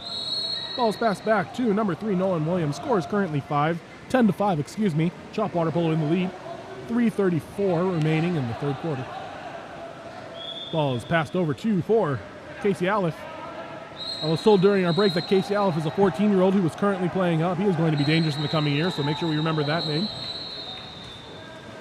That ball is thrown out of bounds. Unfortunately, coach throws the balls in a little bit too early, and the ball bounces back in after one of them out. Number 13, Connor Machiavelli, controlling the ball for Chop. Number 2, Benjamin Hetch, controls the ball. He strokes inside after getting the turn. Number 11, Ethan Pham, gets the ball, and there's an ejection call. Number 9, Oliver Wilmink, gets ejected for crawling all over the player's back. Ball swings down. They are now in 6-on-5. That ball is knocked out of their hands by number 2, Michael Adams, playing the sneak attack method, doing a great job. Michael Adams is also another athlete that's 14 and under. This Topaz team is full of kids that are just on the younger side, getting some great experience by playing with all the older kids.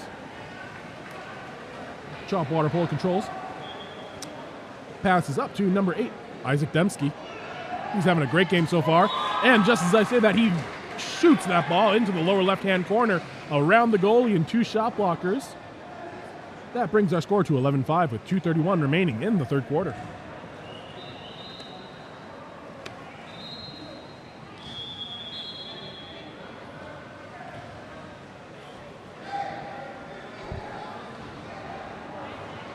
Topaz coach is asking, what do we need to do to get to get our team back into this game?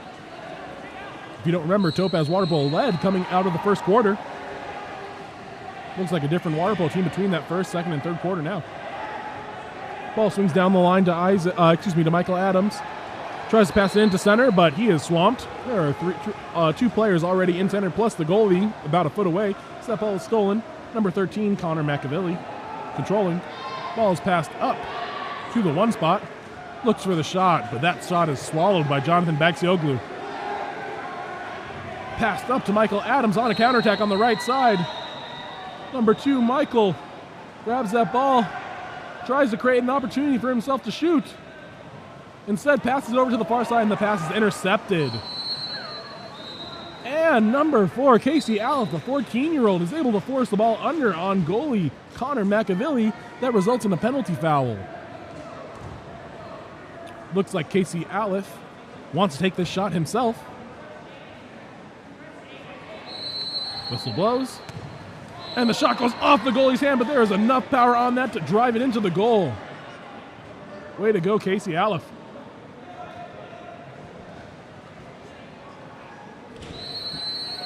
Chop Water Polo leads 11-6 with 1:42 remaining in the third quarter. Ball is swung over to number 4, Blake Johnson. Blake gets on his legs and rifles off a shot, swallowed up by Jonathan Bagsioglu. Nice two-handed block there. Ball is passed down the line to Tanner Gall. Tries to get into center, but the shot is swallowed up. The pass is swallowed up by Nathaniel Castellan.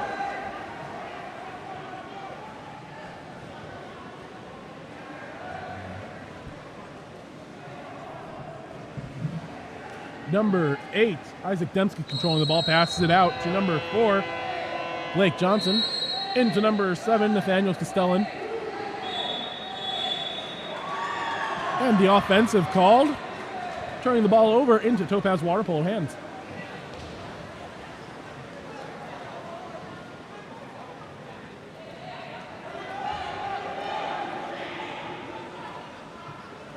Number 3, Nolan Williams passes the ball into number 6, who is just absolutely destroyed in the middle there. Ball turns over. Number 13, Connor McAvilly, controls. Looking for some of his teammates, trying to find someone who's open. Looks like there's a lot of holding going on near the center position for both teams.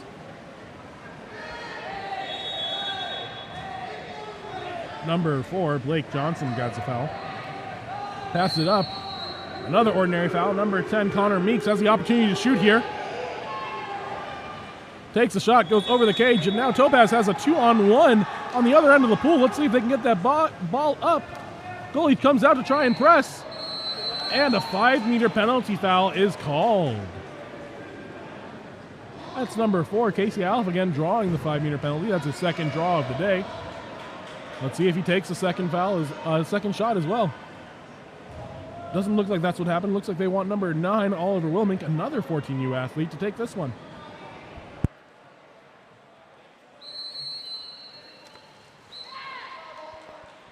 Oliver Wilmink is able to shoot that into the top right corner.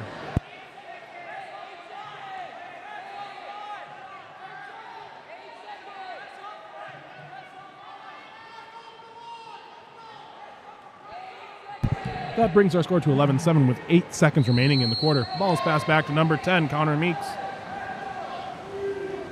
This is turning into a really aggressive game. Oh, that ball almost gets by. But goalie Jonathan Bagdolu is able to stop it just before it goes in. Thank you to the parent who corrected my pronunciation there. I always appreciate that. If I'm pronouncing any other of your athletes' names incorrectly, please let us know. KAP7 supports water polo globally. A portion of every dollar you spend with KAP7 goes back to the support. When your team needs equipment, choose KAP7 and support water polo globally.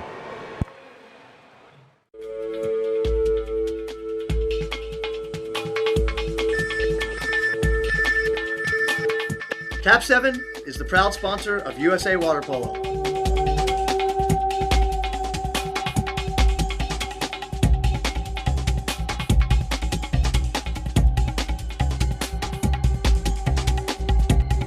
KAP7 is the best ball in the world.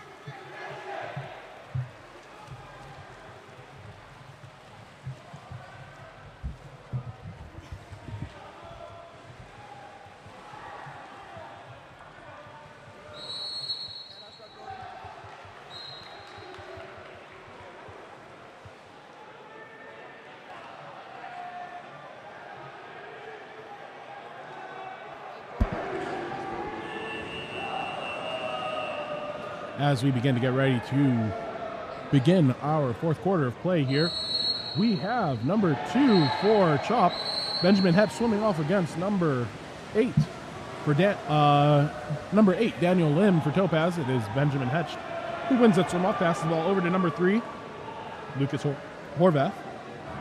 Ethan Pham controlling the ball now.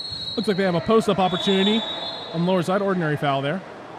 Ball swings over to the other side. Benjamin Hetch hits the backhand and goes right over the goalie's head, able to catch that goalie unawares.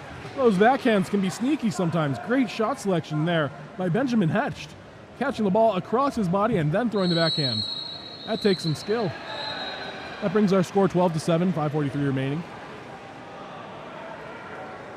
We're able to enter that ball in easily, and number 3, Nolan Williams, responds with a backhand of his own, able to step out and cross that ball over into the right side of the cage. Not easy to do either. Both these athletes showing that they can do everything that each other can do. What they can do, what you might be able to do, I can do better.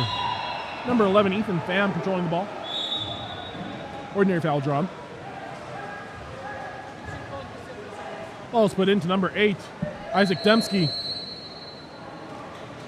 Looks like that was an offensive foul. Jonathan Bogdolu controlling. Passes the ball up to number 5, Reagan Bagnall. There's an ejection. 8, Isaac Dembski ejected. Number 12, Ethan Salas is then able to take the ball, pump twice, and score. That ejection was for head contact. Being a little bit over-aggressive there was number 8, Isaac Dembski. Referees are always here to protect each player, so that is a matter of player safety. Those calls will always be made. Score is 12-9 now. Topaz trying to crawl back into this one. 5:12 remaining in the fourth quarter. Ball is passed over to number 6, Jordan Baker. Swings over to number 11, Ethan Pham. Down the line, Aeneas Simpson pulling down on number 5, Ryan Stanfield, with one hand and trying to grab the ball with the other. You can't do that in water polo, so he heads to the box to talk to his coach for 20 seconds. Chop Water Polo starts passing the ball around, trying to find a spot to take a shot from. Ball swings down to the 1 spot in your 6-on-5. Swings back up to number 2, Benjamin Hetch. That ball is just absolutely gobbled up by number 10, Scott Newberger. And Topaz Water Polo goes on to the offensive. Number 2, Michael Adams, controls the ball, swims it up. Looks across the pool to number 5, Reagan Bagnall. 2 pumps. The skip shot. Daniel Lim is able to regain the rebound, but unfortunately that ball is forced under by number 6, Jordan Baker. Heads up play there by Jordan. Number 2, Benjamin, passes it over to Ethan Pham. Looking to put it into their center, number 3, Lucas Horvath. Benjamin Hetch, still looking, surveying the field. Passes it over to the 4-5 side. Isaac Dembski. And called for the contra foul. Looked like number 5, Ryan Stanfield, was hooking there. Jonathan Bogdolu controlling. Ball is passed up to Ethan Salas. Great defense there by number 3, Lucas Horvath. Michael Adams controlling the ball. Puts that ball into center. Nolan is getting held all over. Tries to sell the call, but doesn't get it. Number 5, Ryan Stanfield controlling. That ball is put into center. Ethan Salas is going to be called for that one. Can't get away with that. And Coach Mark Kuhn calls the timeout for Chop Water Polo. Chop Water Polo is also coached by Alexander Caraway, Greg Salvinsky, and Michael Sattler. Coach Mark just wants them to take their time and set up their 6-on-5. They are leading 12-9 right now. No need to rush or anything. They need to take their time and try to use up as much of the clock as possible. We have 16 seconds remaining on the ejection. 3:27 left in the game. Ball will start at the goalie, number 1, Isaac Aguilera, excuse me. Passing the ball around, number 8, Isaac Dembski. Pass the ball down the line. Back up to Isaac. Over to number 2, Benjamin Hecht. Down to 3, Horvath is able to throw it right above the goalie's heads. The goalie's head and score. A couple different names for that shot. Sometimes we hear it as donut, sometimes we hear it as bunny ears, or whatever it is. It's a good shot. Score is now 13-9, 3:08 remaining in the fourth quarter. Chop Water Polo in the lead. Couple subs coming in from both sides.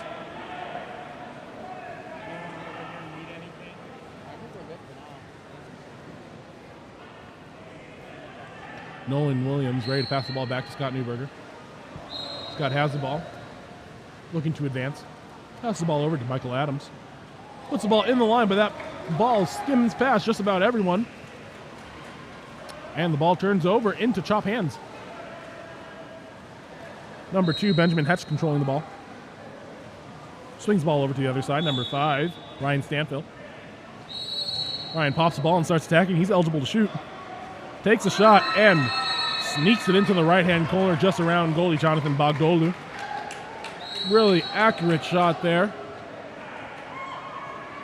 And Coach John Cogliandro chooses to send in a full 5 subs for Topaz Water Polo, choosing to keep Scott Newberger in there. Score is 14-9 with 2:43 left.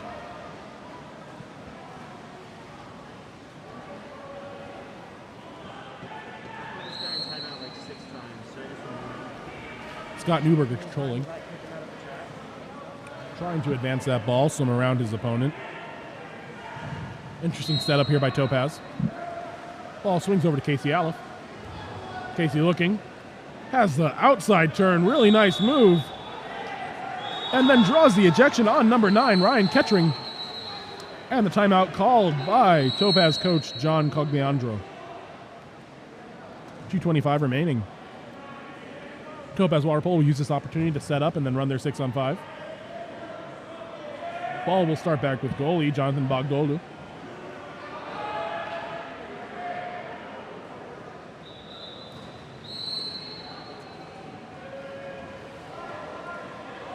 Ball is put up to number 11, Mia Simpson. Over to Scott Newberger. Up to number 12, Ethan Salas. And the lights are going out. One of these teams have been shooting the lights out, apparently. Number 3, Lucas Horvath controls the ball, and there the lights are.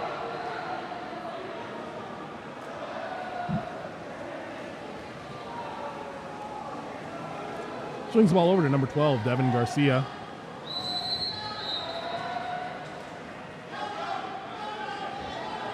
Controlling the ball, surveying. Really impressive that none of these athletes wanted to stop. I know I personally am scared of the dark, and so I would have been petrified.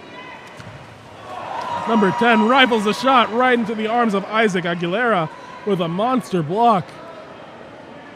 That had some real power on it, but Isaac Aguilera was up to the task. 1:30 remaining in the game.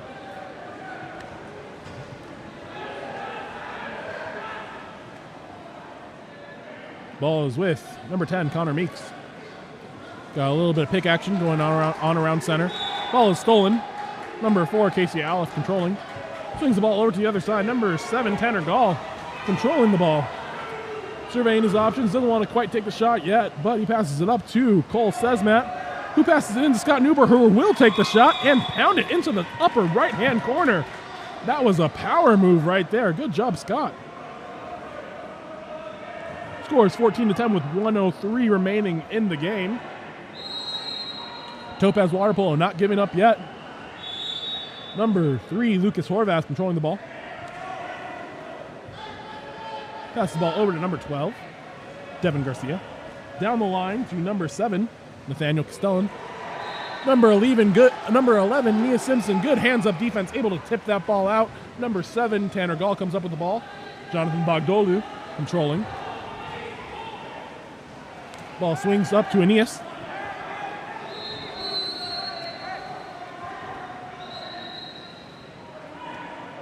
Foul is given.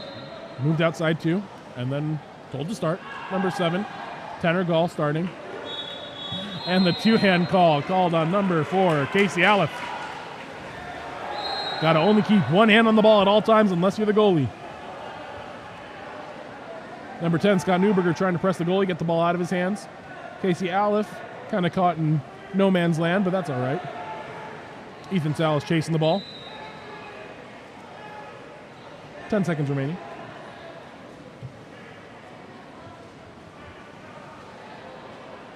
Number 11, Aeneas, pressing that ball. And that ball trickles past the goalie as time expires. And that will be the game. Final score, 15-10. Chop Water Polo ahead of Topaz Water Polo. Our next game up, we have Utah East Side against Diablo Alliance. Water polo is our passion collectively. KAP7 supports this passion with direct sponsorship to 52-plus organizations around the world. Join KAP7 in supporting the passion of water polo.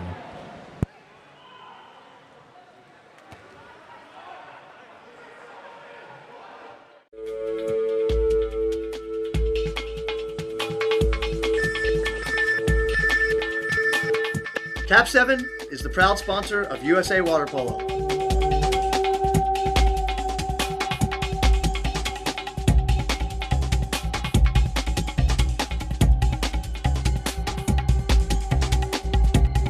KAP7 is the best ball in the world.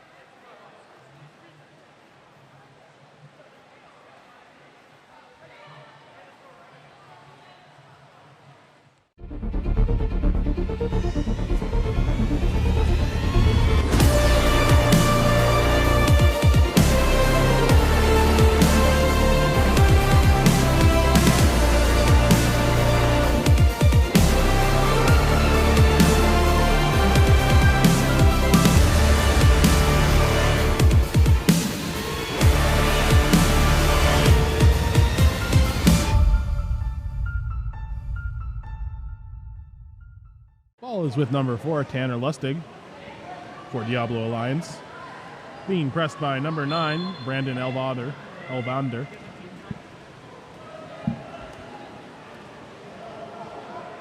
That ball is stolen by number 10, Wiley Dale. He takes the ball all the way across, kicks the ball out to number 4, William Cook, who gets up on his legs and rifles the ball into the top right corner. And that brings our score to 1-0, Utah Eastside in the lead.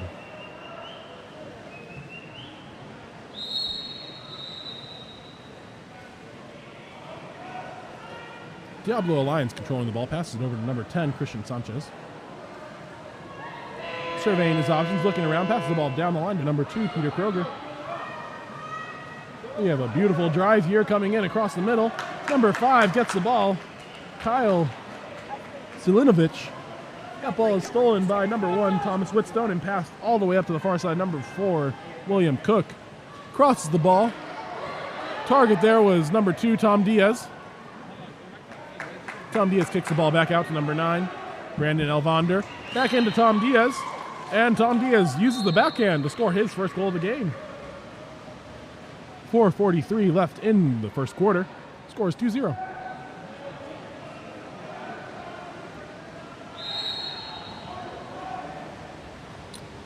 Number 5, Kyle Stilinovic, controlling. Passes the ball over to number 10, Christian Sanchez. Good hands-up defense there. Passes the ball down to number 2, Peter Kroger. Again, same play as before. Number 5 passes that ball in. Number 10, Wiley Dale, reaches over the top, tries knocking it down. Number 5, and is called for the ejection foul. Ball's passed out to number 2, Peter Kroger, who is able to grab the ball with his left hand and score. That brings our score to 2-1, 4:20 remaining in the first.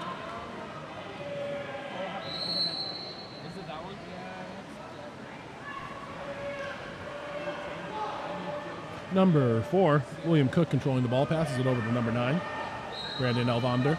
Passes into Wiley Dale. Over to Tom Diaz, back into Wiley Dale for the one-timer, and Wiley Dale was able to stuff it into the cage. That's Wiley Dale's first goal of the game. 4:04 remaining. So far, we have had 4 goals in the first 2 minutes of play.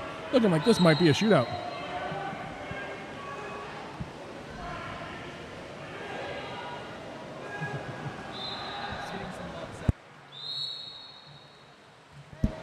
Ball is passed back to number 5, Kyle Silinovich. Swings over to number 4, Tanner Lustig. Tanner controlling the ball, draws the ordinary foul.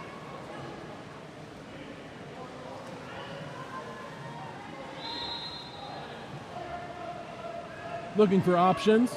Pass that ball into number 5, Kyle Silinovich, who was not ready for that ball at all. Wiley Dale comes up with the steal, passes it over to Tom Diaz on the right side of the pool. Tom Diaz streaking down, passes it across the pool. Again, timing is a big issue in water polo. We got to make sure those passes come in a timely manner. Passing it too early results in turnovers or bad passes like that. Number 10, Wiley Dale passes it into, looks like that's number 9, Brandon Elvander. Block comes up by William Core for Diablo and sends them to offense. Number 5, Kyle Silinovich controls the ball. Ball swings up to number 8, William Magai. Takes a shot blocked by William Whitstone. And the ball is put up to Thomas Diaz. Thomas coming up, pumping once, and then the skip shot into the upper right-hand corner. Brings our score 4-1. 2:59 remaining in the first quarter.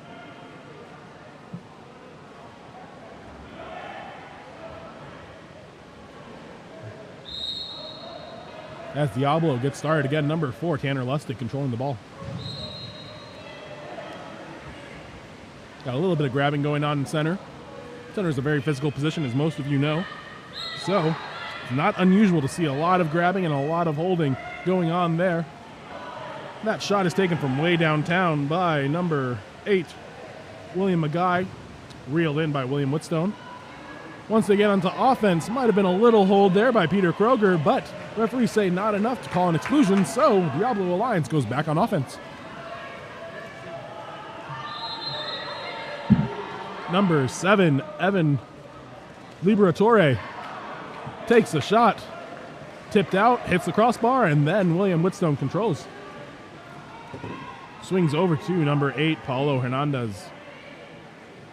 He has number 11 in the center if he wants him, but he says, I got this myself. Oh, no, I don't. Yes, I do. Spins inside and then tries making the pass to Wiley Dale, but that play is broken up by number 2, Peter Kroger, for a Diablo. Goalie William Core controlling. Coach Brianna Ruiz telling her players, please attack open water, keep going, get closer to the goal. Number 4 listens to her, tries taking that shot, is blocked, but the block goes right back out to Tanner Lussick, who is able to draw the 5-meter penalty foul. That foul will be assessed to number 9, Brandon Elvander. This gives Diablo Alliance the chance to score this 5-meter penalty. It looks like it'll be number 8, William Magai, taking the shot.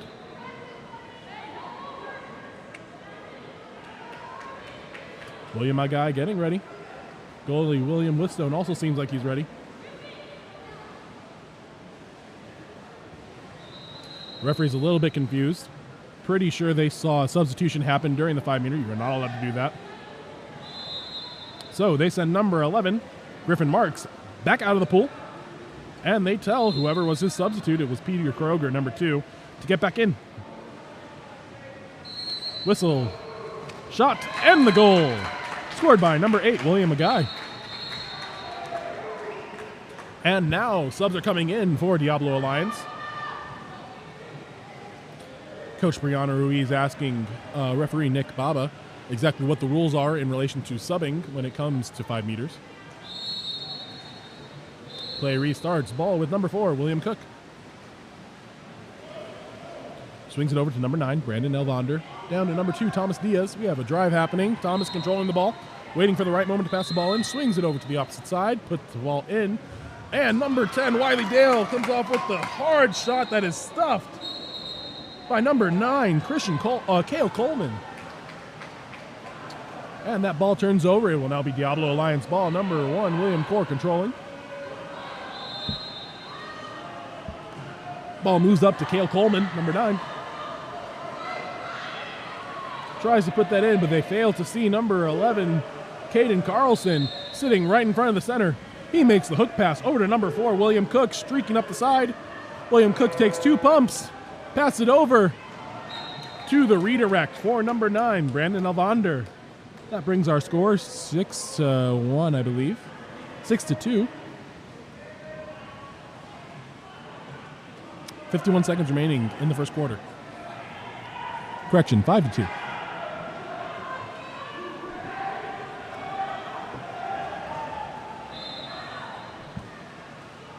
Couple substitutions for both sides before we get started again. Whistle blows and we're back. Number 6, Gabriel Skov, controlling the ball, passes it out to the side. Number 10, Christian Sanchez. Christian passes down the line. Number 14, Jackson Fredriani. Jackson looking at his options. He failed to put the ball live though, so the ball turns over. Number 4, William Cook controls. Passes it up the line to Tom Diaz. Tom Diaz looking to make something happen, and he does with a nice turn move. Get up on his legs, and the finish. 30 seconds remaining in the first quarter of play.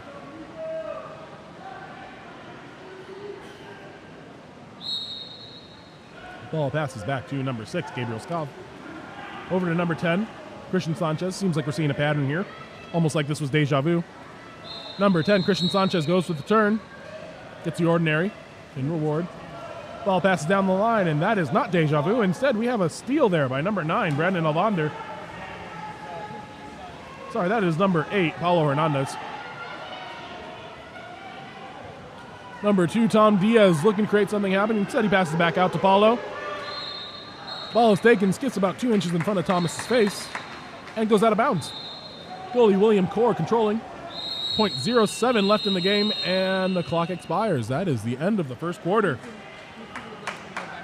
Remember, score is 6-2. Utah Eastside leading Diablo Alliance. KAP7 is a proud sponsor of the Eggbeater series of water polo. We recognize how important it is for athletes to have the opportunities to compete. Visit KAP7.com. Yeah. 007. James Bond.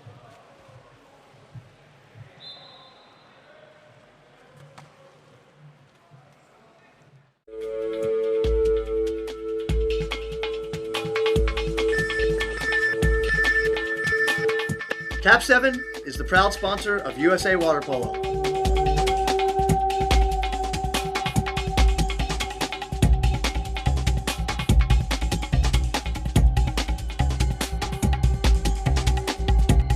KAP7 is the best ball in the world.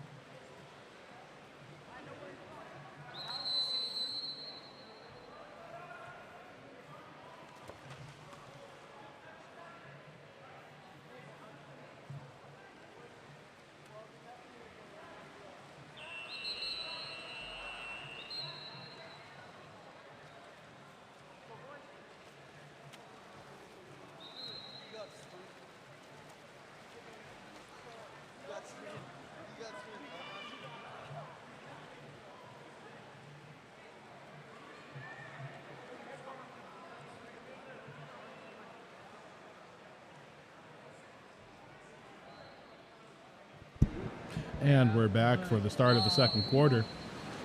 Here we have number 7 for Utah Eastside, Richard Heckman, swimming off against number 4, Tanner Lustig.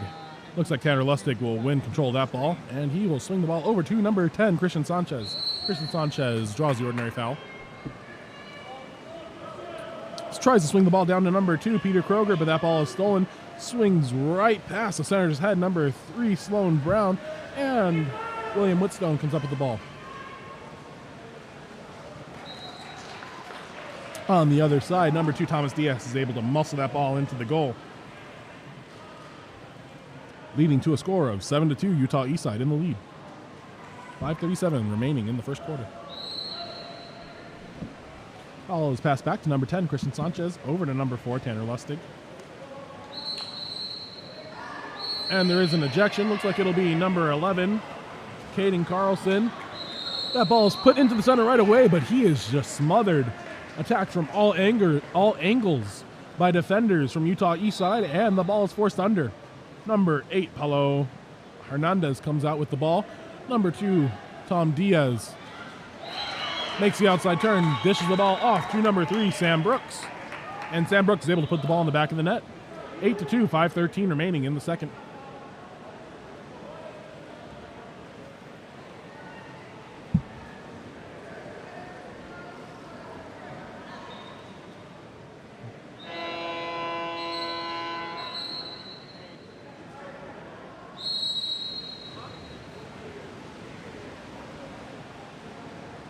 Looks like one player is being told to tie his cap. We'll restart once that cap is tied. And we're off. Number 10, Christian Sanchez controlling. Over to 14, Jackson Fredriani. Kicks the ball over to number 10 again, Christian Sanchez. Christian surveying, trying to find something that's available. Tries to make the pass into the center, but it is tipped and then stolen by Sam Brooks. Ball is kicked out and then entered into center. Number 8, Paulo Hernandez, is able to turn and sweep the ball into the back of the net, leading to a 9-2 lead for Utah Eastside. 4:49 remaining in the second.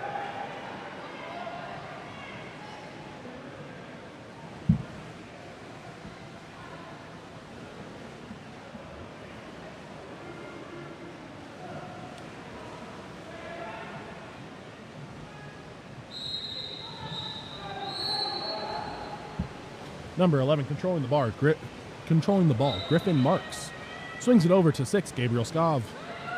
Down the line to number 2, Peter Kroger. Again, seems like deja vu. They really are using that 4-5 side a lot. Got to teach our kids to use the 1-2 side a little bit more. That ball is turned over. William Whitstone, that's number 13, Chase Lane, hurries out to grab the ball and then hurries back to the cage. Richard Heckman with the ball. That ball is kicked. Number 8 kicks that ball to himself, then pounds it off the goalie's face. And the ball heads out. Goalie controls the ball, William Core. Couple whistles. Coach Brett Luke is asking for a 2-meter because it went off the goalie and then went out of bounds. Referees realize that he is right and consent. So it looks like we'll have a 2-meter Utah Eastside ball.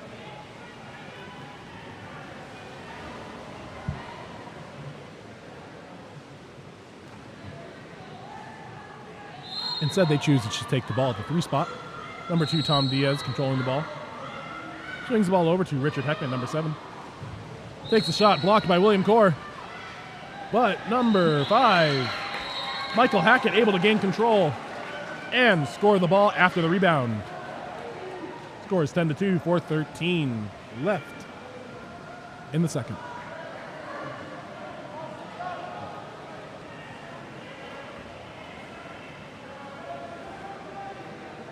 A couple substitutions on both sides. Wanting to make sure we're getting different looks. This is just the first game of many for both of these teams as we go throughout the weekend. We want to make sure our athletes are remaining fresh. Ball's kicked back to number 7, Evan Liberatore. If anyone would like to pronounce me on that pronunciation, if anyone would like to correct me on that pronunciation, please feel free to reach out in the comments. We'd also love to hear where you're watching from. Okay, reach out to us. We'd love to hear from all of our subscribers. Make sure to hit that subscribe button on YouTube as well. That ball goes under, resulting in Diablo Alliance ball. Ball is passed up to number 7 and is intercepted by number 10, Wiley Dale. But the ball is turned over. Number 4 grabs the ball, shoots, and it is tipped out by number 13, Chase Lane. Great block on a 2-on-none defensive possession. Number 2, Peter Kroger, looks like he will be taking that 2-meter. That ball is live. Remember, one of the new rules as of this year is that on 2 meters you can take the direct shot or you can pop it and you are considered live. You do not have to pass the ball anymore. You can just pop it and take a shot yourself. Utah Eastside did a great job of defending that. Ball's with number 5, tries the overpass, gets into the hands of number 6, Gabriel Scobb, but not enough muscle to control the ball the rest of the way, and that ball is turned over to number 13, Chase Lane. Pops it up to number 4, William Cook. Ball comes into center, the big man, Wiley Dale. Sells the goalie on the big pump, slides around the defense, and puts it in the upper left-hand corner. That was number 10, Wiley Dale, with the goal. Score is 11-2, 3:08 remaining in the second. Timeout is called by Diablo Alliance. Coach Brianna Ruiz wants to talk it over with our team. Please remember to follow Game On Live Studio on all of our social media accounts. We have Instagram and Twitter. We also have a website, gols.cl, where you can order videos of all the games throughout this weekend, as well as highlight tapes for your athlete. Great opportunity for college, for resources in the college recruitment process.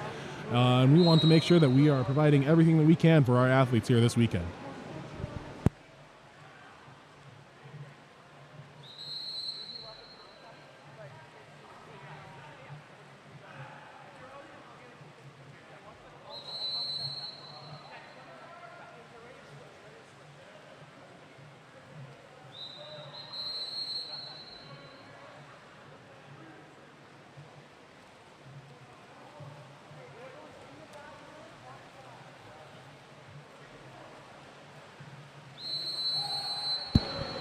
And as play starts back up, ball is with goalie number 1, William Corr for Diablo. Surveying his options, figuring out where he wants to put the ball. 20 seconds left on the shot clock, taking a long time to get that ball out of his hands. We need someone to release for him. Coach Brianna Ruiz is telling him to pass the ball, get it up to someone. Number 14 gets the ball, puts it into center. Number 9 takes a backhand, blocked by number 13, Chase Lane. 2:42 remaining in the second period. Chase Lane passes up to number 4, William Cook, who takes a shot, bounces it off the left sides of the cage, and it goes in. Goal scored by number 4, William Cook. Score is now 12-2, 2:36 remaining in the second.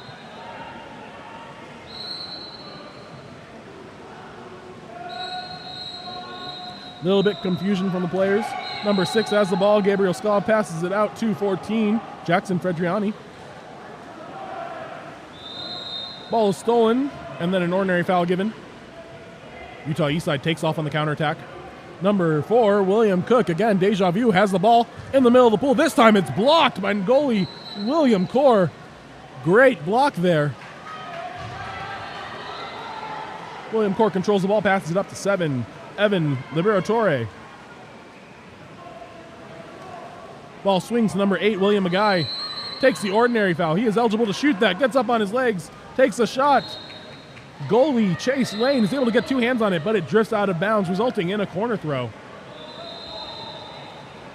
Referee signaling that you have to bring it all the way to the corner before you can take it. That's why it's called a corner throw. Number 9, Cale Coleman takes the ball up, throws it around to Jackson Fredriani. Jackson Fredriani working, trying to find some space, passes it over to 7, Evan Liberatore. Looking for someone to shoot to, and the off-speed lob goes in for number 7, Evan Liberatore.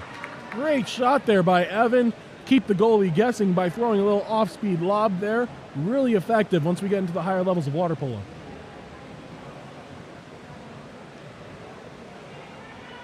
Score right now is Utah Eastside 12, Diablo Alliance 3, 1:39 remaining in the second period.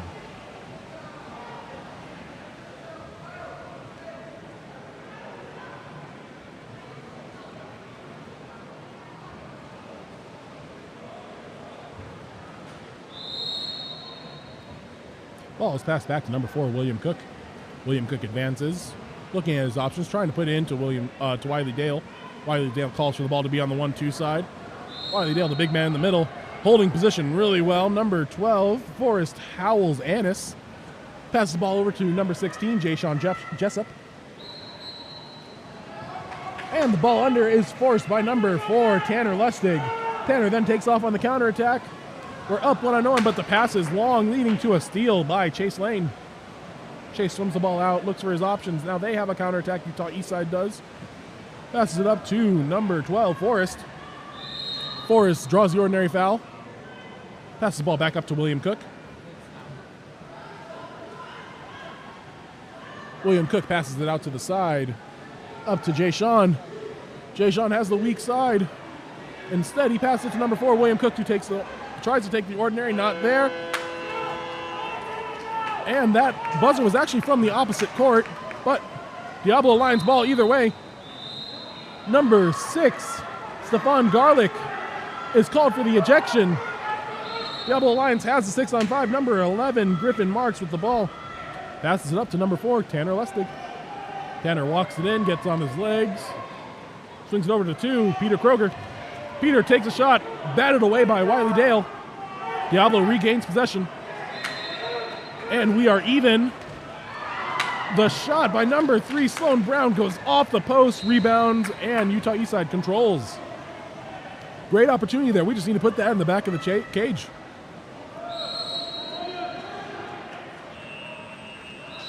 And that is all for the second quarter of play. Here we are at halftime. Remember, KAP7 is the official ball of water polo. Visit KAP7.com for all your water polo needs.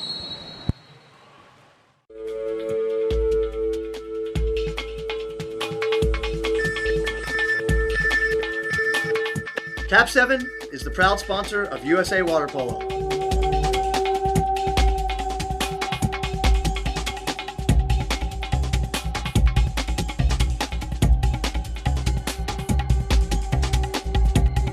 KAP7 is the best ball in the world.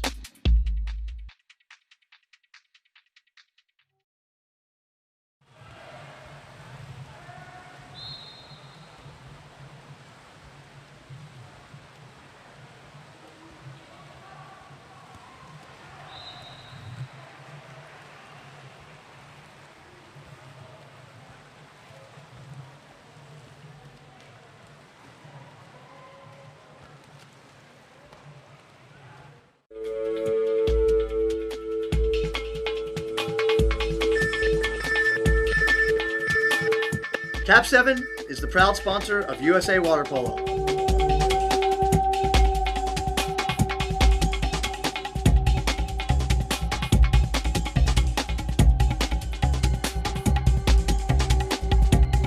KAP7 is the best ball in the world.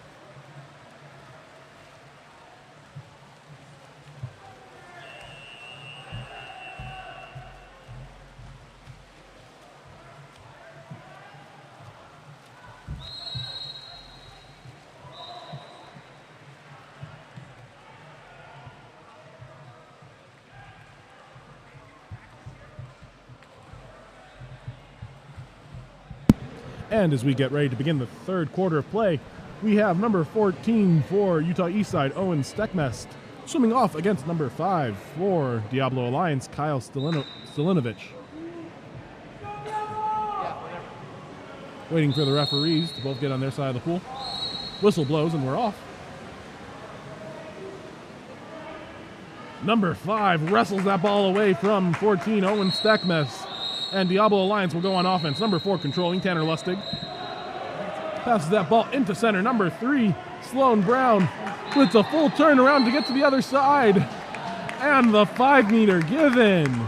Really strong move there by Sloan Brown. That call is made on number 11, Caden Carlson, who actually ended up swimming all the way towards half court after the turn was made. Apparently didn't want any part of it. Number 3, Sloan Brown, will also take the 5-meter. Gets up on his legs, shot is taken, goes into the bottom right corner of the cage, and scores. That brings our score to 12-4. Utah Eastside in the lead, 5:43 remaining in the third. Ball is passed back to number 11, Caden Carlson. Swings down to number 14, Owen Steckmest. Swings over to the other side and is intercepted by number 10, Christian Sanchez. Intercepted back by number 8, Paulo Hernandez, who spins around the goalie and then pounds it into the cage.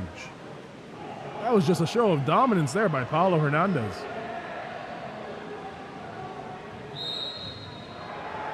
As Diablo Alliance starts back up, number 1, William Core controlling the ball.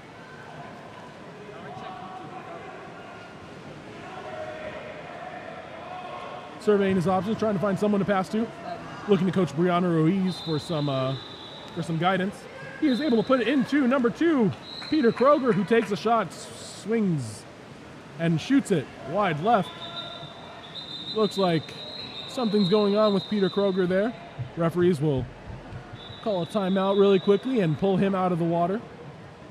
Good timing because the ball from the warm-up pool also just floated into the pool.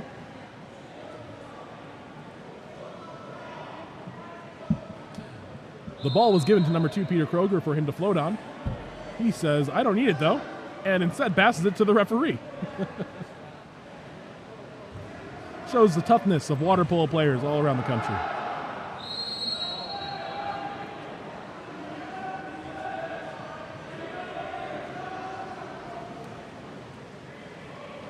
Ball will start back with number 1, William Whitstone.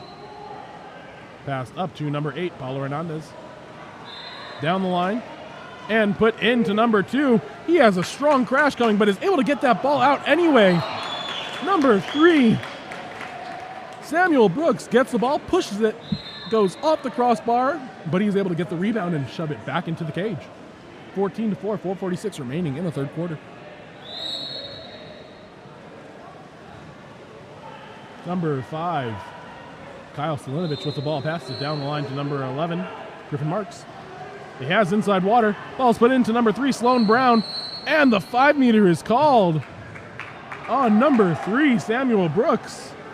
Got to keep that ego in check. You might have scored a goal on the other side. That doesn't mean that you are not able to earn a 5-meter. Number 3, Sloan Brown, takes another shot, bars in off the left side of the cage, and goes in, bringing the score to 14-5, 4:32 remaining in the third quarter.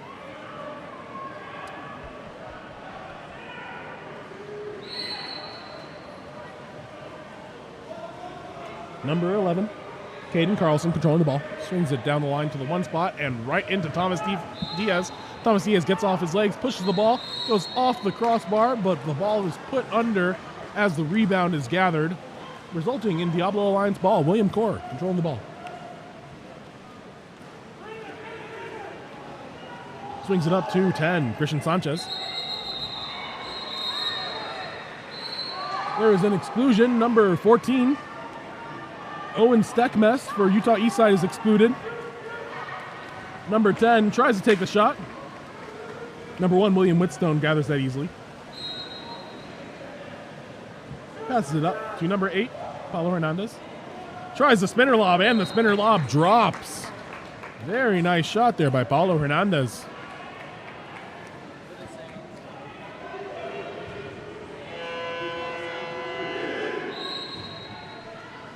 Got a couple of substitutions coming in for both sides. As we said before, this is a very long weekend here in St. George. You got to make sure those athletes stay fresh and ready to play their best throughout the weekend.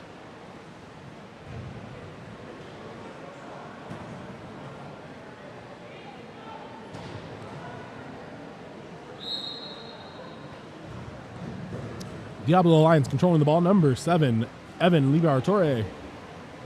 Looks at his options. Ball is tipped by Wiley Dale.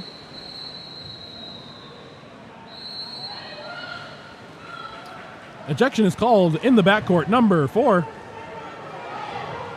William Cook ejected. The shot is taken from the outside instead of putting it into the middle there where Sloan Brown was wide open. And Utah Eastside goes on offense. Number 10, Wiley Dale controlling. Wiley Dale puts his head under, trying to score the goal.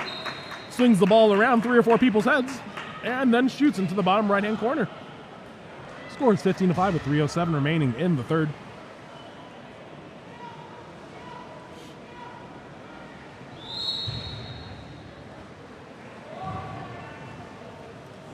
Number 7, Evan Liberatore swings it to number 6, Gabriel Scov, who goes down the line to 14, Jackson Fredriani. Got some movement happening for Diablo Alliance. We've got to get that ball over to the 1-2 side if we are Diablo Alliance. Number 7 walking the ball in. Puts that ball into number 9, who grabs the ball and scores. Cale Coleman, right on cue, is able to slide into the 2 post, grab the ball, and muscle that ball past goalie William Whitstone.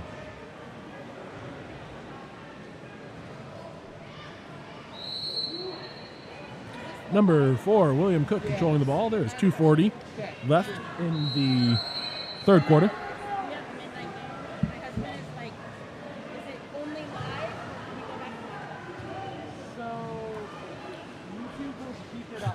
Number 4, William Cook takes 2 pumps while walking the ball in, skips it into the top left corner as a random ball trickles in from the other pool warming up.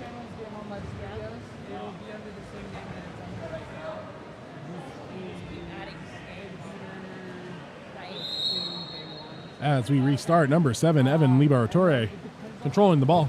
Swings it over to the 4-5 side. Let's see if we can get it over to the 1-2 side again. Pops the ball, swings it over to Evan Liberatore at the 3 spot. Pumping, looking, swings it to the 1-2 side. Let's see if something good happens again. Number 8, William McGuy, grabs the ball. Ordinary foul, surveys his options. Tries the lob shot, but he is inside on the foul, so nothing happens. Number 1, William Whitstone controls the ball, 1:54 remaining in the third. Number 6, Stefan Garlick with the ball. Makes an ill-advised pass. Number 7, Evan grabs the ball. William Core controlling. Puts that ball way down the line back to Evan Liberatore, who tries to take an inside water move, but has the ball taken away from him by number 3, Sam Brooks. William Whitstone with the ball, swings it up to number 4, William Cook. William advances the ball, brings it up. He has a 3-on-2 on that side if he wants to attack it. He does. Puts that ball down the line to number 5, who has his elbow knocked out, but the ball still goes off the goalie William Core and results in a corner throw. Looks like that'll be number 9, I believe. Brandon Elvander taking the corner throw. Number 4, William Cook rises up and paints the top right corner of the cage, resulting in another goal for Utah Eastside. Score right now is 18-6, 55 seconds remaining in the third.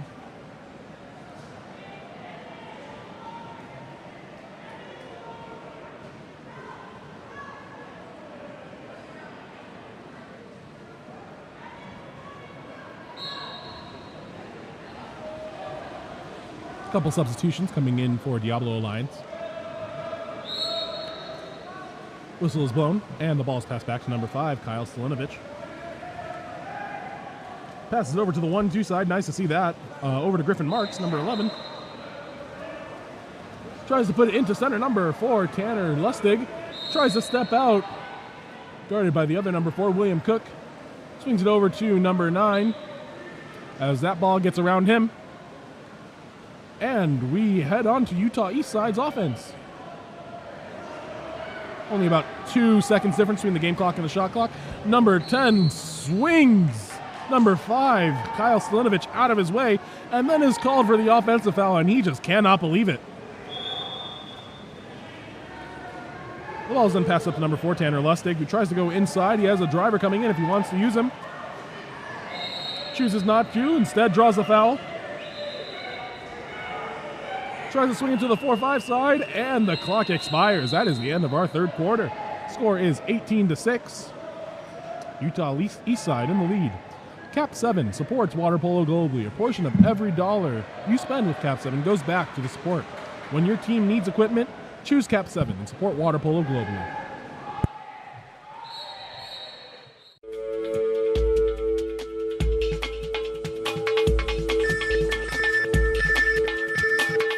KAP7 is the proud sponsor of USA Water Polo.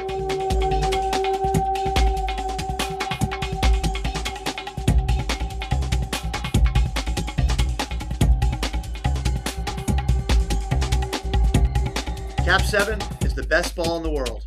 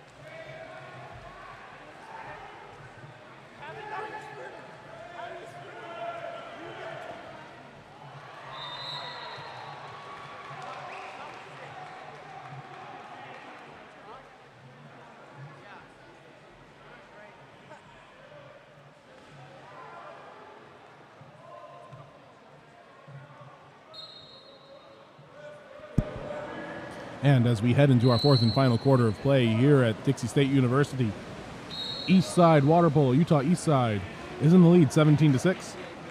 Number 5 for Diablo Alliance, Kyle Stalinovich wins the swim off. Number 4, Tanner Lustig controlling. Tanner Lustig looking around, passes the ball up to number 7, Evan Labiortore. Ordinary foul. Puts the ball into center. Number 3 tries to make a move, instead is swallowed up there by number 4, William Cook. And Utah East Side controls the ball. That ball is outletted up the left side of the pool. Swung back up to William Cook. Ordinary foul given.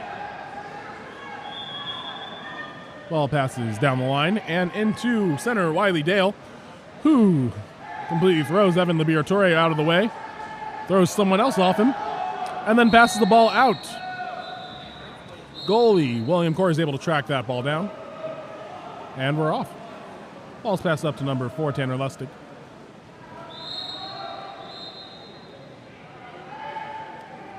Tanner Lustig gets the ordinary foul. Ball swings up to number 7, Evan Labiortore. Ball is intercepted there by number 9, Brandon Elvander. Put up to number 8, who dishes the ball out to number 11, Caden Carlson, who pushes it into the back of the net, making our score 18-6, 4:37 remaining in the fourth.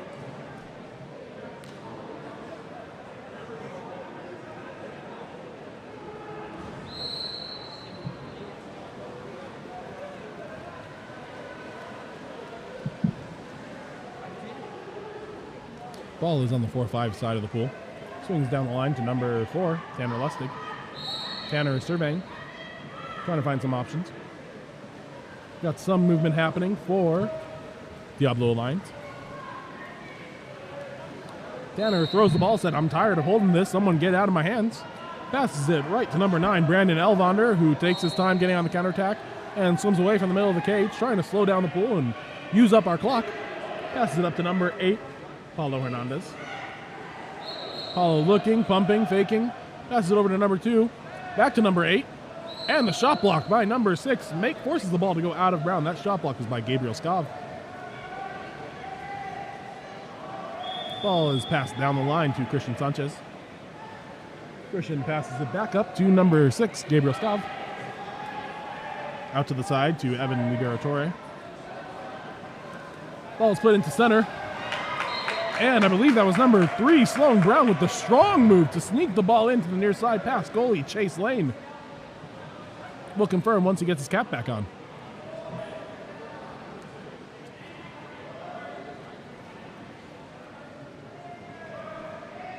Confirmed, that was Sloan Brown with the goal.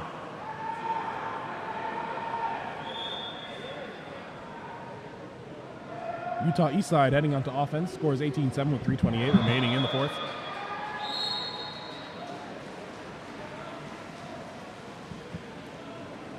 Ball is passed over to number 3, Sam Brooks. Down the line to number 14, Owen Steckmast. Got a couple drives happening. Ball swings over to number 7, Richard Heckman. Richard gets the ordinary foul, gets up on his legs, tries to put it into number 14, the lefty, Owen Steckmast. He has his elbow hit and that ball is forced out. Goalie William Core passes it up to number 4, Tanner Lustig. Tanner attacking the goal. Still nothing happening. Referee said keep going. Tanner looking to create a shot.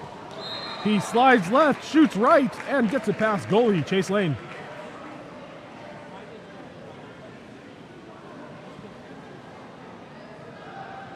Coach Brett Luck does not look happy about that goal. Utah Eastside with the ball. Passes it back to the goalie, number 13, Chase Lane. Back up to number 5, Michael Hackett. Down the line. Richard Heckman controlling. Passes it down the line to number 14, who bars in off the left side of the cage. Owen Steckmast with that goal. 2:28 remaining in the fourth quarter. 19-8 is our current score.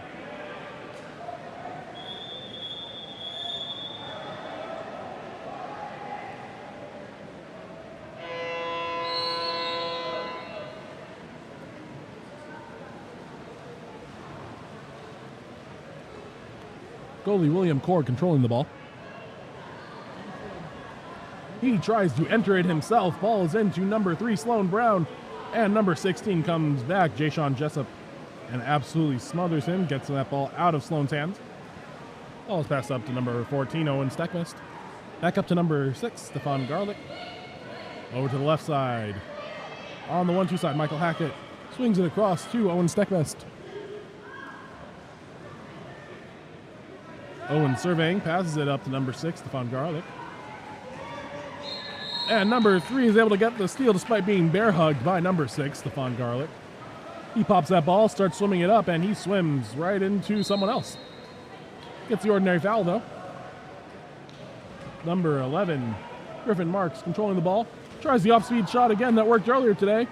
Richard Heckman is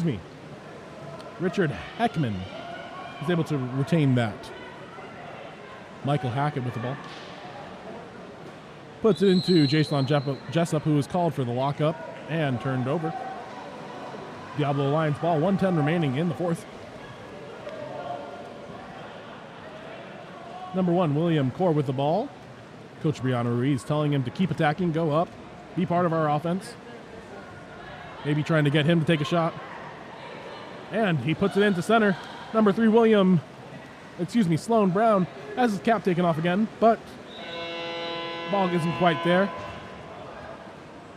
Goalie, number 13, Chase Lane, takes a shot off the left post, and it is Diablo Lions ball again. Trying to put it somewhere into the offense. Number 4, Tanner Lustig controls. He has the center if he wants him. And number 7, Richard Hackman, is ejected. Pass is made quickly over to number 3, Sloan Brown, who dunks it into the goal. bringing our score to 19-9. 22 seconds remaining in the fourth.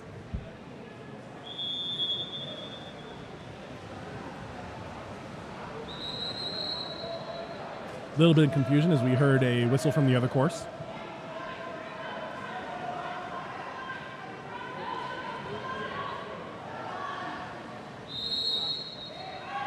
Ball gets back to number 6, Stefan Garlick. Passed over to number 7, Richard Heckman. Number 4, Tanner Lustig, pressuring him hard, gets the ordinary foul. Ball's passed down the line, stolen by Peter Kroger, 7 seconds. Peter on the move. Takes the ordinary foul. And the game ends.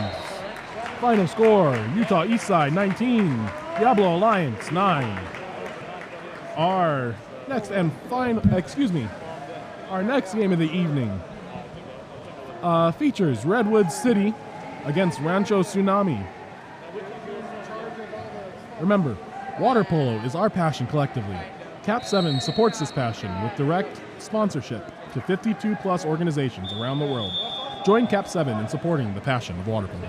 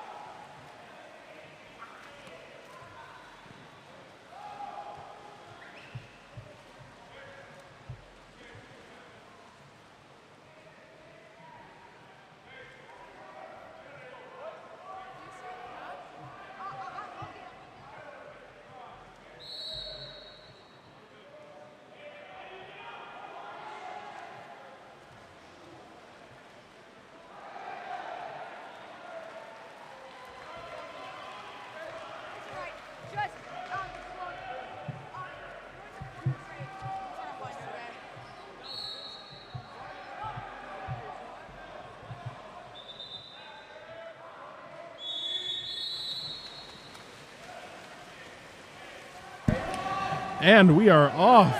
Second to last game of the evening. We are here at Dixie State University in St. George, Utah, ready for another high-intensity game of water polo. In this game, in the Whitecaps, we have Redwood City Select. In the Dark Caps, we have Rancho Tsunami. Rancho Tsunami controlling the ball. Number 12, Cash LaRoche. Cash La Rochelle, with the ball. Ends up with a shot at the last second, controlled by goalie Jake Taylor. Ball is put up to number 2, Ryan West. That is number 7, Nicholas Niksevich. Ball is down at the 1 spot. Swung back up to number 11, William Swartz. Put into center. A little bit too far, so number 2, Tyler Murray, is able to come in and grab that steal. Ball is put up to number 4, Chase Roberts. Now we're putting it into Rancho Tsunami center, number 3, and he is blocked by number 7, Nicholas Niksevich. That was a powerful block if you've ever seen one. Ball is passed up to number 2, Ryan West. Ryan surveying, passes it across the pool. Number 17, Luke Batchelor, draws the ordinary foul. He is eligible to shoot. Passes it to number 7, over to number 2, Ryan West. Puts the ball in and kicks it back out. Again, Ryan West with the ball. Down to number 4, Pierce Gertner. Takes a shot, controlled by Jake Kalamaunis, goalie for Rancho Tsunami. That ball is passed to number 10, Nolan Sinkamani. Over to number, not sure what number that was, but the follow is shot by number 3. After missing the first shot, number 3, David Quinn, is able to turn around and shove that ball into the goal, quite literally, bringing us our first goal of the game. Score is now Rancho Tsunami 1, Redwood City Select 0. 4:14 remaining in the first quarter. In this tournament, Redwood City is the number 3 seed. Rancho Tsunami is the number 14 seed. However, we've seen throughout this tournament that those seeds don't really mean very much. We have had close games between 1 and 8 seeds and really far games between 4 and 5 seeds. So we are hoping for a close one today. A little bit of confusion as a ball from the other pool happened to come into our pool. Referee calls for the ball out. Wine just said everything right. Coach taking that opportunity to yell at his players a little bit. Ball is put back into number 5. Tyler Hogan, who passes it up to 17. Luke Batchelor. And we have an ejection. That ejection is on 5, Logan Burzins for Rancho Tsunami, sending Redwood City Select into their 6-on-5. Waving the ball around, ball goes to number 4, Pierce Gertner. Swings all over to the opposite side, Luke Batchelor. Luke pumping and painting the upper right part of the cage for the first goal for Redwood City on the 6-on-5. That brings our score 1-1, 3:41 remaining in the first quarter.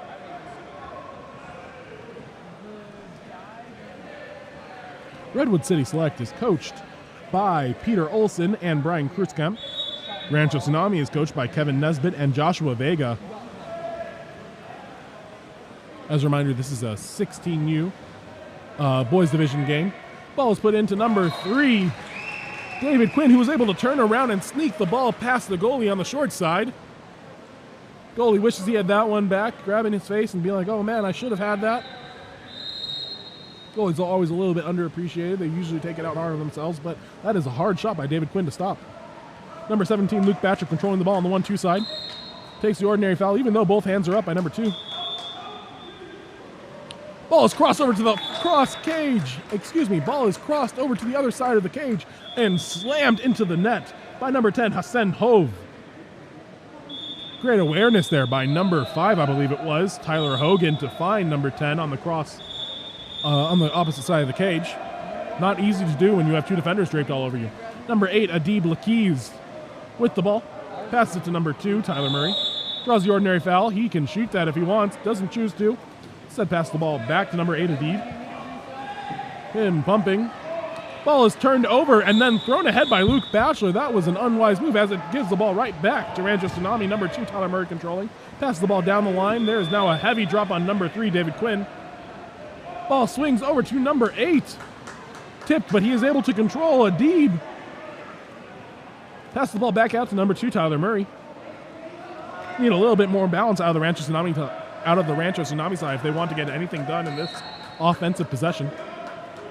Adib Lakees swings the ball over to number 10, Nolan Sincamani, resulting in a turnover. Luke Batchelor with the ball, trying to take it on himself. Number 2 does a great job of putting his hands up, going for the ball, but not good enough as he is called for the 5-meter penalty foul. That 5-meter penalty is called on number 2, Tyler Murray, drawn by number 17, Luke Batchelor.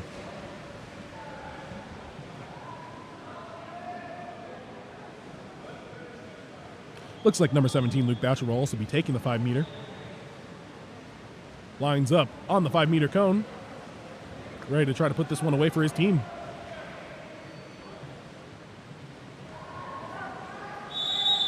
He gets up and nails the ball into the lower left-hand corner of the cage. Goalie Jake Kalamanis wasn't able to do anything about that one. Redwood City Select sending in a bunch of subs, wanting to keep their players fresh for the whole weekend ahead of us.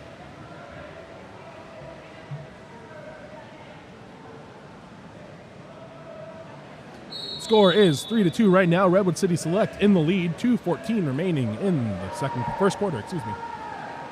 Ball with number 4, Chase Roberts. Passes the ball down the line. Number 5, Logan Burzins, is isolated, but the help defense is able to come in. Number 4, Jacob Sotadze, thank you, able to poke that ball away. Number 4, Pierce Gertner with the ball. Swings the ball over to the 1-2 side of the pool. Down the line. Looking for center. Able to put it in to Luke Batchelor's hands. He is by himself and throws it off the goalie's chin. Goalie took that one like a champion. Not able to get the second one, though. That goal is scored by number 17, Luke Batchelor, after missing the first shot in that sequence. I have always said in my career, goalies are one of the toughest human beings in the world. Personally, I am not willing to take a ball off the chin and then get back up 2 seconds later and try to block another one. That's why I wasn't a goalie. Number 6 for Dark, controlling the ball. I don't have a name for number 6. If that is your athlete, please let us know what his name is so we can give him credit in this live stream. Ball is stolen by number 14, Jacob Sotadze. Redwood City Select on the attack. Ball is passed up. Back to number 14, Jacob. Ball is put into center. Swallowed up by number 2, Tyler Murray, but he is called for the two-handed foul. Just a little bit too aggressive, and he will head to the ejection box. Number 2, Ryan West, controlling the ball. Number 4, Pierce, running the 6-in play for their team. That ball is knocked down by number 6, the second chance by Luke Batchelor. Also denied, ends up in a corner throw. We have 3 seconds left on the ejection. Ball is passed up to number 11, William Swart. Pass the ball around, and we are even. If Rancho Tsunami notices it. They do not, and so number 3, John Plachke, is able to thread that ball past the goalie and score the goal. That gives us a score of 5-2. Redwood City Select in the lead with 35 seconds remaining in the first quarter.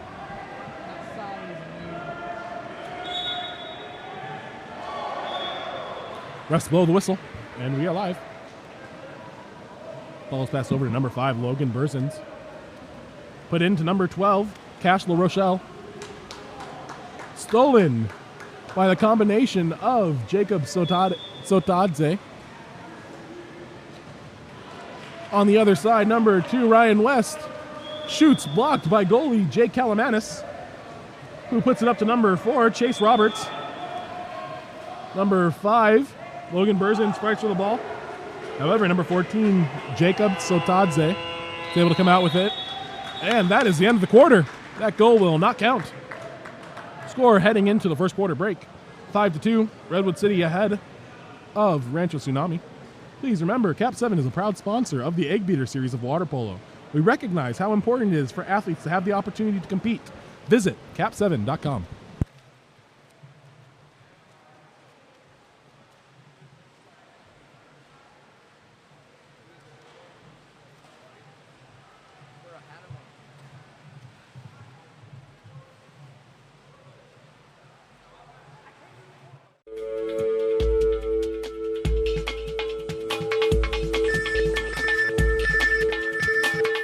KAP7 is the proud sponsor of USA Water Polo.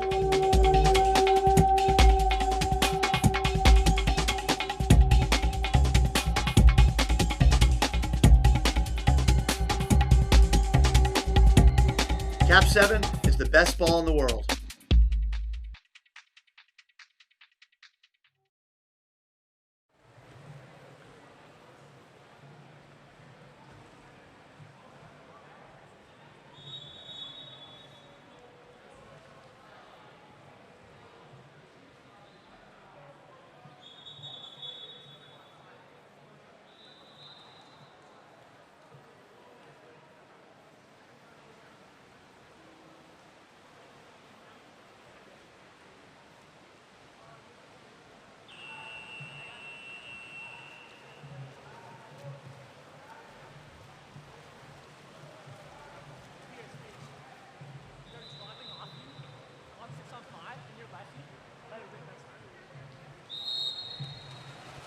And as we begin, we have number 2 for Redwood City Select.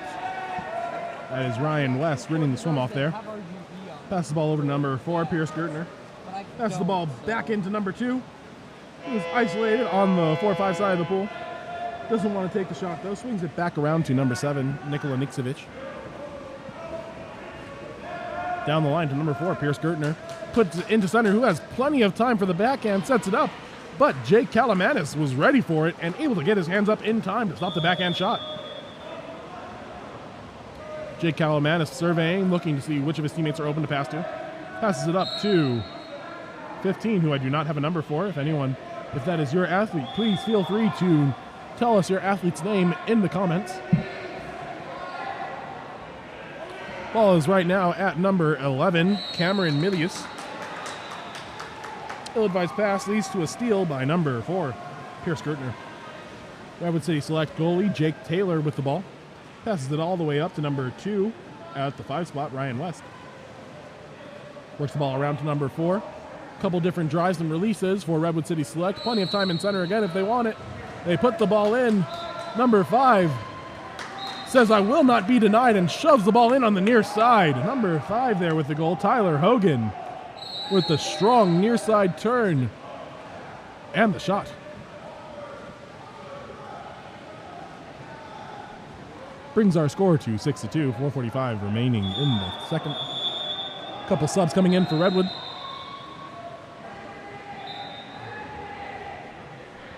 Ref blew the whistle a little bit prematurely, asking everyone to return to the line. Ball starts off at number 11, Aiden Hernandez.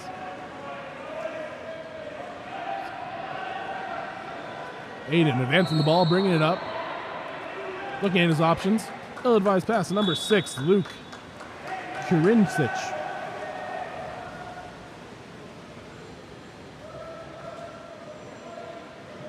Redwood City on the other side puts the ball into number 10, who kicks it out to number 7, Nicholas Nixovich. Nicholas pumps, puts the ball into number 10, Hassan Hove, who is able to put the ball in with the sweet shot. Very nice shot there by Hassan Hove. Score is now 7-2, 4:13 remaining in the second.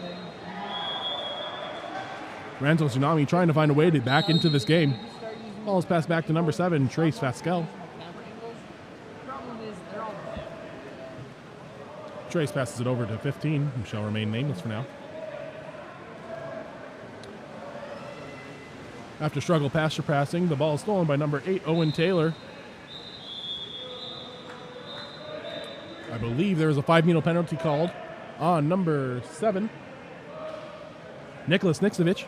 Excuse me, on number 7 on dark, Trace Fasquel. Looks like it will be number 8, Owen Taylor, who takes this 5-meter. Gets up and takes a shot, nails it into the lower left-hand corner past the goalie. And the score is now 8-2 with 3:50 remaining in the second.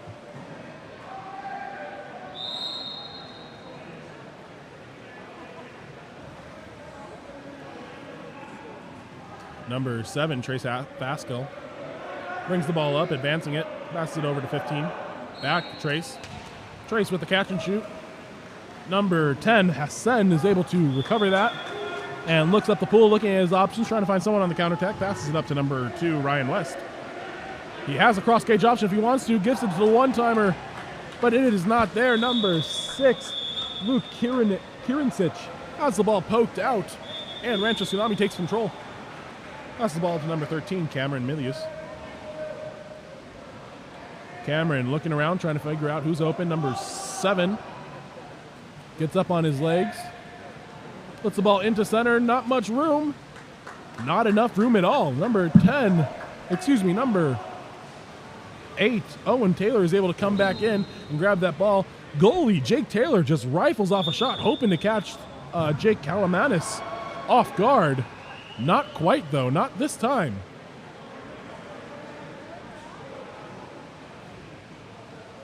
The clock is still running. I'm not sure what the athletes are doing. We are still live.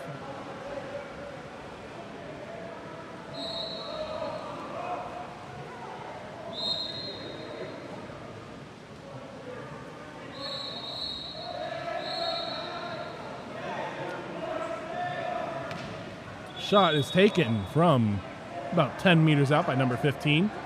Jake Taylor is able to stop that ball, but it heads out of bounds, and because of that, we will have a corner throw. Number 14, Yusuf Mikhail. Looks like he will be the one taking that.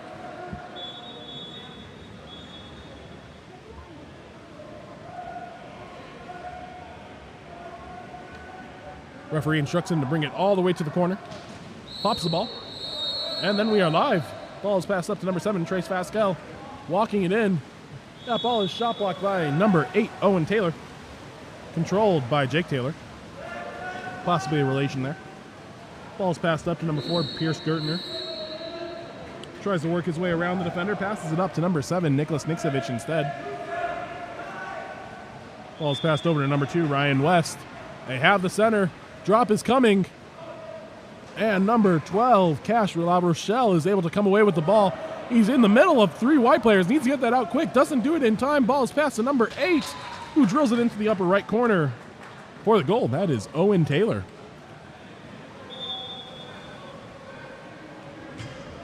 It's time like those that I bet number 12, Cash La Rochelle, really wished he had some help. Just communication from his teammates or his goalie asking him to just throw the ball. And usually in situations like that, it is better to just throw the ball, whether that be out of bounds or over to the other side of the pool, instead of giving up a goal on your own end. Ball is passed over to number 15, put into center. Goalie Jake Taylor comes out, tips the ball out, and receives possession of the ball. Jake Taylor looking, surveying, figuring out where he wants to put the ball on. Ball's passed to number 2, Ryan West. That ball is stolen, just swallowed up there by number 6, who I also do not have a number for. If anyone has his name, please leave it in the comments. Number 13, Cameron Milius with the ball. Passes it back to number 7, Trace Pascal. Puts the ball in to number 5, Logan Bearzins, who takes a shot, but it is blocked by the goalie. And there is a 5-meter penalty foul on number 9. Or, excuse me, it is on number 4, Pierce Gertner. I'm guessing that was for a pullback over here on the 1-2 side of the post, on the 1-2 side of the pool near the 2 post. Looks like it will be number 5 for Rancho Tsunami, Logan Bearzins, taking that penalty. However, he is swimming out, so it doesn't look like him.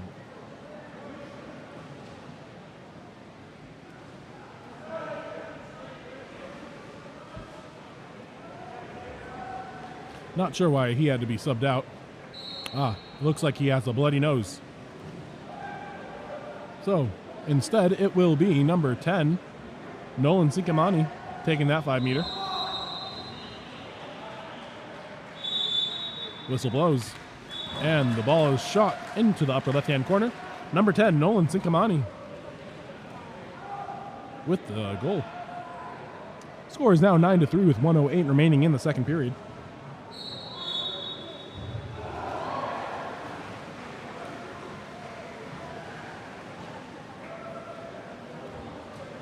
Ball's passed down to number 4, Pierce Gertner. Gertner looking around, seeing what's there. We have a drive going down the middle of the pool. Ball comes into number 7. Nicholas Niksevich takes the backhand. A little bit of a wild shot, but the goalie collects it. Jake Kalamanis controlling. Pass the ball up to number 15. Number 15 brings that ball up. Looking around at what's available, tries to set the ball to number 10, Nolan Sikamani. Nolan Sikamani still fighting for the ball. Ball has disappeared for a couple seconds. We have a huge scrum going on. We're looking for something to happen. Still nothing. And Redwood City Select ends up with the ball. Ball's passed out to number 4, Pierce Gertner. Out to number 7, Nikola Niksevich. All the way over to number 8, Owen Taylor, who skips the ball into the left side of the cage around the goalie and scores the goal. That was number 8, Owen Taylor, on that shot. Score is now 10-3, 5 seconds remaining in the second. Ball's passed back to number 7, Trace Pascal. We should expect a shot here. Gets up on his legs, takes the shot, and the shot is knocked down by Jake Taylor, and that will bring us to halftime. Score here is 10-3. Redwood City Select out in front. KAP7, who is our sponsor this weekend, is the official ball of water polo. Visit KAP7.com for all your water polo needs.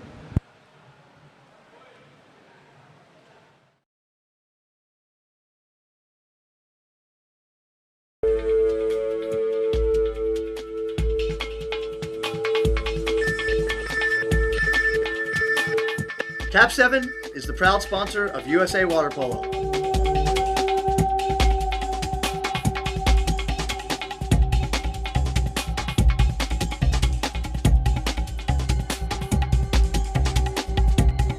KAP7 is the best ball in the world.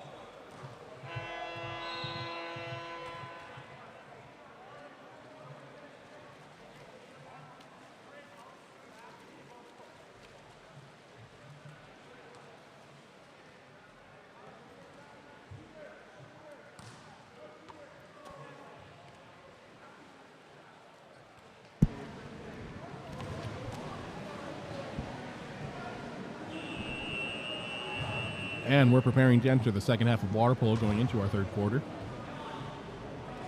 Looks like we will have number 6 for Redwood City Select, Luke Kirincic, swimming off against. Still waiting to see who it will be for Rancho Tsunami. Rancho Tsunami coach did not look very happy during halftime. Looks like it'll be number 4, though, Chase Roberts swimming off against number 6, as said earlier. Whistle blows, and where we are.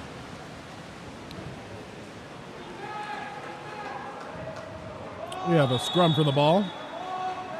Possession remains with Rancho Tsunami. That ball is swung over the top. Number 10, Nolan Sinkamani trying to pull off that shot, not quite able to. Ball remains with Jake Taylor of Redwood City Select. Swings over to number 2, Ryan West. Number 7, Nicholas Nixovich. Swings the ball over to the 4-5 side, number 6, Luke Kirincic. Puts the ball into center, number 4, Pierce Gertner. The shot from number 7 is blocked by goalie Jake Kalamanis, resulting in a 2-meter corner throw. 2-meter corner throw will be taken by number 11, William Swart. Ball is put live. Remember, with new rules, we are able to shoot this. We are able to pop the ball and attack. That ball has still not been put in play, and because of that, there is a turnover. Coach Peter Olson does not look happy about that. That is a part of rule changes, though. Ball is with goalie Jake Kalamanis. Swung up to number 10, Nolan Sinkamani.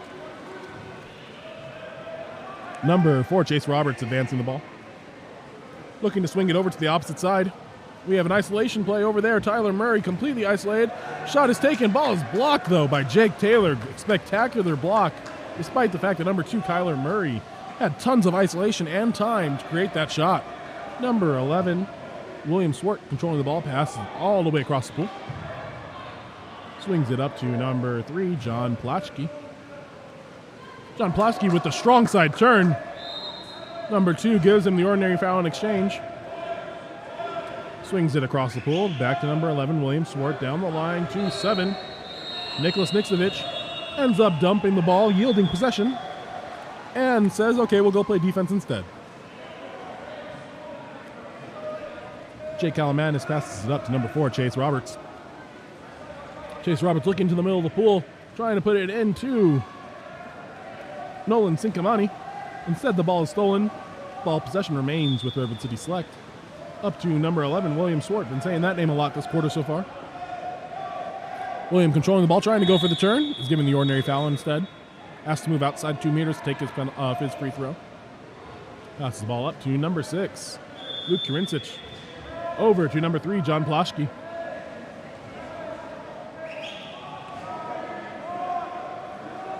This is about the 3rd straight possession that Redwood City Select has had to settle for a weaker shot.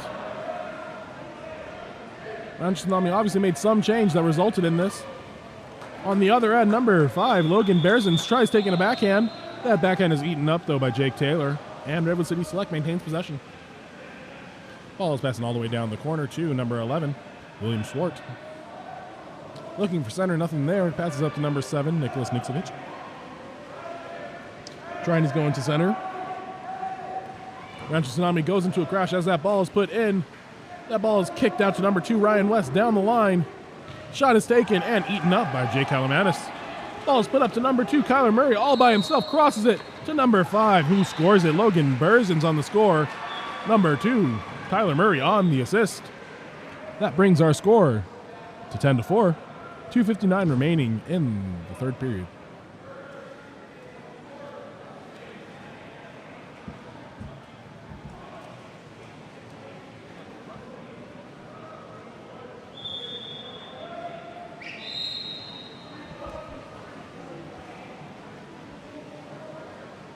Number 14, Jacob Sotadze with the ball. Swings it over to the 7, Nicholas Nixovich. Back to Jacob. Looking to create some type of offense here. We have a little 21 drive, or rather a 12 drive coming from Redwood City Select. Ball goes into center. Crash eats that up, though. Number 8, Owen Taylor, stays persistent. Grabs possession of the ball for a second, but eventually Rancho Tsunami is able to hold on to that ball. Ball is swung over to number 4, Chase Roberts. Tries to go over the defender there to number 3, David Quinn, but defender's able to get a hand on it. Redwood City Select onto offense. Jacob Sotadze controls the ball. Swings it over to 2, Ryan West.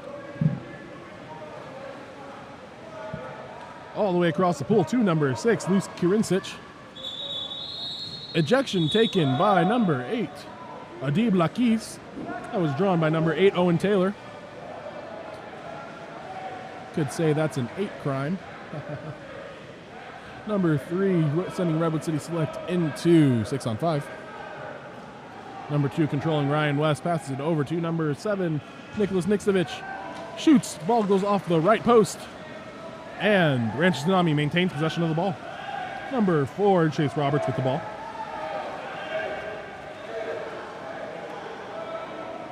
Number 5, Logan Bearzins looking to put it in to number 2 with the nifty move. Tyler Murray receives the ball in his left hand, switches it over to his right, and then donuts the goalie going down off the crossbar. Really nifty move there by Tyler Murray. Brings our score 10-5, 1:24 remaining in the third. Rancho Tsunami having a good quarter, scoring 2 goals while keeping Redwood City scoreless.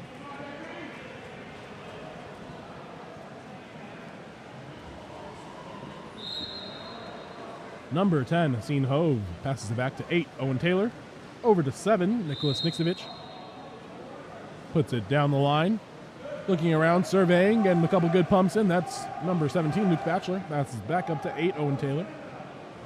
Owen attacks. Puts the ball into number 10, Haseen Hove. And the no call, so the ball turns over. Rancho Tsunami possession. Ball goes all the way up to number, I believe that is 2, Tyler Murray. Center number 3 trying to push back, work deeper, and find better position in the pool. Instead, we take a shot from number 8, Adib Lakis. That shot skips over the net and sends Redwood City Select onto offense. Number 14, Jacob Satadze, controls the ball. Swings it over to number 8, Owen Taylor. Owen attacking. Swings the ball over to number 7 for the quick catch and shoot. Ball lands perfectly in the lap of number 10, Haseen Hove. And he is able to draw the ejection on number 8, Adib Lakis. Ball is quickly put into him on the 6-on-5. He is unable to control the ball, though. And the ball turns over to Rancho Tsunami. Rancho Tsunami now on offense. 21 seconds remaining in the third quarter. Coach telling the goalie to come on up and become part of the offense. Number 2, Tyler Murray with the ball. He is attacked from behind. The cage is open. Number 11 with the ball.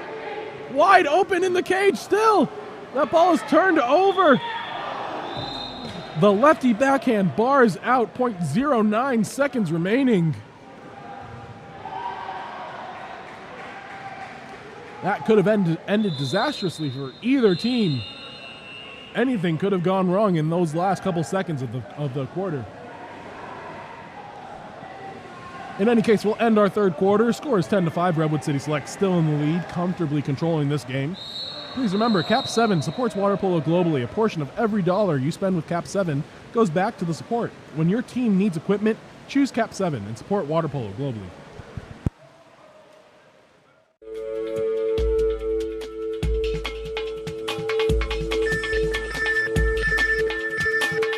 KAP7 is the proud sponsor of USA Water Polo.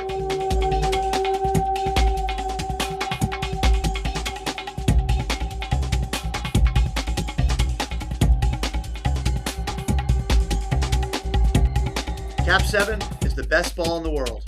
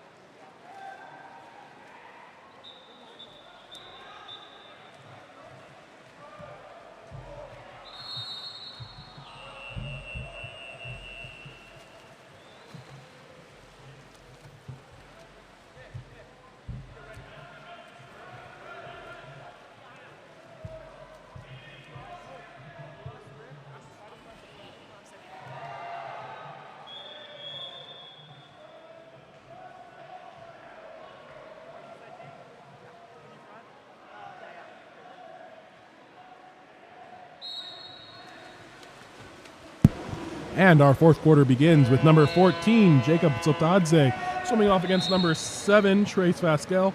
Jacob wins that swim off, swings it over to number 7, Nicholas Niksevic. Passes over to number 5, Tyler Hogan.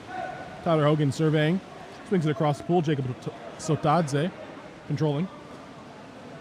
Plenty of space in center if he wants it. Instead, he swings it over to the other side to Luke Batchelor, who is stuck by Jake Kalamanis. Passes it into number 8, who is swarmed by the Rancho Tsunami defense. That pass was a risky one, but Jake Kalamanis is able to grab the ball and swim it out to safety.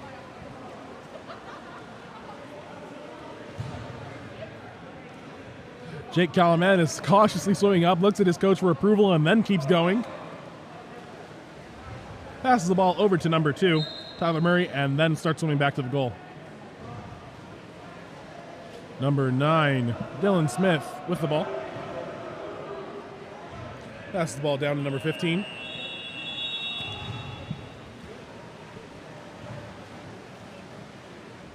Ball is swung all the way up. Number 7, White. Nicholas Niksevic chasing, but Jake Kalamanis gets it first. Kind of ironic how the goalies are always seem to be getting those short sprints to the ball, despite the fact that they don't actually need to swim in their game at all. Ball is put into center.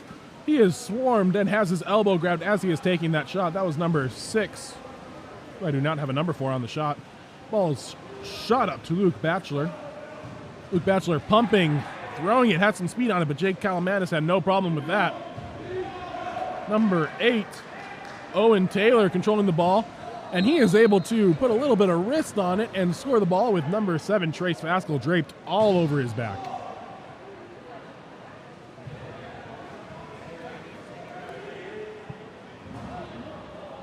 Score now is 11-5, 4:14 remaining in the fourth quarter.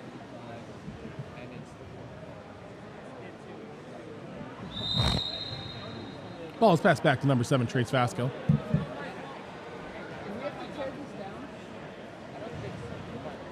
Trace surveying his options. Look like they're in a modified M drop for Rancho Tsunami. Ball comes in from the sideline after the shot over the cage. Passes it all the way up to number 17, Luke Batchelor, who's on the other side of the pool than he normally is. He is able to take advantage and jump inside. Pass it over for the quick catch and shoot to Hassan Hove. That was a beautiful play there. Really nice awareness by number 17 and by number 10 both.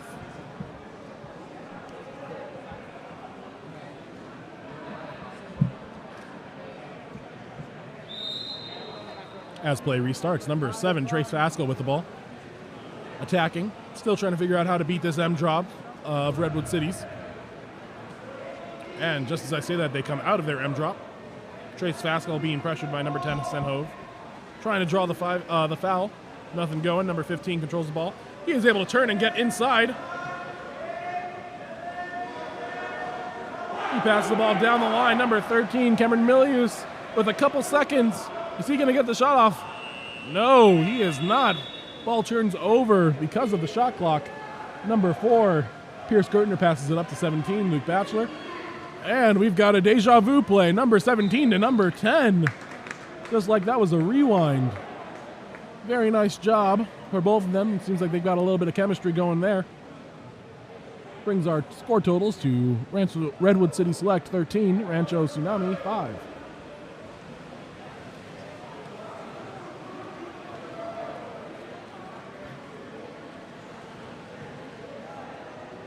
Both coaches offering a little bit of direction to their team. Always got to appreciate when coaches are able to do their coaching and try to teach some athletes a couple of new things in the middle of games. Number 7, Trace Fasquel with the ball. Controlling it. Swings it over to number 15. He comes in, goes for the turn, not quite able to get it. Swings it back around to number 7, Trace Fasquel. That ball swings just wide. Number 1, Jake Taylor with the ball. Swings it up to a streaking number 2, Ryan West, on the 1-2 side of the pool. Swings it back up to number 7, Nicholas Niksevic. Number 3, John Plashke. Brings it up, blocked by his own teammate. But his own teammate, number 10, Hassan Hove, is able to turn and score the ball on the opposite side of the cage. Guess then didn't think that was a good shot and would rather have shot blocked his own teammate and then grabbed the ball and scored it himself.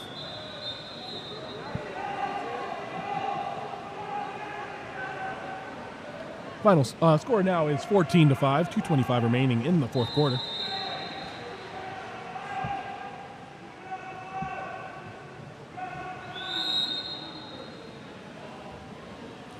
As play starts back up, ball gets passed back to number 3, David Quinn. David Quinn advances the ball. 20 seconds left on the shot clock. David Quinn surveying, looking, trying to find some options. Passes it over to 11, Aiden Hernandez. Aiden passes back to Quinn. Quinn gets up, fires it, goes off the crossbar, bars down, but not quite in.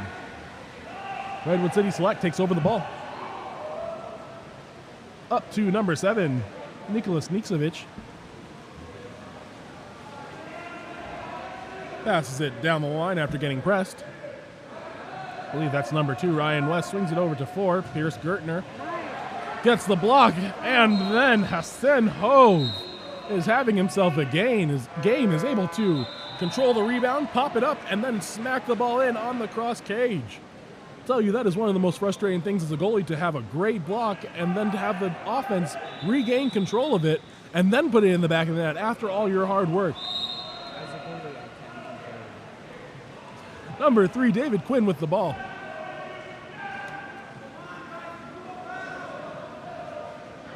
Passes it over to 15 on the 4-5 side. Ball goes down the line to 14, Yusuf Mikhail. And that ball is stolen. Redwood City Select now in control of the ball. Goalie Jake Taylor is still holding on to it. Just trying to run out the clock.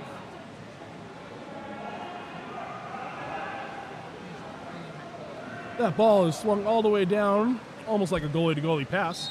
And Jake Kalamanis of Rancho Tsunami controls. That ball is passed down to number 15. Yusuf and Kyle, their number 14, has got to keep swimming on the 4-5 side of the pool. Stopping swimming allows the defense to catch up. If you're able to keep swimming, you at least force them to swim 2-2. Ball is put into the center. Nothing happening, though. And the ball is stolen by number 8, Owen Taylor. Goalie Jake Taylor controls the ball. Content with using more of the clock. He will sit on the ball and wait for the shot clock to get low. 10 seconds remaining on the shot clock.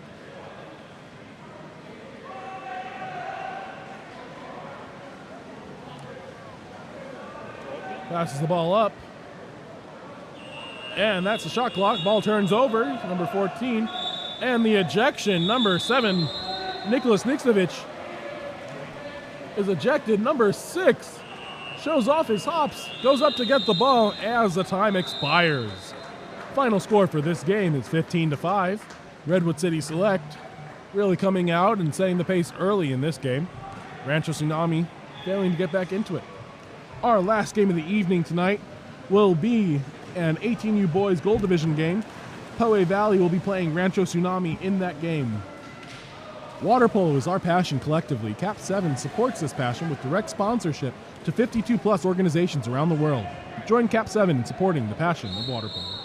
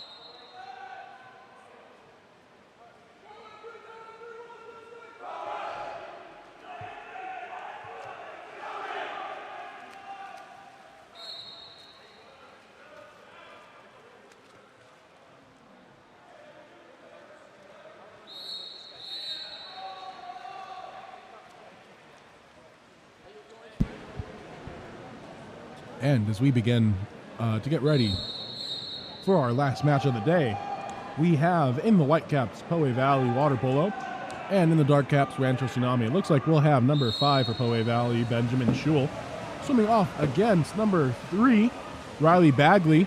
Number 3, Riley Bagley, is able to win that for Rancho Tsunami, and they will take the first possession of the game. Ball is passed over to number 6, Zachary Kleigel. Down the line to number 3, Riley Bagley, the speedster. And then that ball is swung all the way over to the far side. Number 2, Ethan Behe, puts it into number 4 at center. And he fights after that ball, but number 7 and number 11 are able to triple team him and get that ball away from the center for Rancho Tsunami. Ball swings up to number 4, Casey Schwetman. Ordinary foul given. Casey swings the ball down the line. Ball comes back up to Casey Schwetman. Across the pool, we have a little off speed that was tipped, and ball's in control of George Mikhail. Ball is put into center now. Explosive move, and the cap comes off. I believe that was number 4, Joshua Edwards, with the explosive move and the goal. We'll confirm that as he puts his caps back on, but that is our first goal of the game, scored by number 4, dark, Joshua Edwards, giving Rancho Tsunami the 1-0 lead. 5:04 remaining in the first quarter. Ball is pushed back to number 2, Connor McCauley. Swung over to 7, Jack Lapine.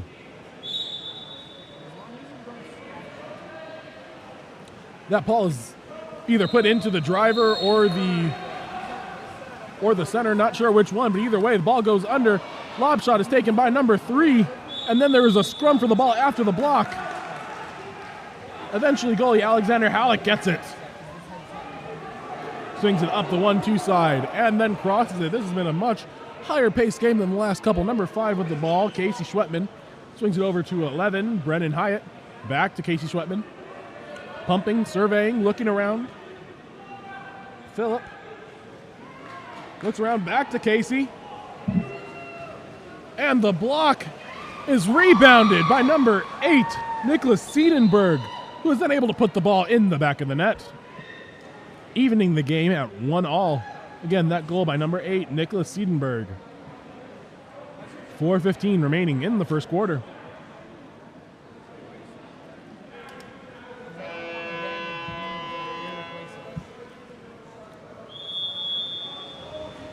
Couple subs coming in for both sides. Ball is pushed back to number 6, Zachary Kleigel. Some strong defense there by number 3. Ball is put into number 4 on the lineup play. Number 4, Joshua Edwards, the big man who was in center before, seems to be the man that Rancho Tsunami wants to go to all day. Instead, Poe Valley controls it. Number 2, Connor McCauley, has the ball. Then Poe Valley is called for the offensive. Ball swings up to number 4, Joshua Edwards, bangs it off the post. And number 1, Alexander Halleck for Poe Valley controls. Ball is put up to center. Number 3, who turns right into the defense. And number 7 there, Gavin Ott, is able to force the ball under.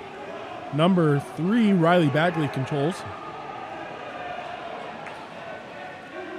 Riley surveying, looking at options, and is able to skip it into the left corner. Great shot there, great use of the skip shot by number 3, Riley Bagley. That gives Rancho Tsunami a 2-1 lead over Poe Valley. 3:30 left in the first quarter. Ball will start with number 3, Jovan Kirovsky. Pass back to number 2, Connor McCauley. Put into number 3, Jovan Kirovsky with the beautiful backhand after that ball was put in. Only took them about 6 seconds to get that shot off. That was absolutely beautiful. Great water polo there by Poe Valley. Knots the score up, all at 2. 3:20 remaining. Ball is put up to 6. Zachary Kleigel. Over to 2, Ethan Behe. Put into 4. Who who throws it about 6 feet over the cage, but that's all right because he already has his one goal for the day. Number 1, Alexander Halleck coming controlling. Ball swings out to number 10, Tyler Murray, who actually, number 10, Brendan Hyatt. Brendan surveying, passes it up to number 2, who gets stair-stepped over by number 4, Joshua Edwards. Number 2 has the ball underforced on him, and Rancho Tsunami takes off to the races. Number 3, Riley Bagley, is able to convert after taking off on the counterattack on the right side of the cage. Gets it past goalie Alexander Halleck. That puts our score 3-2. Rancho Tsunami in the lead.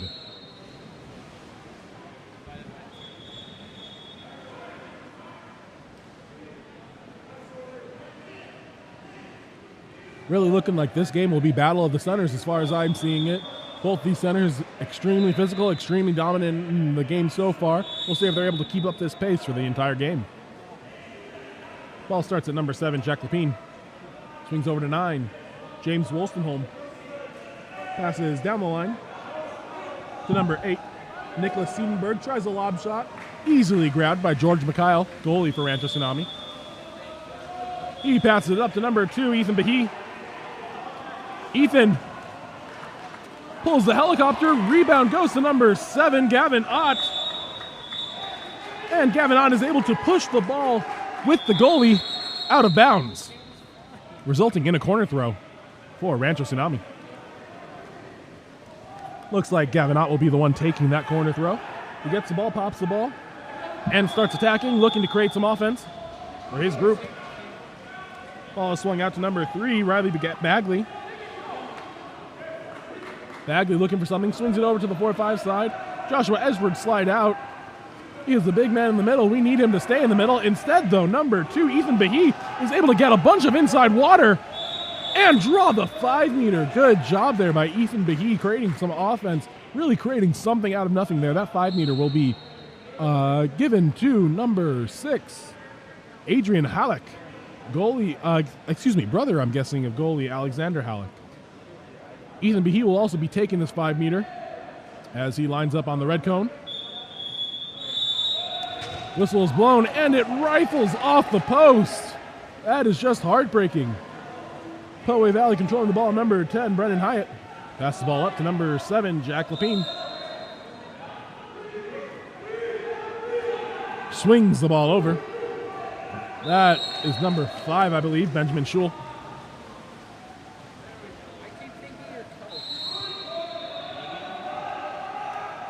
Rancho Tsunami has the ball. From 2 into number 7, Gavin Ott. Gavin Ott trying to find some way out of the sandwich between the goalie and the defender. Number 2 controlling the ball. Passes it up to 3, Riley Bagley. Puts it into the center. Strong move, and is able to dump it into the lower right corner. Number 4, Joshua Edwards, brings Rancho Tsunami up by a score of 4-2. 1:19 remaining in the first quarter.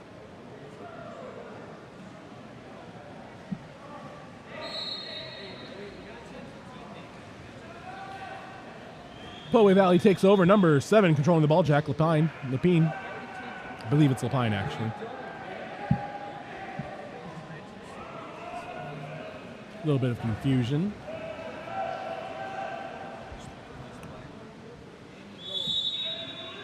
Ball is passed back. Number 7, Jack Lapine, controlling the ball. Passes it over to the 1-2 side. And goes down the line. Number 6, Adrian Halleck with the ball. Swings it over to the other side. Number 5, Benjamin Schul with the ball. Puts it into the center. Number 3, Jovan Korovsky, tries getting a shot off. Not really able to get anything on it. Ball is put into number 9, Jared Gardner. Not sure why he stopped playing. He looked like he was confused that the ball actually came to him. We've got to be ready for that. Number 10, Tyler Murray, who just played in the 16U game, by the way, just about 5 minutes ago. He's able to steal that ball from goalie. That ball is crossed over into the middle, but stopped by Alexander Halleck on the one-timer. Great block there by goalie. Ball is passed up to number 2, Connor McCauley. And swung over to the opposite side, number 5, Benjamin Schul controlling. Some great press defense there by number 7, Gavin Ott. Playing a little back-to-back defense. Number 7, Jack Lapine, controlling the ball, and that ball was stolen by Riley Bagley. As we run low on the first quarter, expires, and we will go into our first quarter break at a score of 4-2 with Rancho Tsunami in the lead. Remember, KAP7 is a proud sponsor of the Eggbeater series of water polo. We recognize how important it is for athletes to have the opportunities to compete. Visit KAP7.com.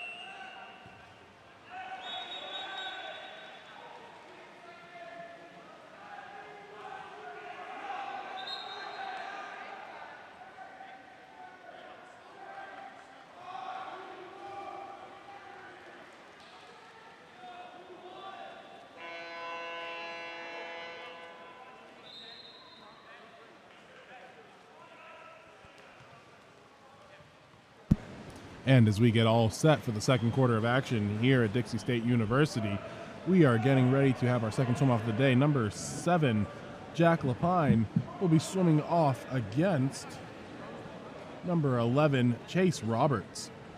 I'm also joined here today by a member of our Game On Live studio crew and goalie for Olympus Water Polo, Zachary Petty. Zachary, how are you doing today? I'm doing good. How are you? Doing very well. Always a pleasure to have other people on our crew here. Ball is put into number 3, Jovan Kurovsky, and that post bars out of the goal. So Zachary, as a goalie, what would you say is the most difficult part of your job? Getting people to listen to me on defense would be my least favorite part of being a goalie. That's a really good point. One of the most important part of a goalie's job is communication. And that can often be the hardest part, especially as a goalie. I mean, there's so much that you aren't involved in, but you're able to see, and a lot of teammates take that for granted. Right now, as Rancho Tsunami gets control of the ball, they are able to swing the ball over to the 1-2 side. Number 12, Logan Bearsons, who also played in the 16-year game, is able to pound that ball into the back of the net.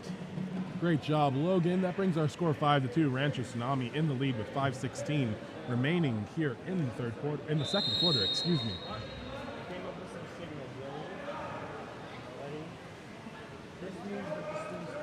Ball is with Poe Valley.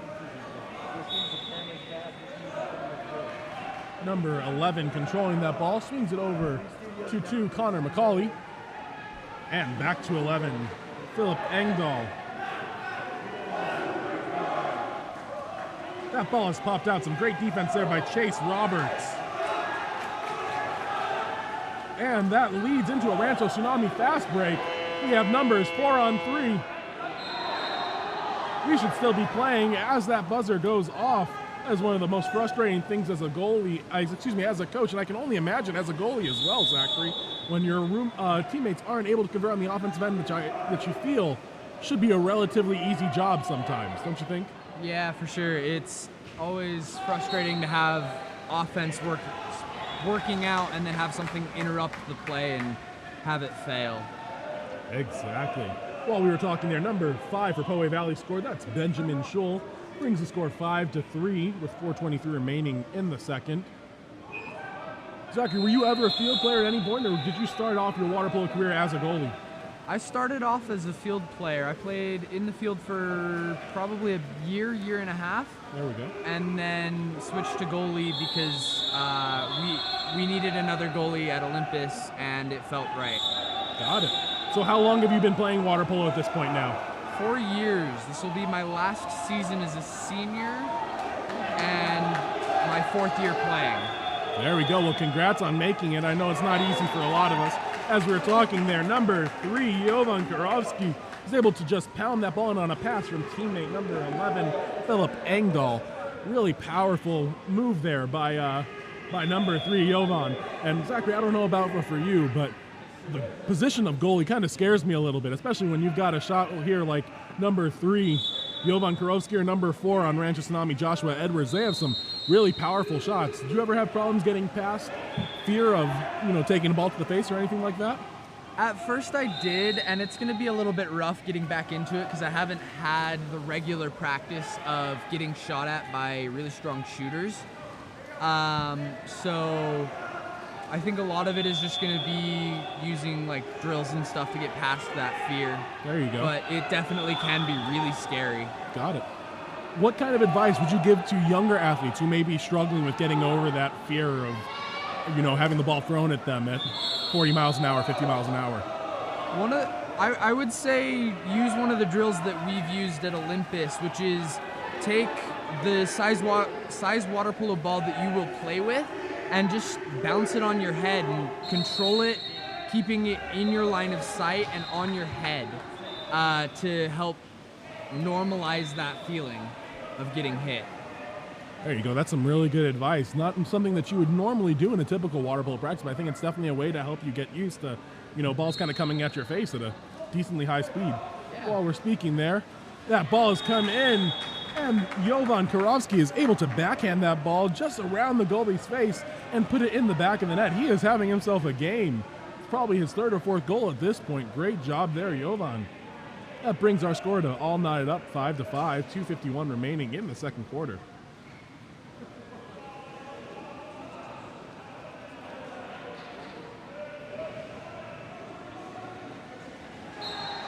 Couple substitutions coming in for both sides, making sure everyone stays fresh.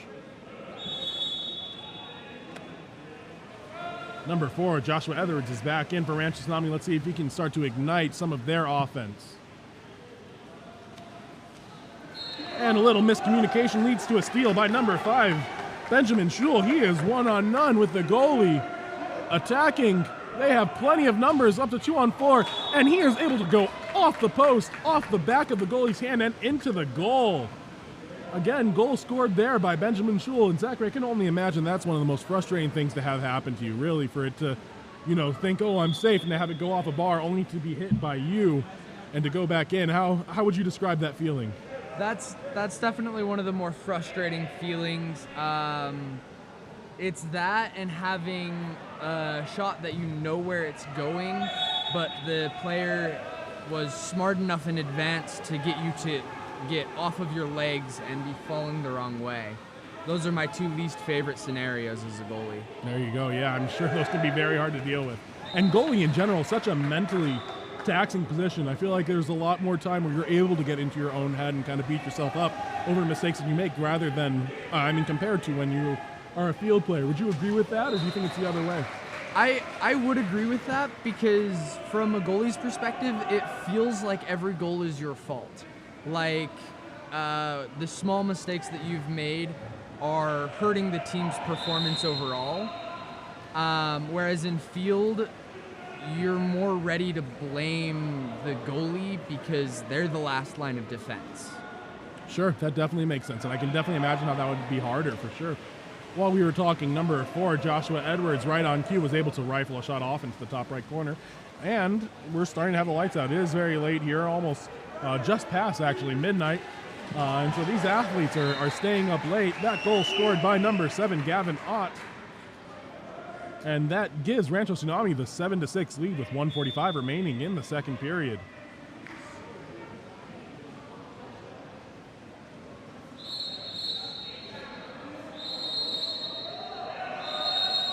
Poway Valley in control, passes it back to number 2, Connor McCauley. Connor advances the ball, swings it over to number 10, Brennan Hyatt. That ball is put in. Nice post-up play there by Poe.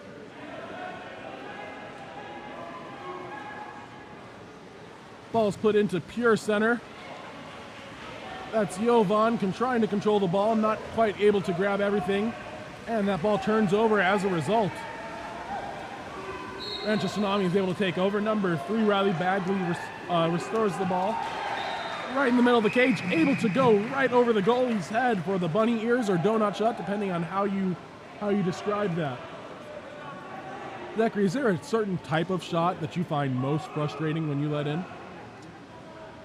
I'd have to say the ones that come from someone that's not being defended, like that last shot there, because especially when you can see what's going on and you're communicating with your team, hey, you need to get back and defend this guy, and they just ignore you or don't react fast enough, and it ends up being a goal. Sure.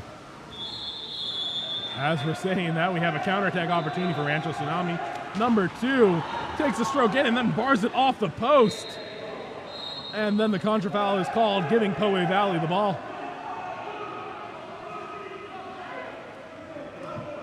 Number 5 for Poe Valley, Benjamin Schul controlling the ball. Tries to skip it in near side. That goalie's all over it. George Mikhail controlling that. Again, up 2-on-1 is Rancho Tsunami. Tries a lob shot. But goalie Alexander Halleck is controlling that ball pretty easily.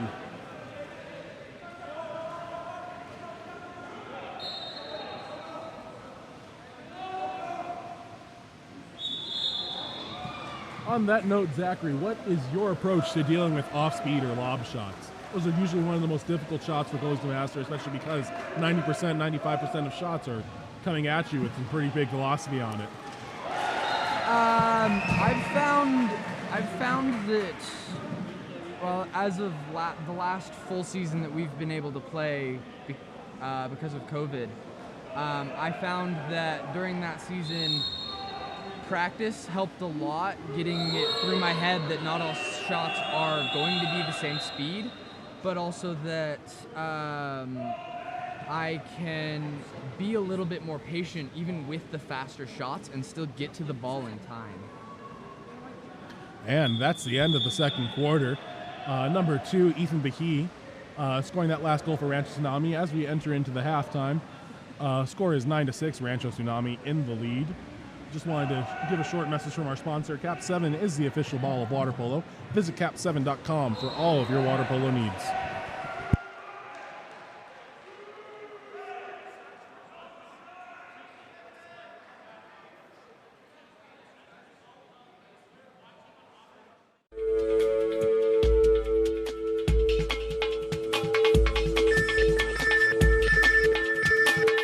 KAP7 is the proud sponsor of USA Water Polo.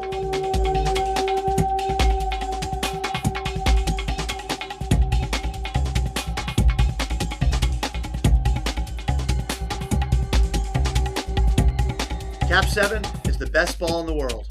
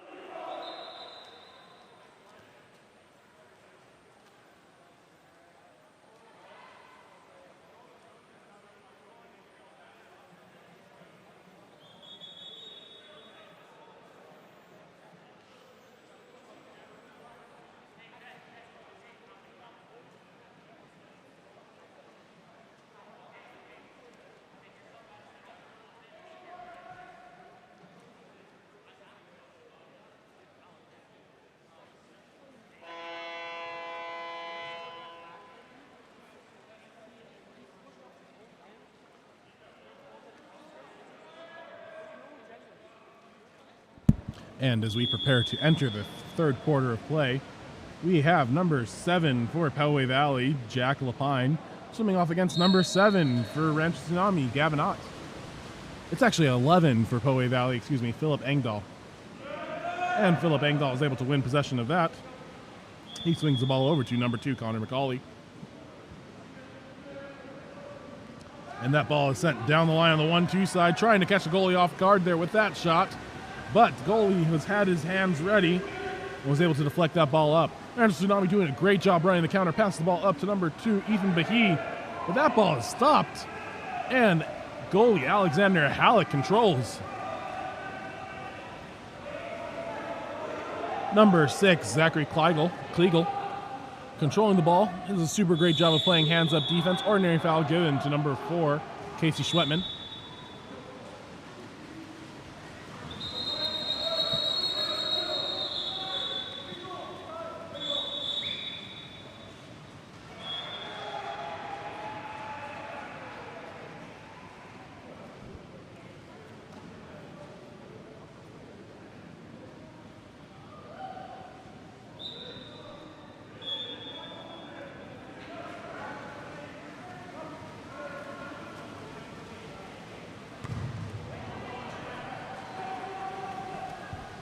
Ball is controlled by Poway Valley. Excuse me for all those wrong pronunciations. Controlled by Poway Valley. Alexander Halleck swung up all the way into the right side of the pool. Number 11, Philip Engdahl. Thank you to whoever reached out in the chat. I appreciate any type of corrections you can give me on my pronunciations. Number 7, Gavin Ott controls that ball. That ball is swung down the line. Number 3, Riley Bagley. Comes over number 6, Zachary Kleigel, trying to take that shot. But number 6 on Poway Valley, Adrian Halleck, able to smack the ball out of his hands, quite literally, as you heard that smacking sound as that ball came out. That ball is crossed over to the far side. Number 11, Philip Engdahl, in control. Pass it to 8, Nicholas Siedenberg. That ball is turned over. Rancho Tsunami goalie, George Mikhail, passes the ball up to number 4. He is able to control and pounds the ball into the top right corner. Number 4, Joshua Edwards, also having himself a game. As we said earlier, Jovan Kurowski and Joshua Edwards are just going back and forth, really keeping their teams in it.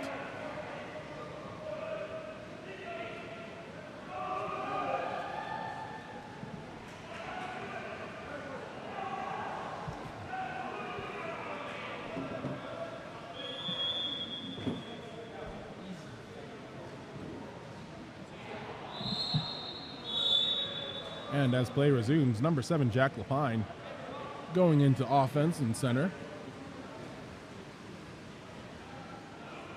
Now, Zachary, if you were facing either one of these dominant athletes in Joshua Edwards or Jovan Kurowski, what would be your game plan? How do you shut down athletes that are this dominant?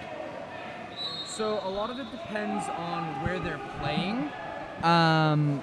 We see here in Utah, for all the teams that we play, we see a lot of athletes being dominant in the center.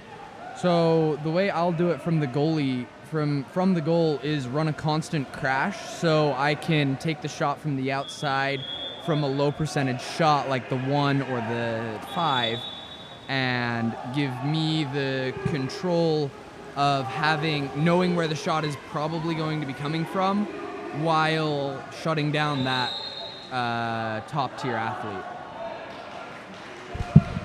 That definitely makes a lot of sense. Let's see if either one of these teams can put that in and start shutting down either Jovan or Joshua. Referee's calls for a second. Looks like someone might have gotten poked in the eye. And there is a call for a timeout by Rancho Tsunami. We have an ejection that was actually called. Waiting to see what number that was. Looks like it was number 3, Jovan Kurowski.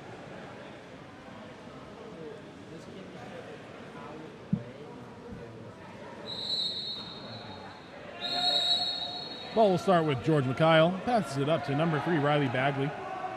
Swings it over to 5, Jacob Johnson. And that ball goes long, and it is a turnover. Poway Valley controls the ball. That ball is slung all the way down the pool. I believe that's number 8, Nicholas Siedenberg, who has the ball. Tries the lob shot. Goalie is able to get his hands on it and tip that ball just enough where he's not on target. Great job there by goalie George Mikhail. Number 4, Joshua Edwards, tries to take a shot on the opposite end. Number 10, Brennan Hyatt with the ball.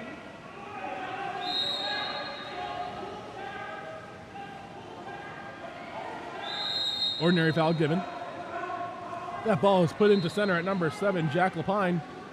Jack Lapine gets up, tries to go over George Mikhail's head, and he is able to stop that. Quick hand, such an important part of being goalie. Zachary, how have you developed your quick hands?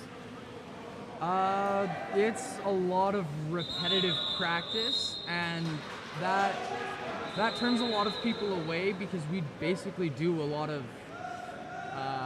like 5-meter penalty shots to develop that skill, and it can get boring and frustrating, but it's definitely a skill that if you want to be a goalie, you'll need.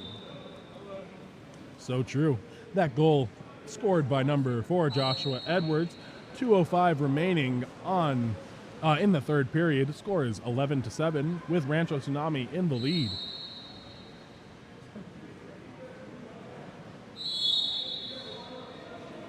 As play resumes, number 7, Jack Lapine, heading into center. Ball is passed around the outside. Benjamin Schul starting with the ball. Swings it over to the opposite side. Number 9, James Wolstenholme, controlling. Ball goes down the line. And we have a great drive there by number 2, Connor McCauley. Ball is put in. He has inside water. Goalie does a great job of showing hands and then turning him away instead of giving him an opportunity. That ball is shot with an off-speed shot that was just about perfectly placed. That shot taken by number, I believe that's 6, Adrian Halleck. Absolutely perfect. Doesn't get much more perfect than that. That's an excellent example of what I was saying earlier, where the offense has the forethought to get you out of position and then take the shot to where you're not. They perfectly got the goalie to the wrong side of the cage and shot cross cage, which is a really frustrating shot to deal with because they're outsmarting you. Yeah, there's almost like nothing you can do there. Yeah, and it's especially frustrating when your defense isn't working with you. Number 13, Dark ejected. That is William McRae, That sends Poway Valley into their power play. Number 10, Brennan Hyatt, is able to score that goal. That brings our score to 11-9. Rancho Tsunami in control, but Poway Valley has scored 2 quick goals. We now have 1:17 left in the third quarter. That Hezzy shot, so dangerous for a lot of goalies, especially in the upper levels. When you see a Hezzy shot, you think that the person is going to pull in a full pump, and yet all it is a twitch and ends up being a shot that blows past you most of the time. Number 12 for Dark controlling the ball, Logan Bearsons. There is an ejection. Ball's put in quickly, and the goal is scored by number 3, Riley Bagley, giving them another goal. Give them a little bit of pillow room, a little bit of cushion, so that they don't have to worry so much. Score is now 12-9, 1:03 remaining in the third period.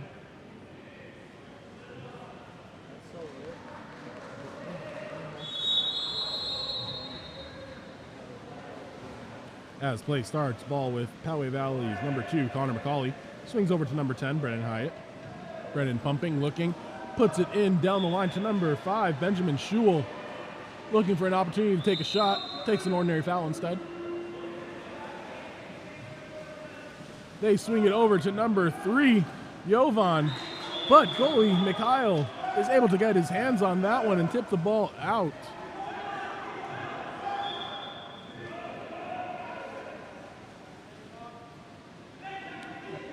I will say, as a goalie, that's one of the most, it's both frustrating and satisfying to have a ball go off your hand and become a 2-meter, because you know you did your job, but you also know that you didn't do it as well as you could have. And in addition to that, it gives the offense another chance at scoring a goal, as we just saw right here. Number 10 for Poway Valley, Brennan Hyatt, able to take the ball off the 2-meter with this rule change and put the ball in the back of the net, bringing Poway Valley within 2 goals now. 29 seconds remaining in the third period. Number 3 controlling the ball, puts it into the powerhouse. Number 4, he loses his handle on the ball though. And Poway Valley will have the last shot of this quarter. That ball is crossed over. And instead of taking the shot, he relaxes. And number 3 is able to come over and force that ball under. That was Riley Bagley with the excellent defensive play. As the clock expires, that ball sails a little bit wide. There's actually 0.07 seconds remaining. Goalie fires a shot and it goes just over the cage, and that will end the third period. KAP7 supports water polo globally. A portion of every dollar you spend with KAP7 goes back to the support. When your team needs equipment, choose KAP7 and support water polo globally.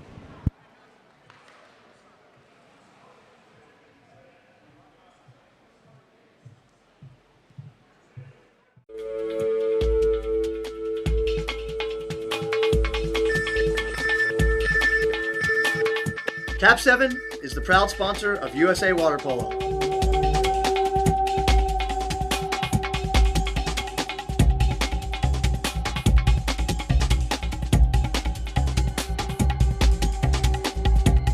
KAP7 is the best ball in the world.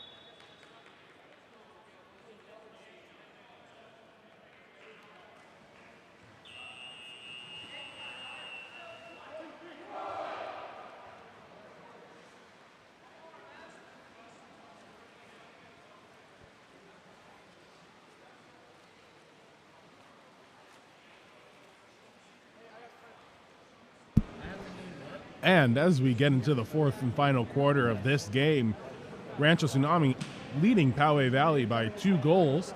I saw Coach Cyrus Kahangi, Derek Nelson, and Roger McCauley all trying to hype up the squad for Poway Valley. Hopefully they are able to get a little bit of oomph in their step and try to make this into a closer game than it currently is right now. Number 5, Benjamin Schul controlling the ball for Poway Valley. That ball swings back down the line to 11, Philip Engdahl. Swings over to number 2, Connor Halleck. The shot is taken, ball bars out off the crossbar and is now controlled by George McKyle. Swings down to number 7, Gavin Ott. Gavin controlling, surveying, looking at what he has, tries to put it into center. Number 2, Ethan Behe, and the defense collapses and is able to steal that ball on the crash. Number 1, Alexander Halleck passes it up to number 3, Jovan Karowski. Ill-advised pass leads to a steal by number 10, Tyler Murray.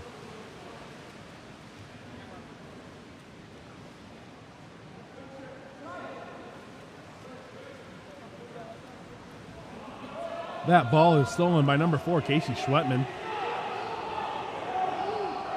Casey grabs the ball and takes it, trying to go coast to coast with it. It's stopped by number 6 defensively. Zachary Kleigall shoots the ball. That ball goes just over the cage.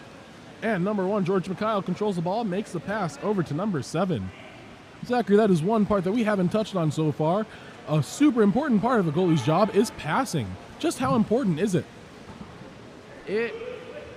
It's important enough that it'll make or break the offense if you mess it up. A bad pass from a goalie almost always turns into the other team coming back at you, whereas a good pass with excellent athletes that receive it will almost always be the opposite and end up you scoring. That is a great point. That's one of the main things that I like to say when I coach. A good pass is the difference between a goal for you and a goal against you. Really, bad passes can turn into a 2-goal swing if you're not careful. So we're very lucky that both of these goalies have been on top of their passing game. While we were gone, number 3, Jovan Karowski, once again putting a goal in the back of the cage, bringing us within one. That ball is shot by number 10, Tyler Murray, blocked by goalie Alexander Halleck. Passes the ball up to number 5, Benjamin Schul. Looking at options, he has the trailer down the middle of the pool. That ball bars out right into the hands of number 6, Adrian Halleck, who was able to shovel that ball back into the net. And just like that, we are all tied up. That's really unlucky for this goalie. These last 2 goals, one came off a rebound on a shot that missed. The other one was a shot that the goalie actually tipped that went right into the hands of an offensive player. How frustrating. So now we are all ranched up. Rancho Tsunami in control of the ball. Passes the ball over to the 4-5 side, down the line to number 2, Ethan Behe. He is wide open in the middle of the cage. Ball is passed over to number 11, Chase Roberts. Passes it into driver number 10, Tyler Murray. Back out to number 11, Chase Roberts. That ball is shot over the head. They probably had a little bit more time to develop a better shot there. Had like 8 seconds left on the shot clock with that.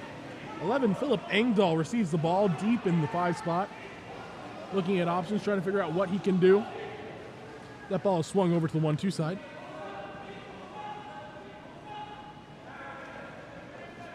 Again, cross back over to the 4-5 side, number 11, Philip Engdahl controlling. The ordinary foul. Swings back over. They better be careful, and just like that, Rancho Tsunami is up with a 1-on-none. Number 7, Gavin Ott, has a 1-on-no-one, and he is able to bury it on the far side, giving Rancho Tsunami the lead. Score is 13-12, 3:02 remaining in the fourth quarter. And as we can see, the coaches of Poway Valley starting to get a little bit heated. We really want to try to be competitive in these games, and goals like that where we're giving up easy goals on the counterattack just can't be allowed. Those are especially frustrating because it's your offense not properly converting and paying attention to their defense.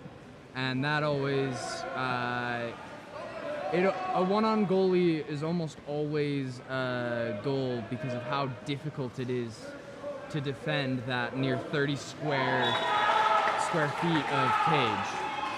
And as we were talking, number 8 able to bar in. Number 8, Nicholas Siedenberg, able to bar in off the top post.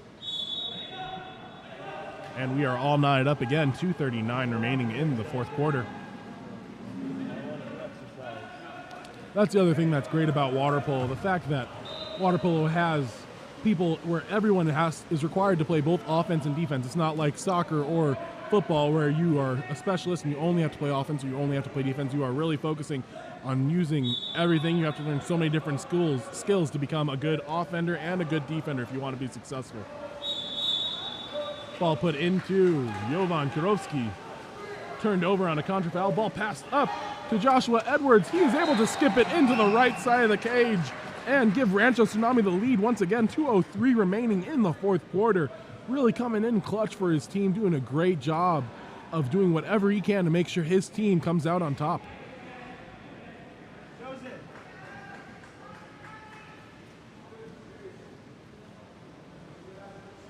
Couple substitutions for Poway Valley. Number 3, Jovan, pushes the ball back to number 2, Connor McCauley.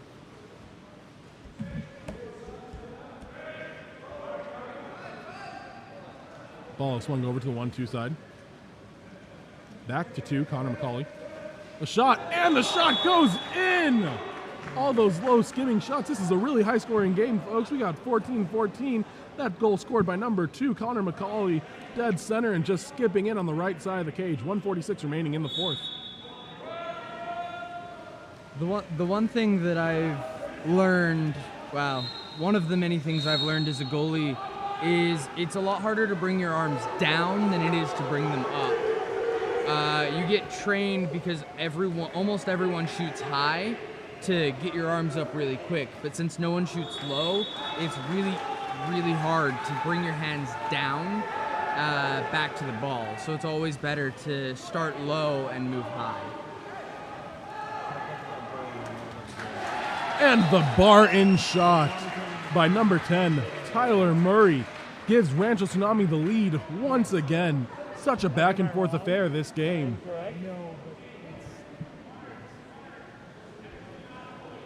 Poway Valley trying to find some way to score in the last minute and 20 seconds of the game here. Let's see what they have. Number 2, Connor McCauley with the ball. Attacking, looking, surveying. That's the ball over to number 7, Jack Lapine. Back up to number 2, Connor McCauley. Back to number 7. The shot and the bar in! This is ridiculous, folks. We have had probably about 7 or 8 goals this period alone. The offensive firepower that is in this pool is absolutely amazing. That goal scored by number 7, Jack Lapine, with 1:02 remaining in the fourth quarter. This game is going to come down to just defense. Who can control the other team better when they're on defense?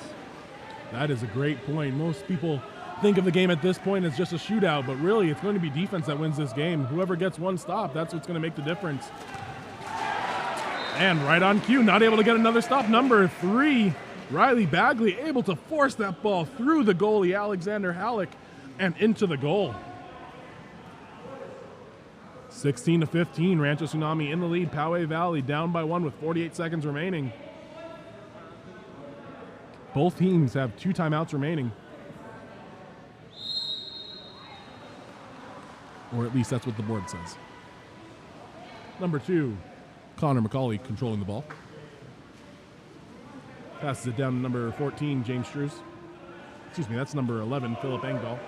The lob shot is stopped by number 1, George McKyle. That is a big stop and leads him onto the counterattack. He has the weak side open, wide open, but he is not able to handle the pass. Number 2, Ethan Behe, goes past the goal line, and it is Poway Valley ball. That could have been the dagger, but instead, Poway Valley, it takes a timeout and has a chance to set up a play and score another goal to bring us back to even. We'll see what Coach Cyrus Bahangi, Derek Nelson, and Roger McCauley have drawn up.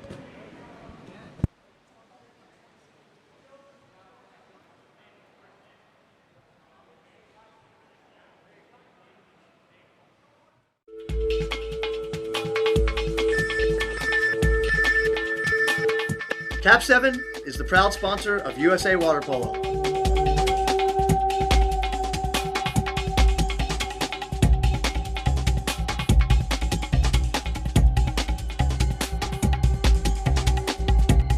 KAP7 is the best ball in the world.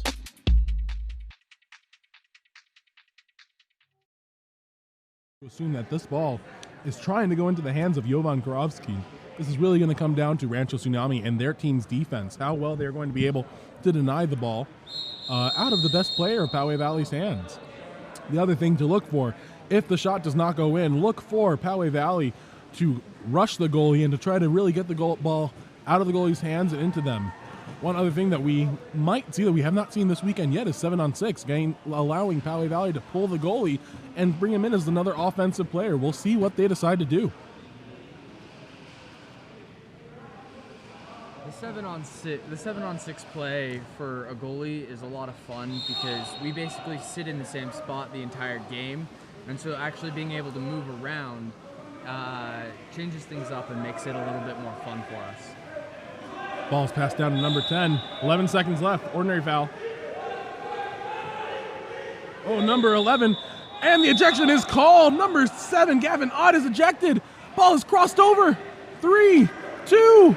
Oh, the ball is scored with 0.55 seconds remaining, and we are all knotted up. White and dark. Poway Valley and Rancho Tsunami all knotted up at 16 goals apiece. As we said, 0.55 seconds remaining. We probably have time for one shot. Let's see if Rancho Tsunami is able to put it in the back of the cage. If the shot happens, and the ball goes into the top right corner. Number 4, Joshua Edwards, drills the upper right 90 of the cage, and that's the game. What a way to end it. This has been the first day of water polo here at the KAP7 Eggbeater Showcase. Thank you all for joining us. Final score today, Rancho Tsunami comes out on top of the 18U boys gold game, last game of the night against Poway Valley.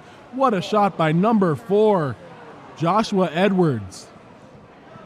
Thank you, everyone, for tuning in. We really appreciate all your support. As we said, follow Game On Live Studio on Instagram and Twitter. You can also visit our website, gols.cl, and find more info on our service there. We'll see you guys tomorrow.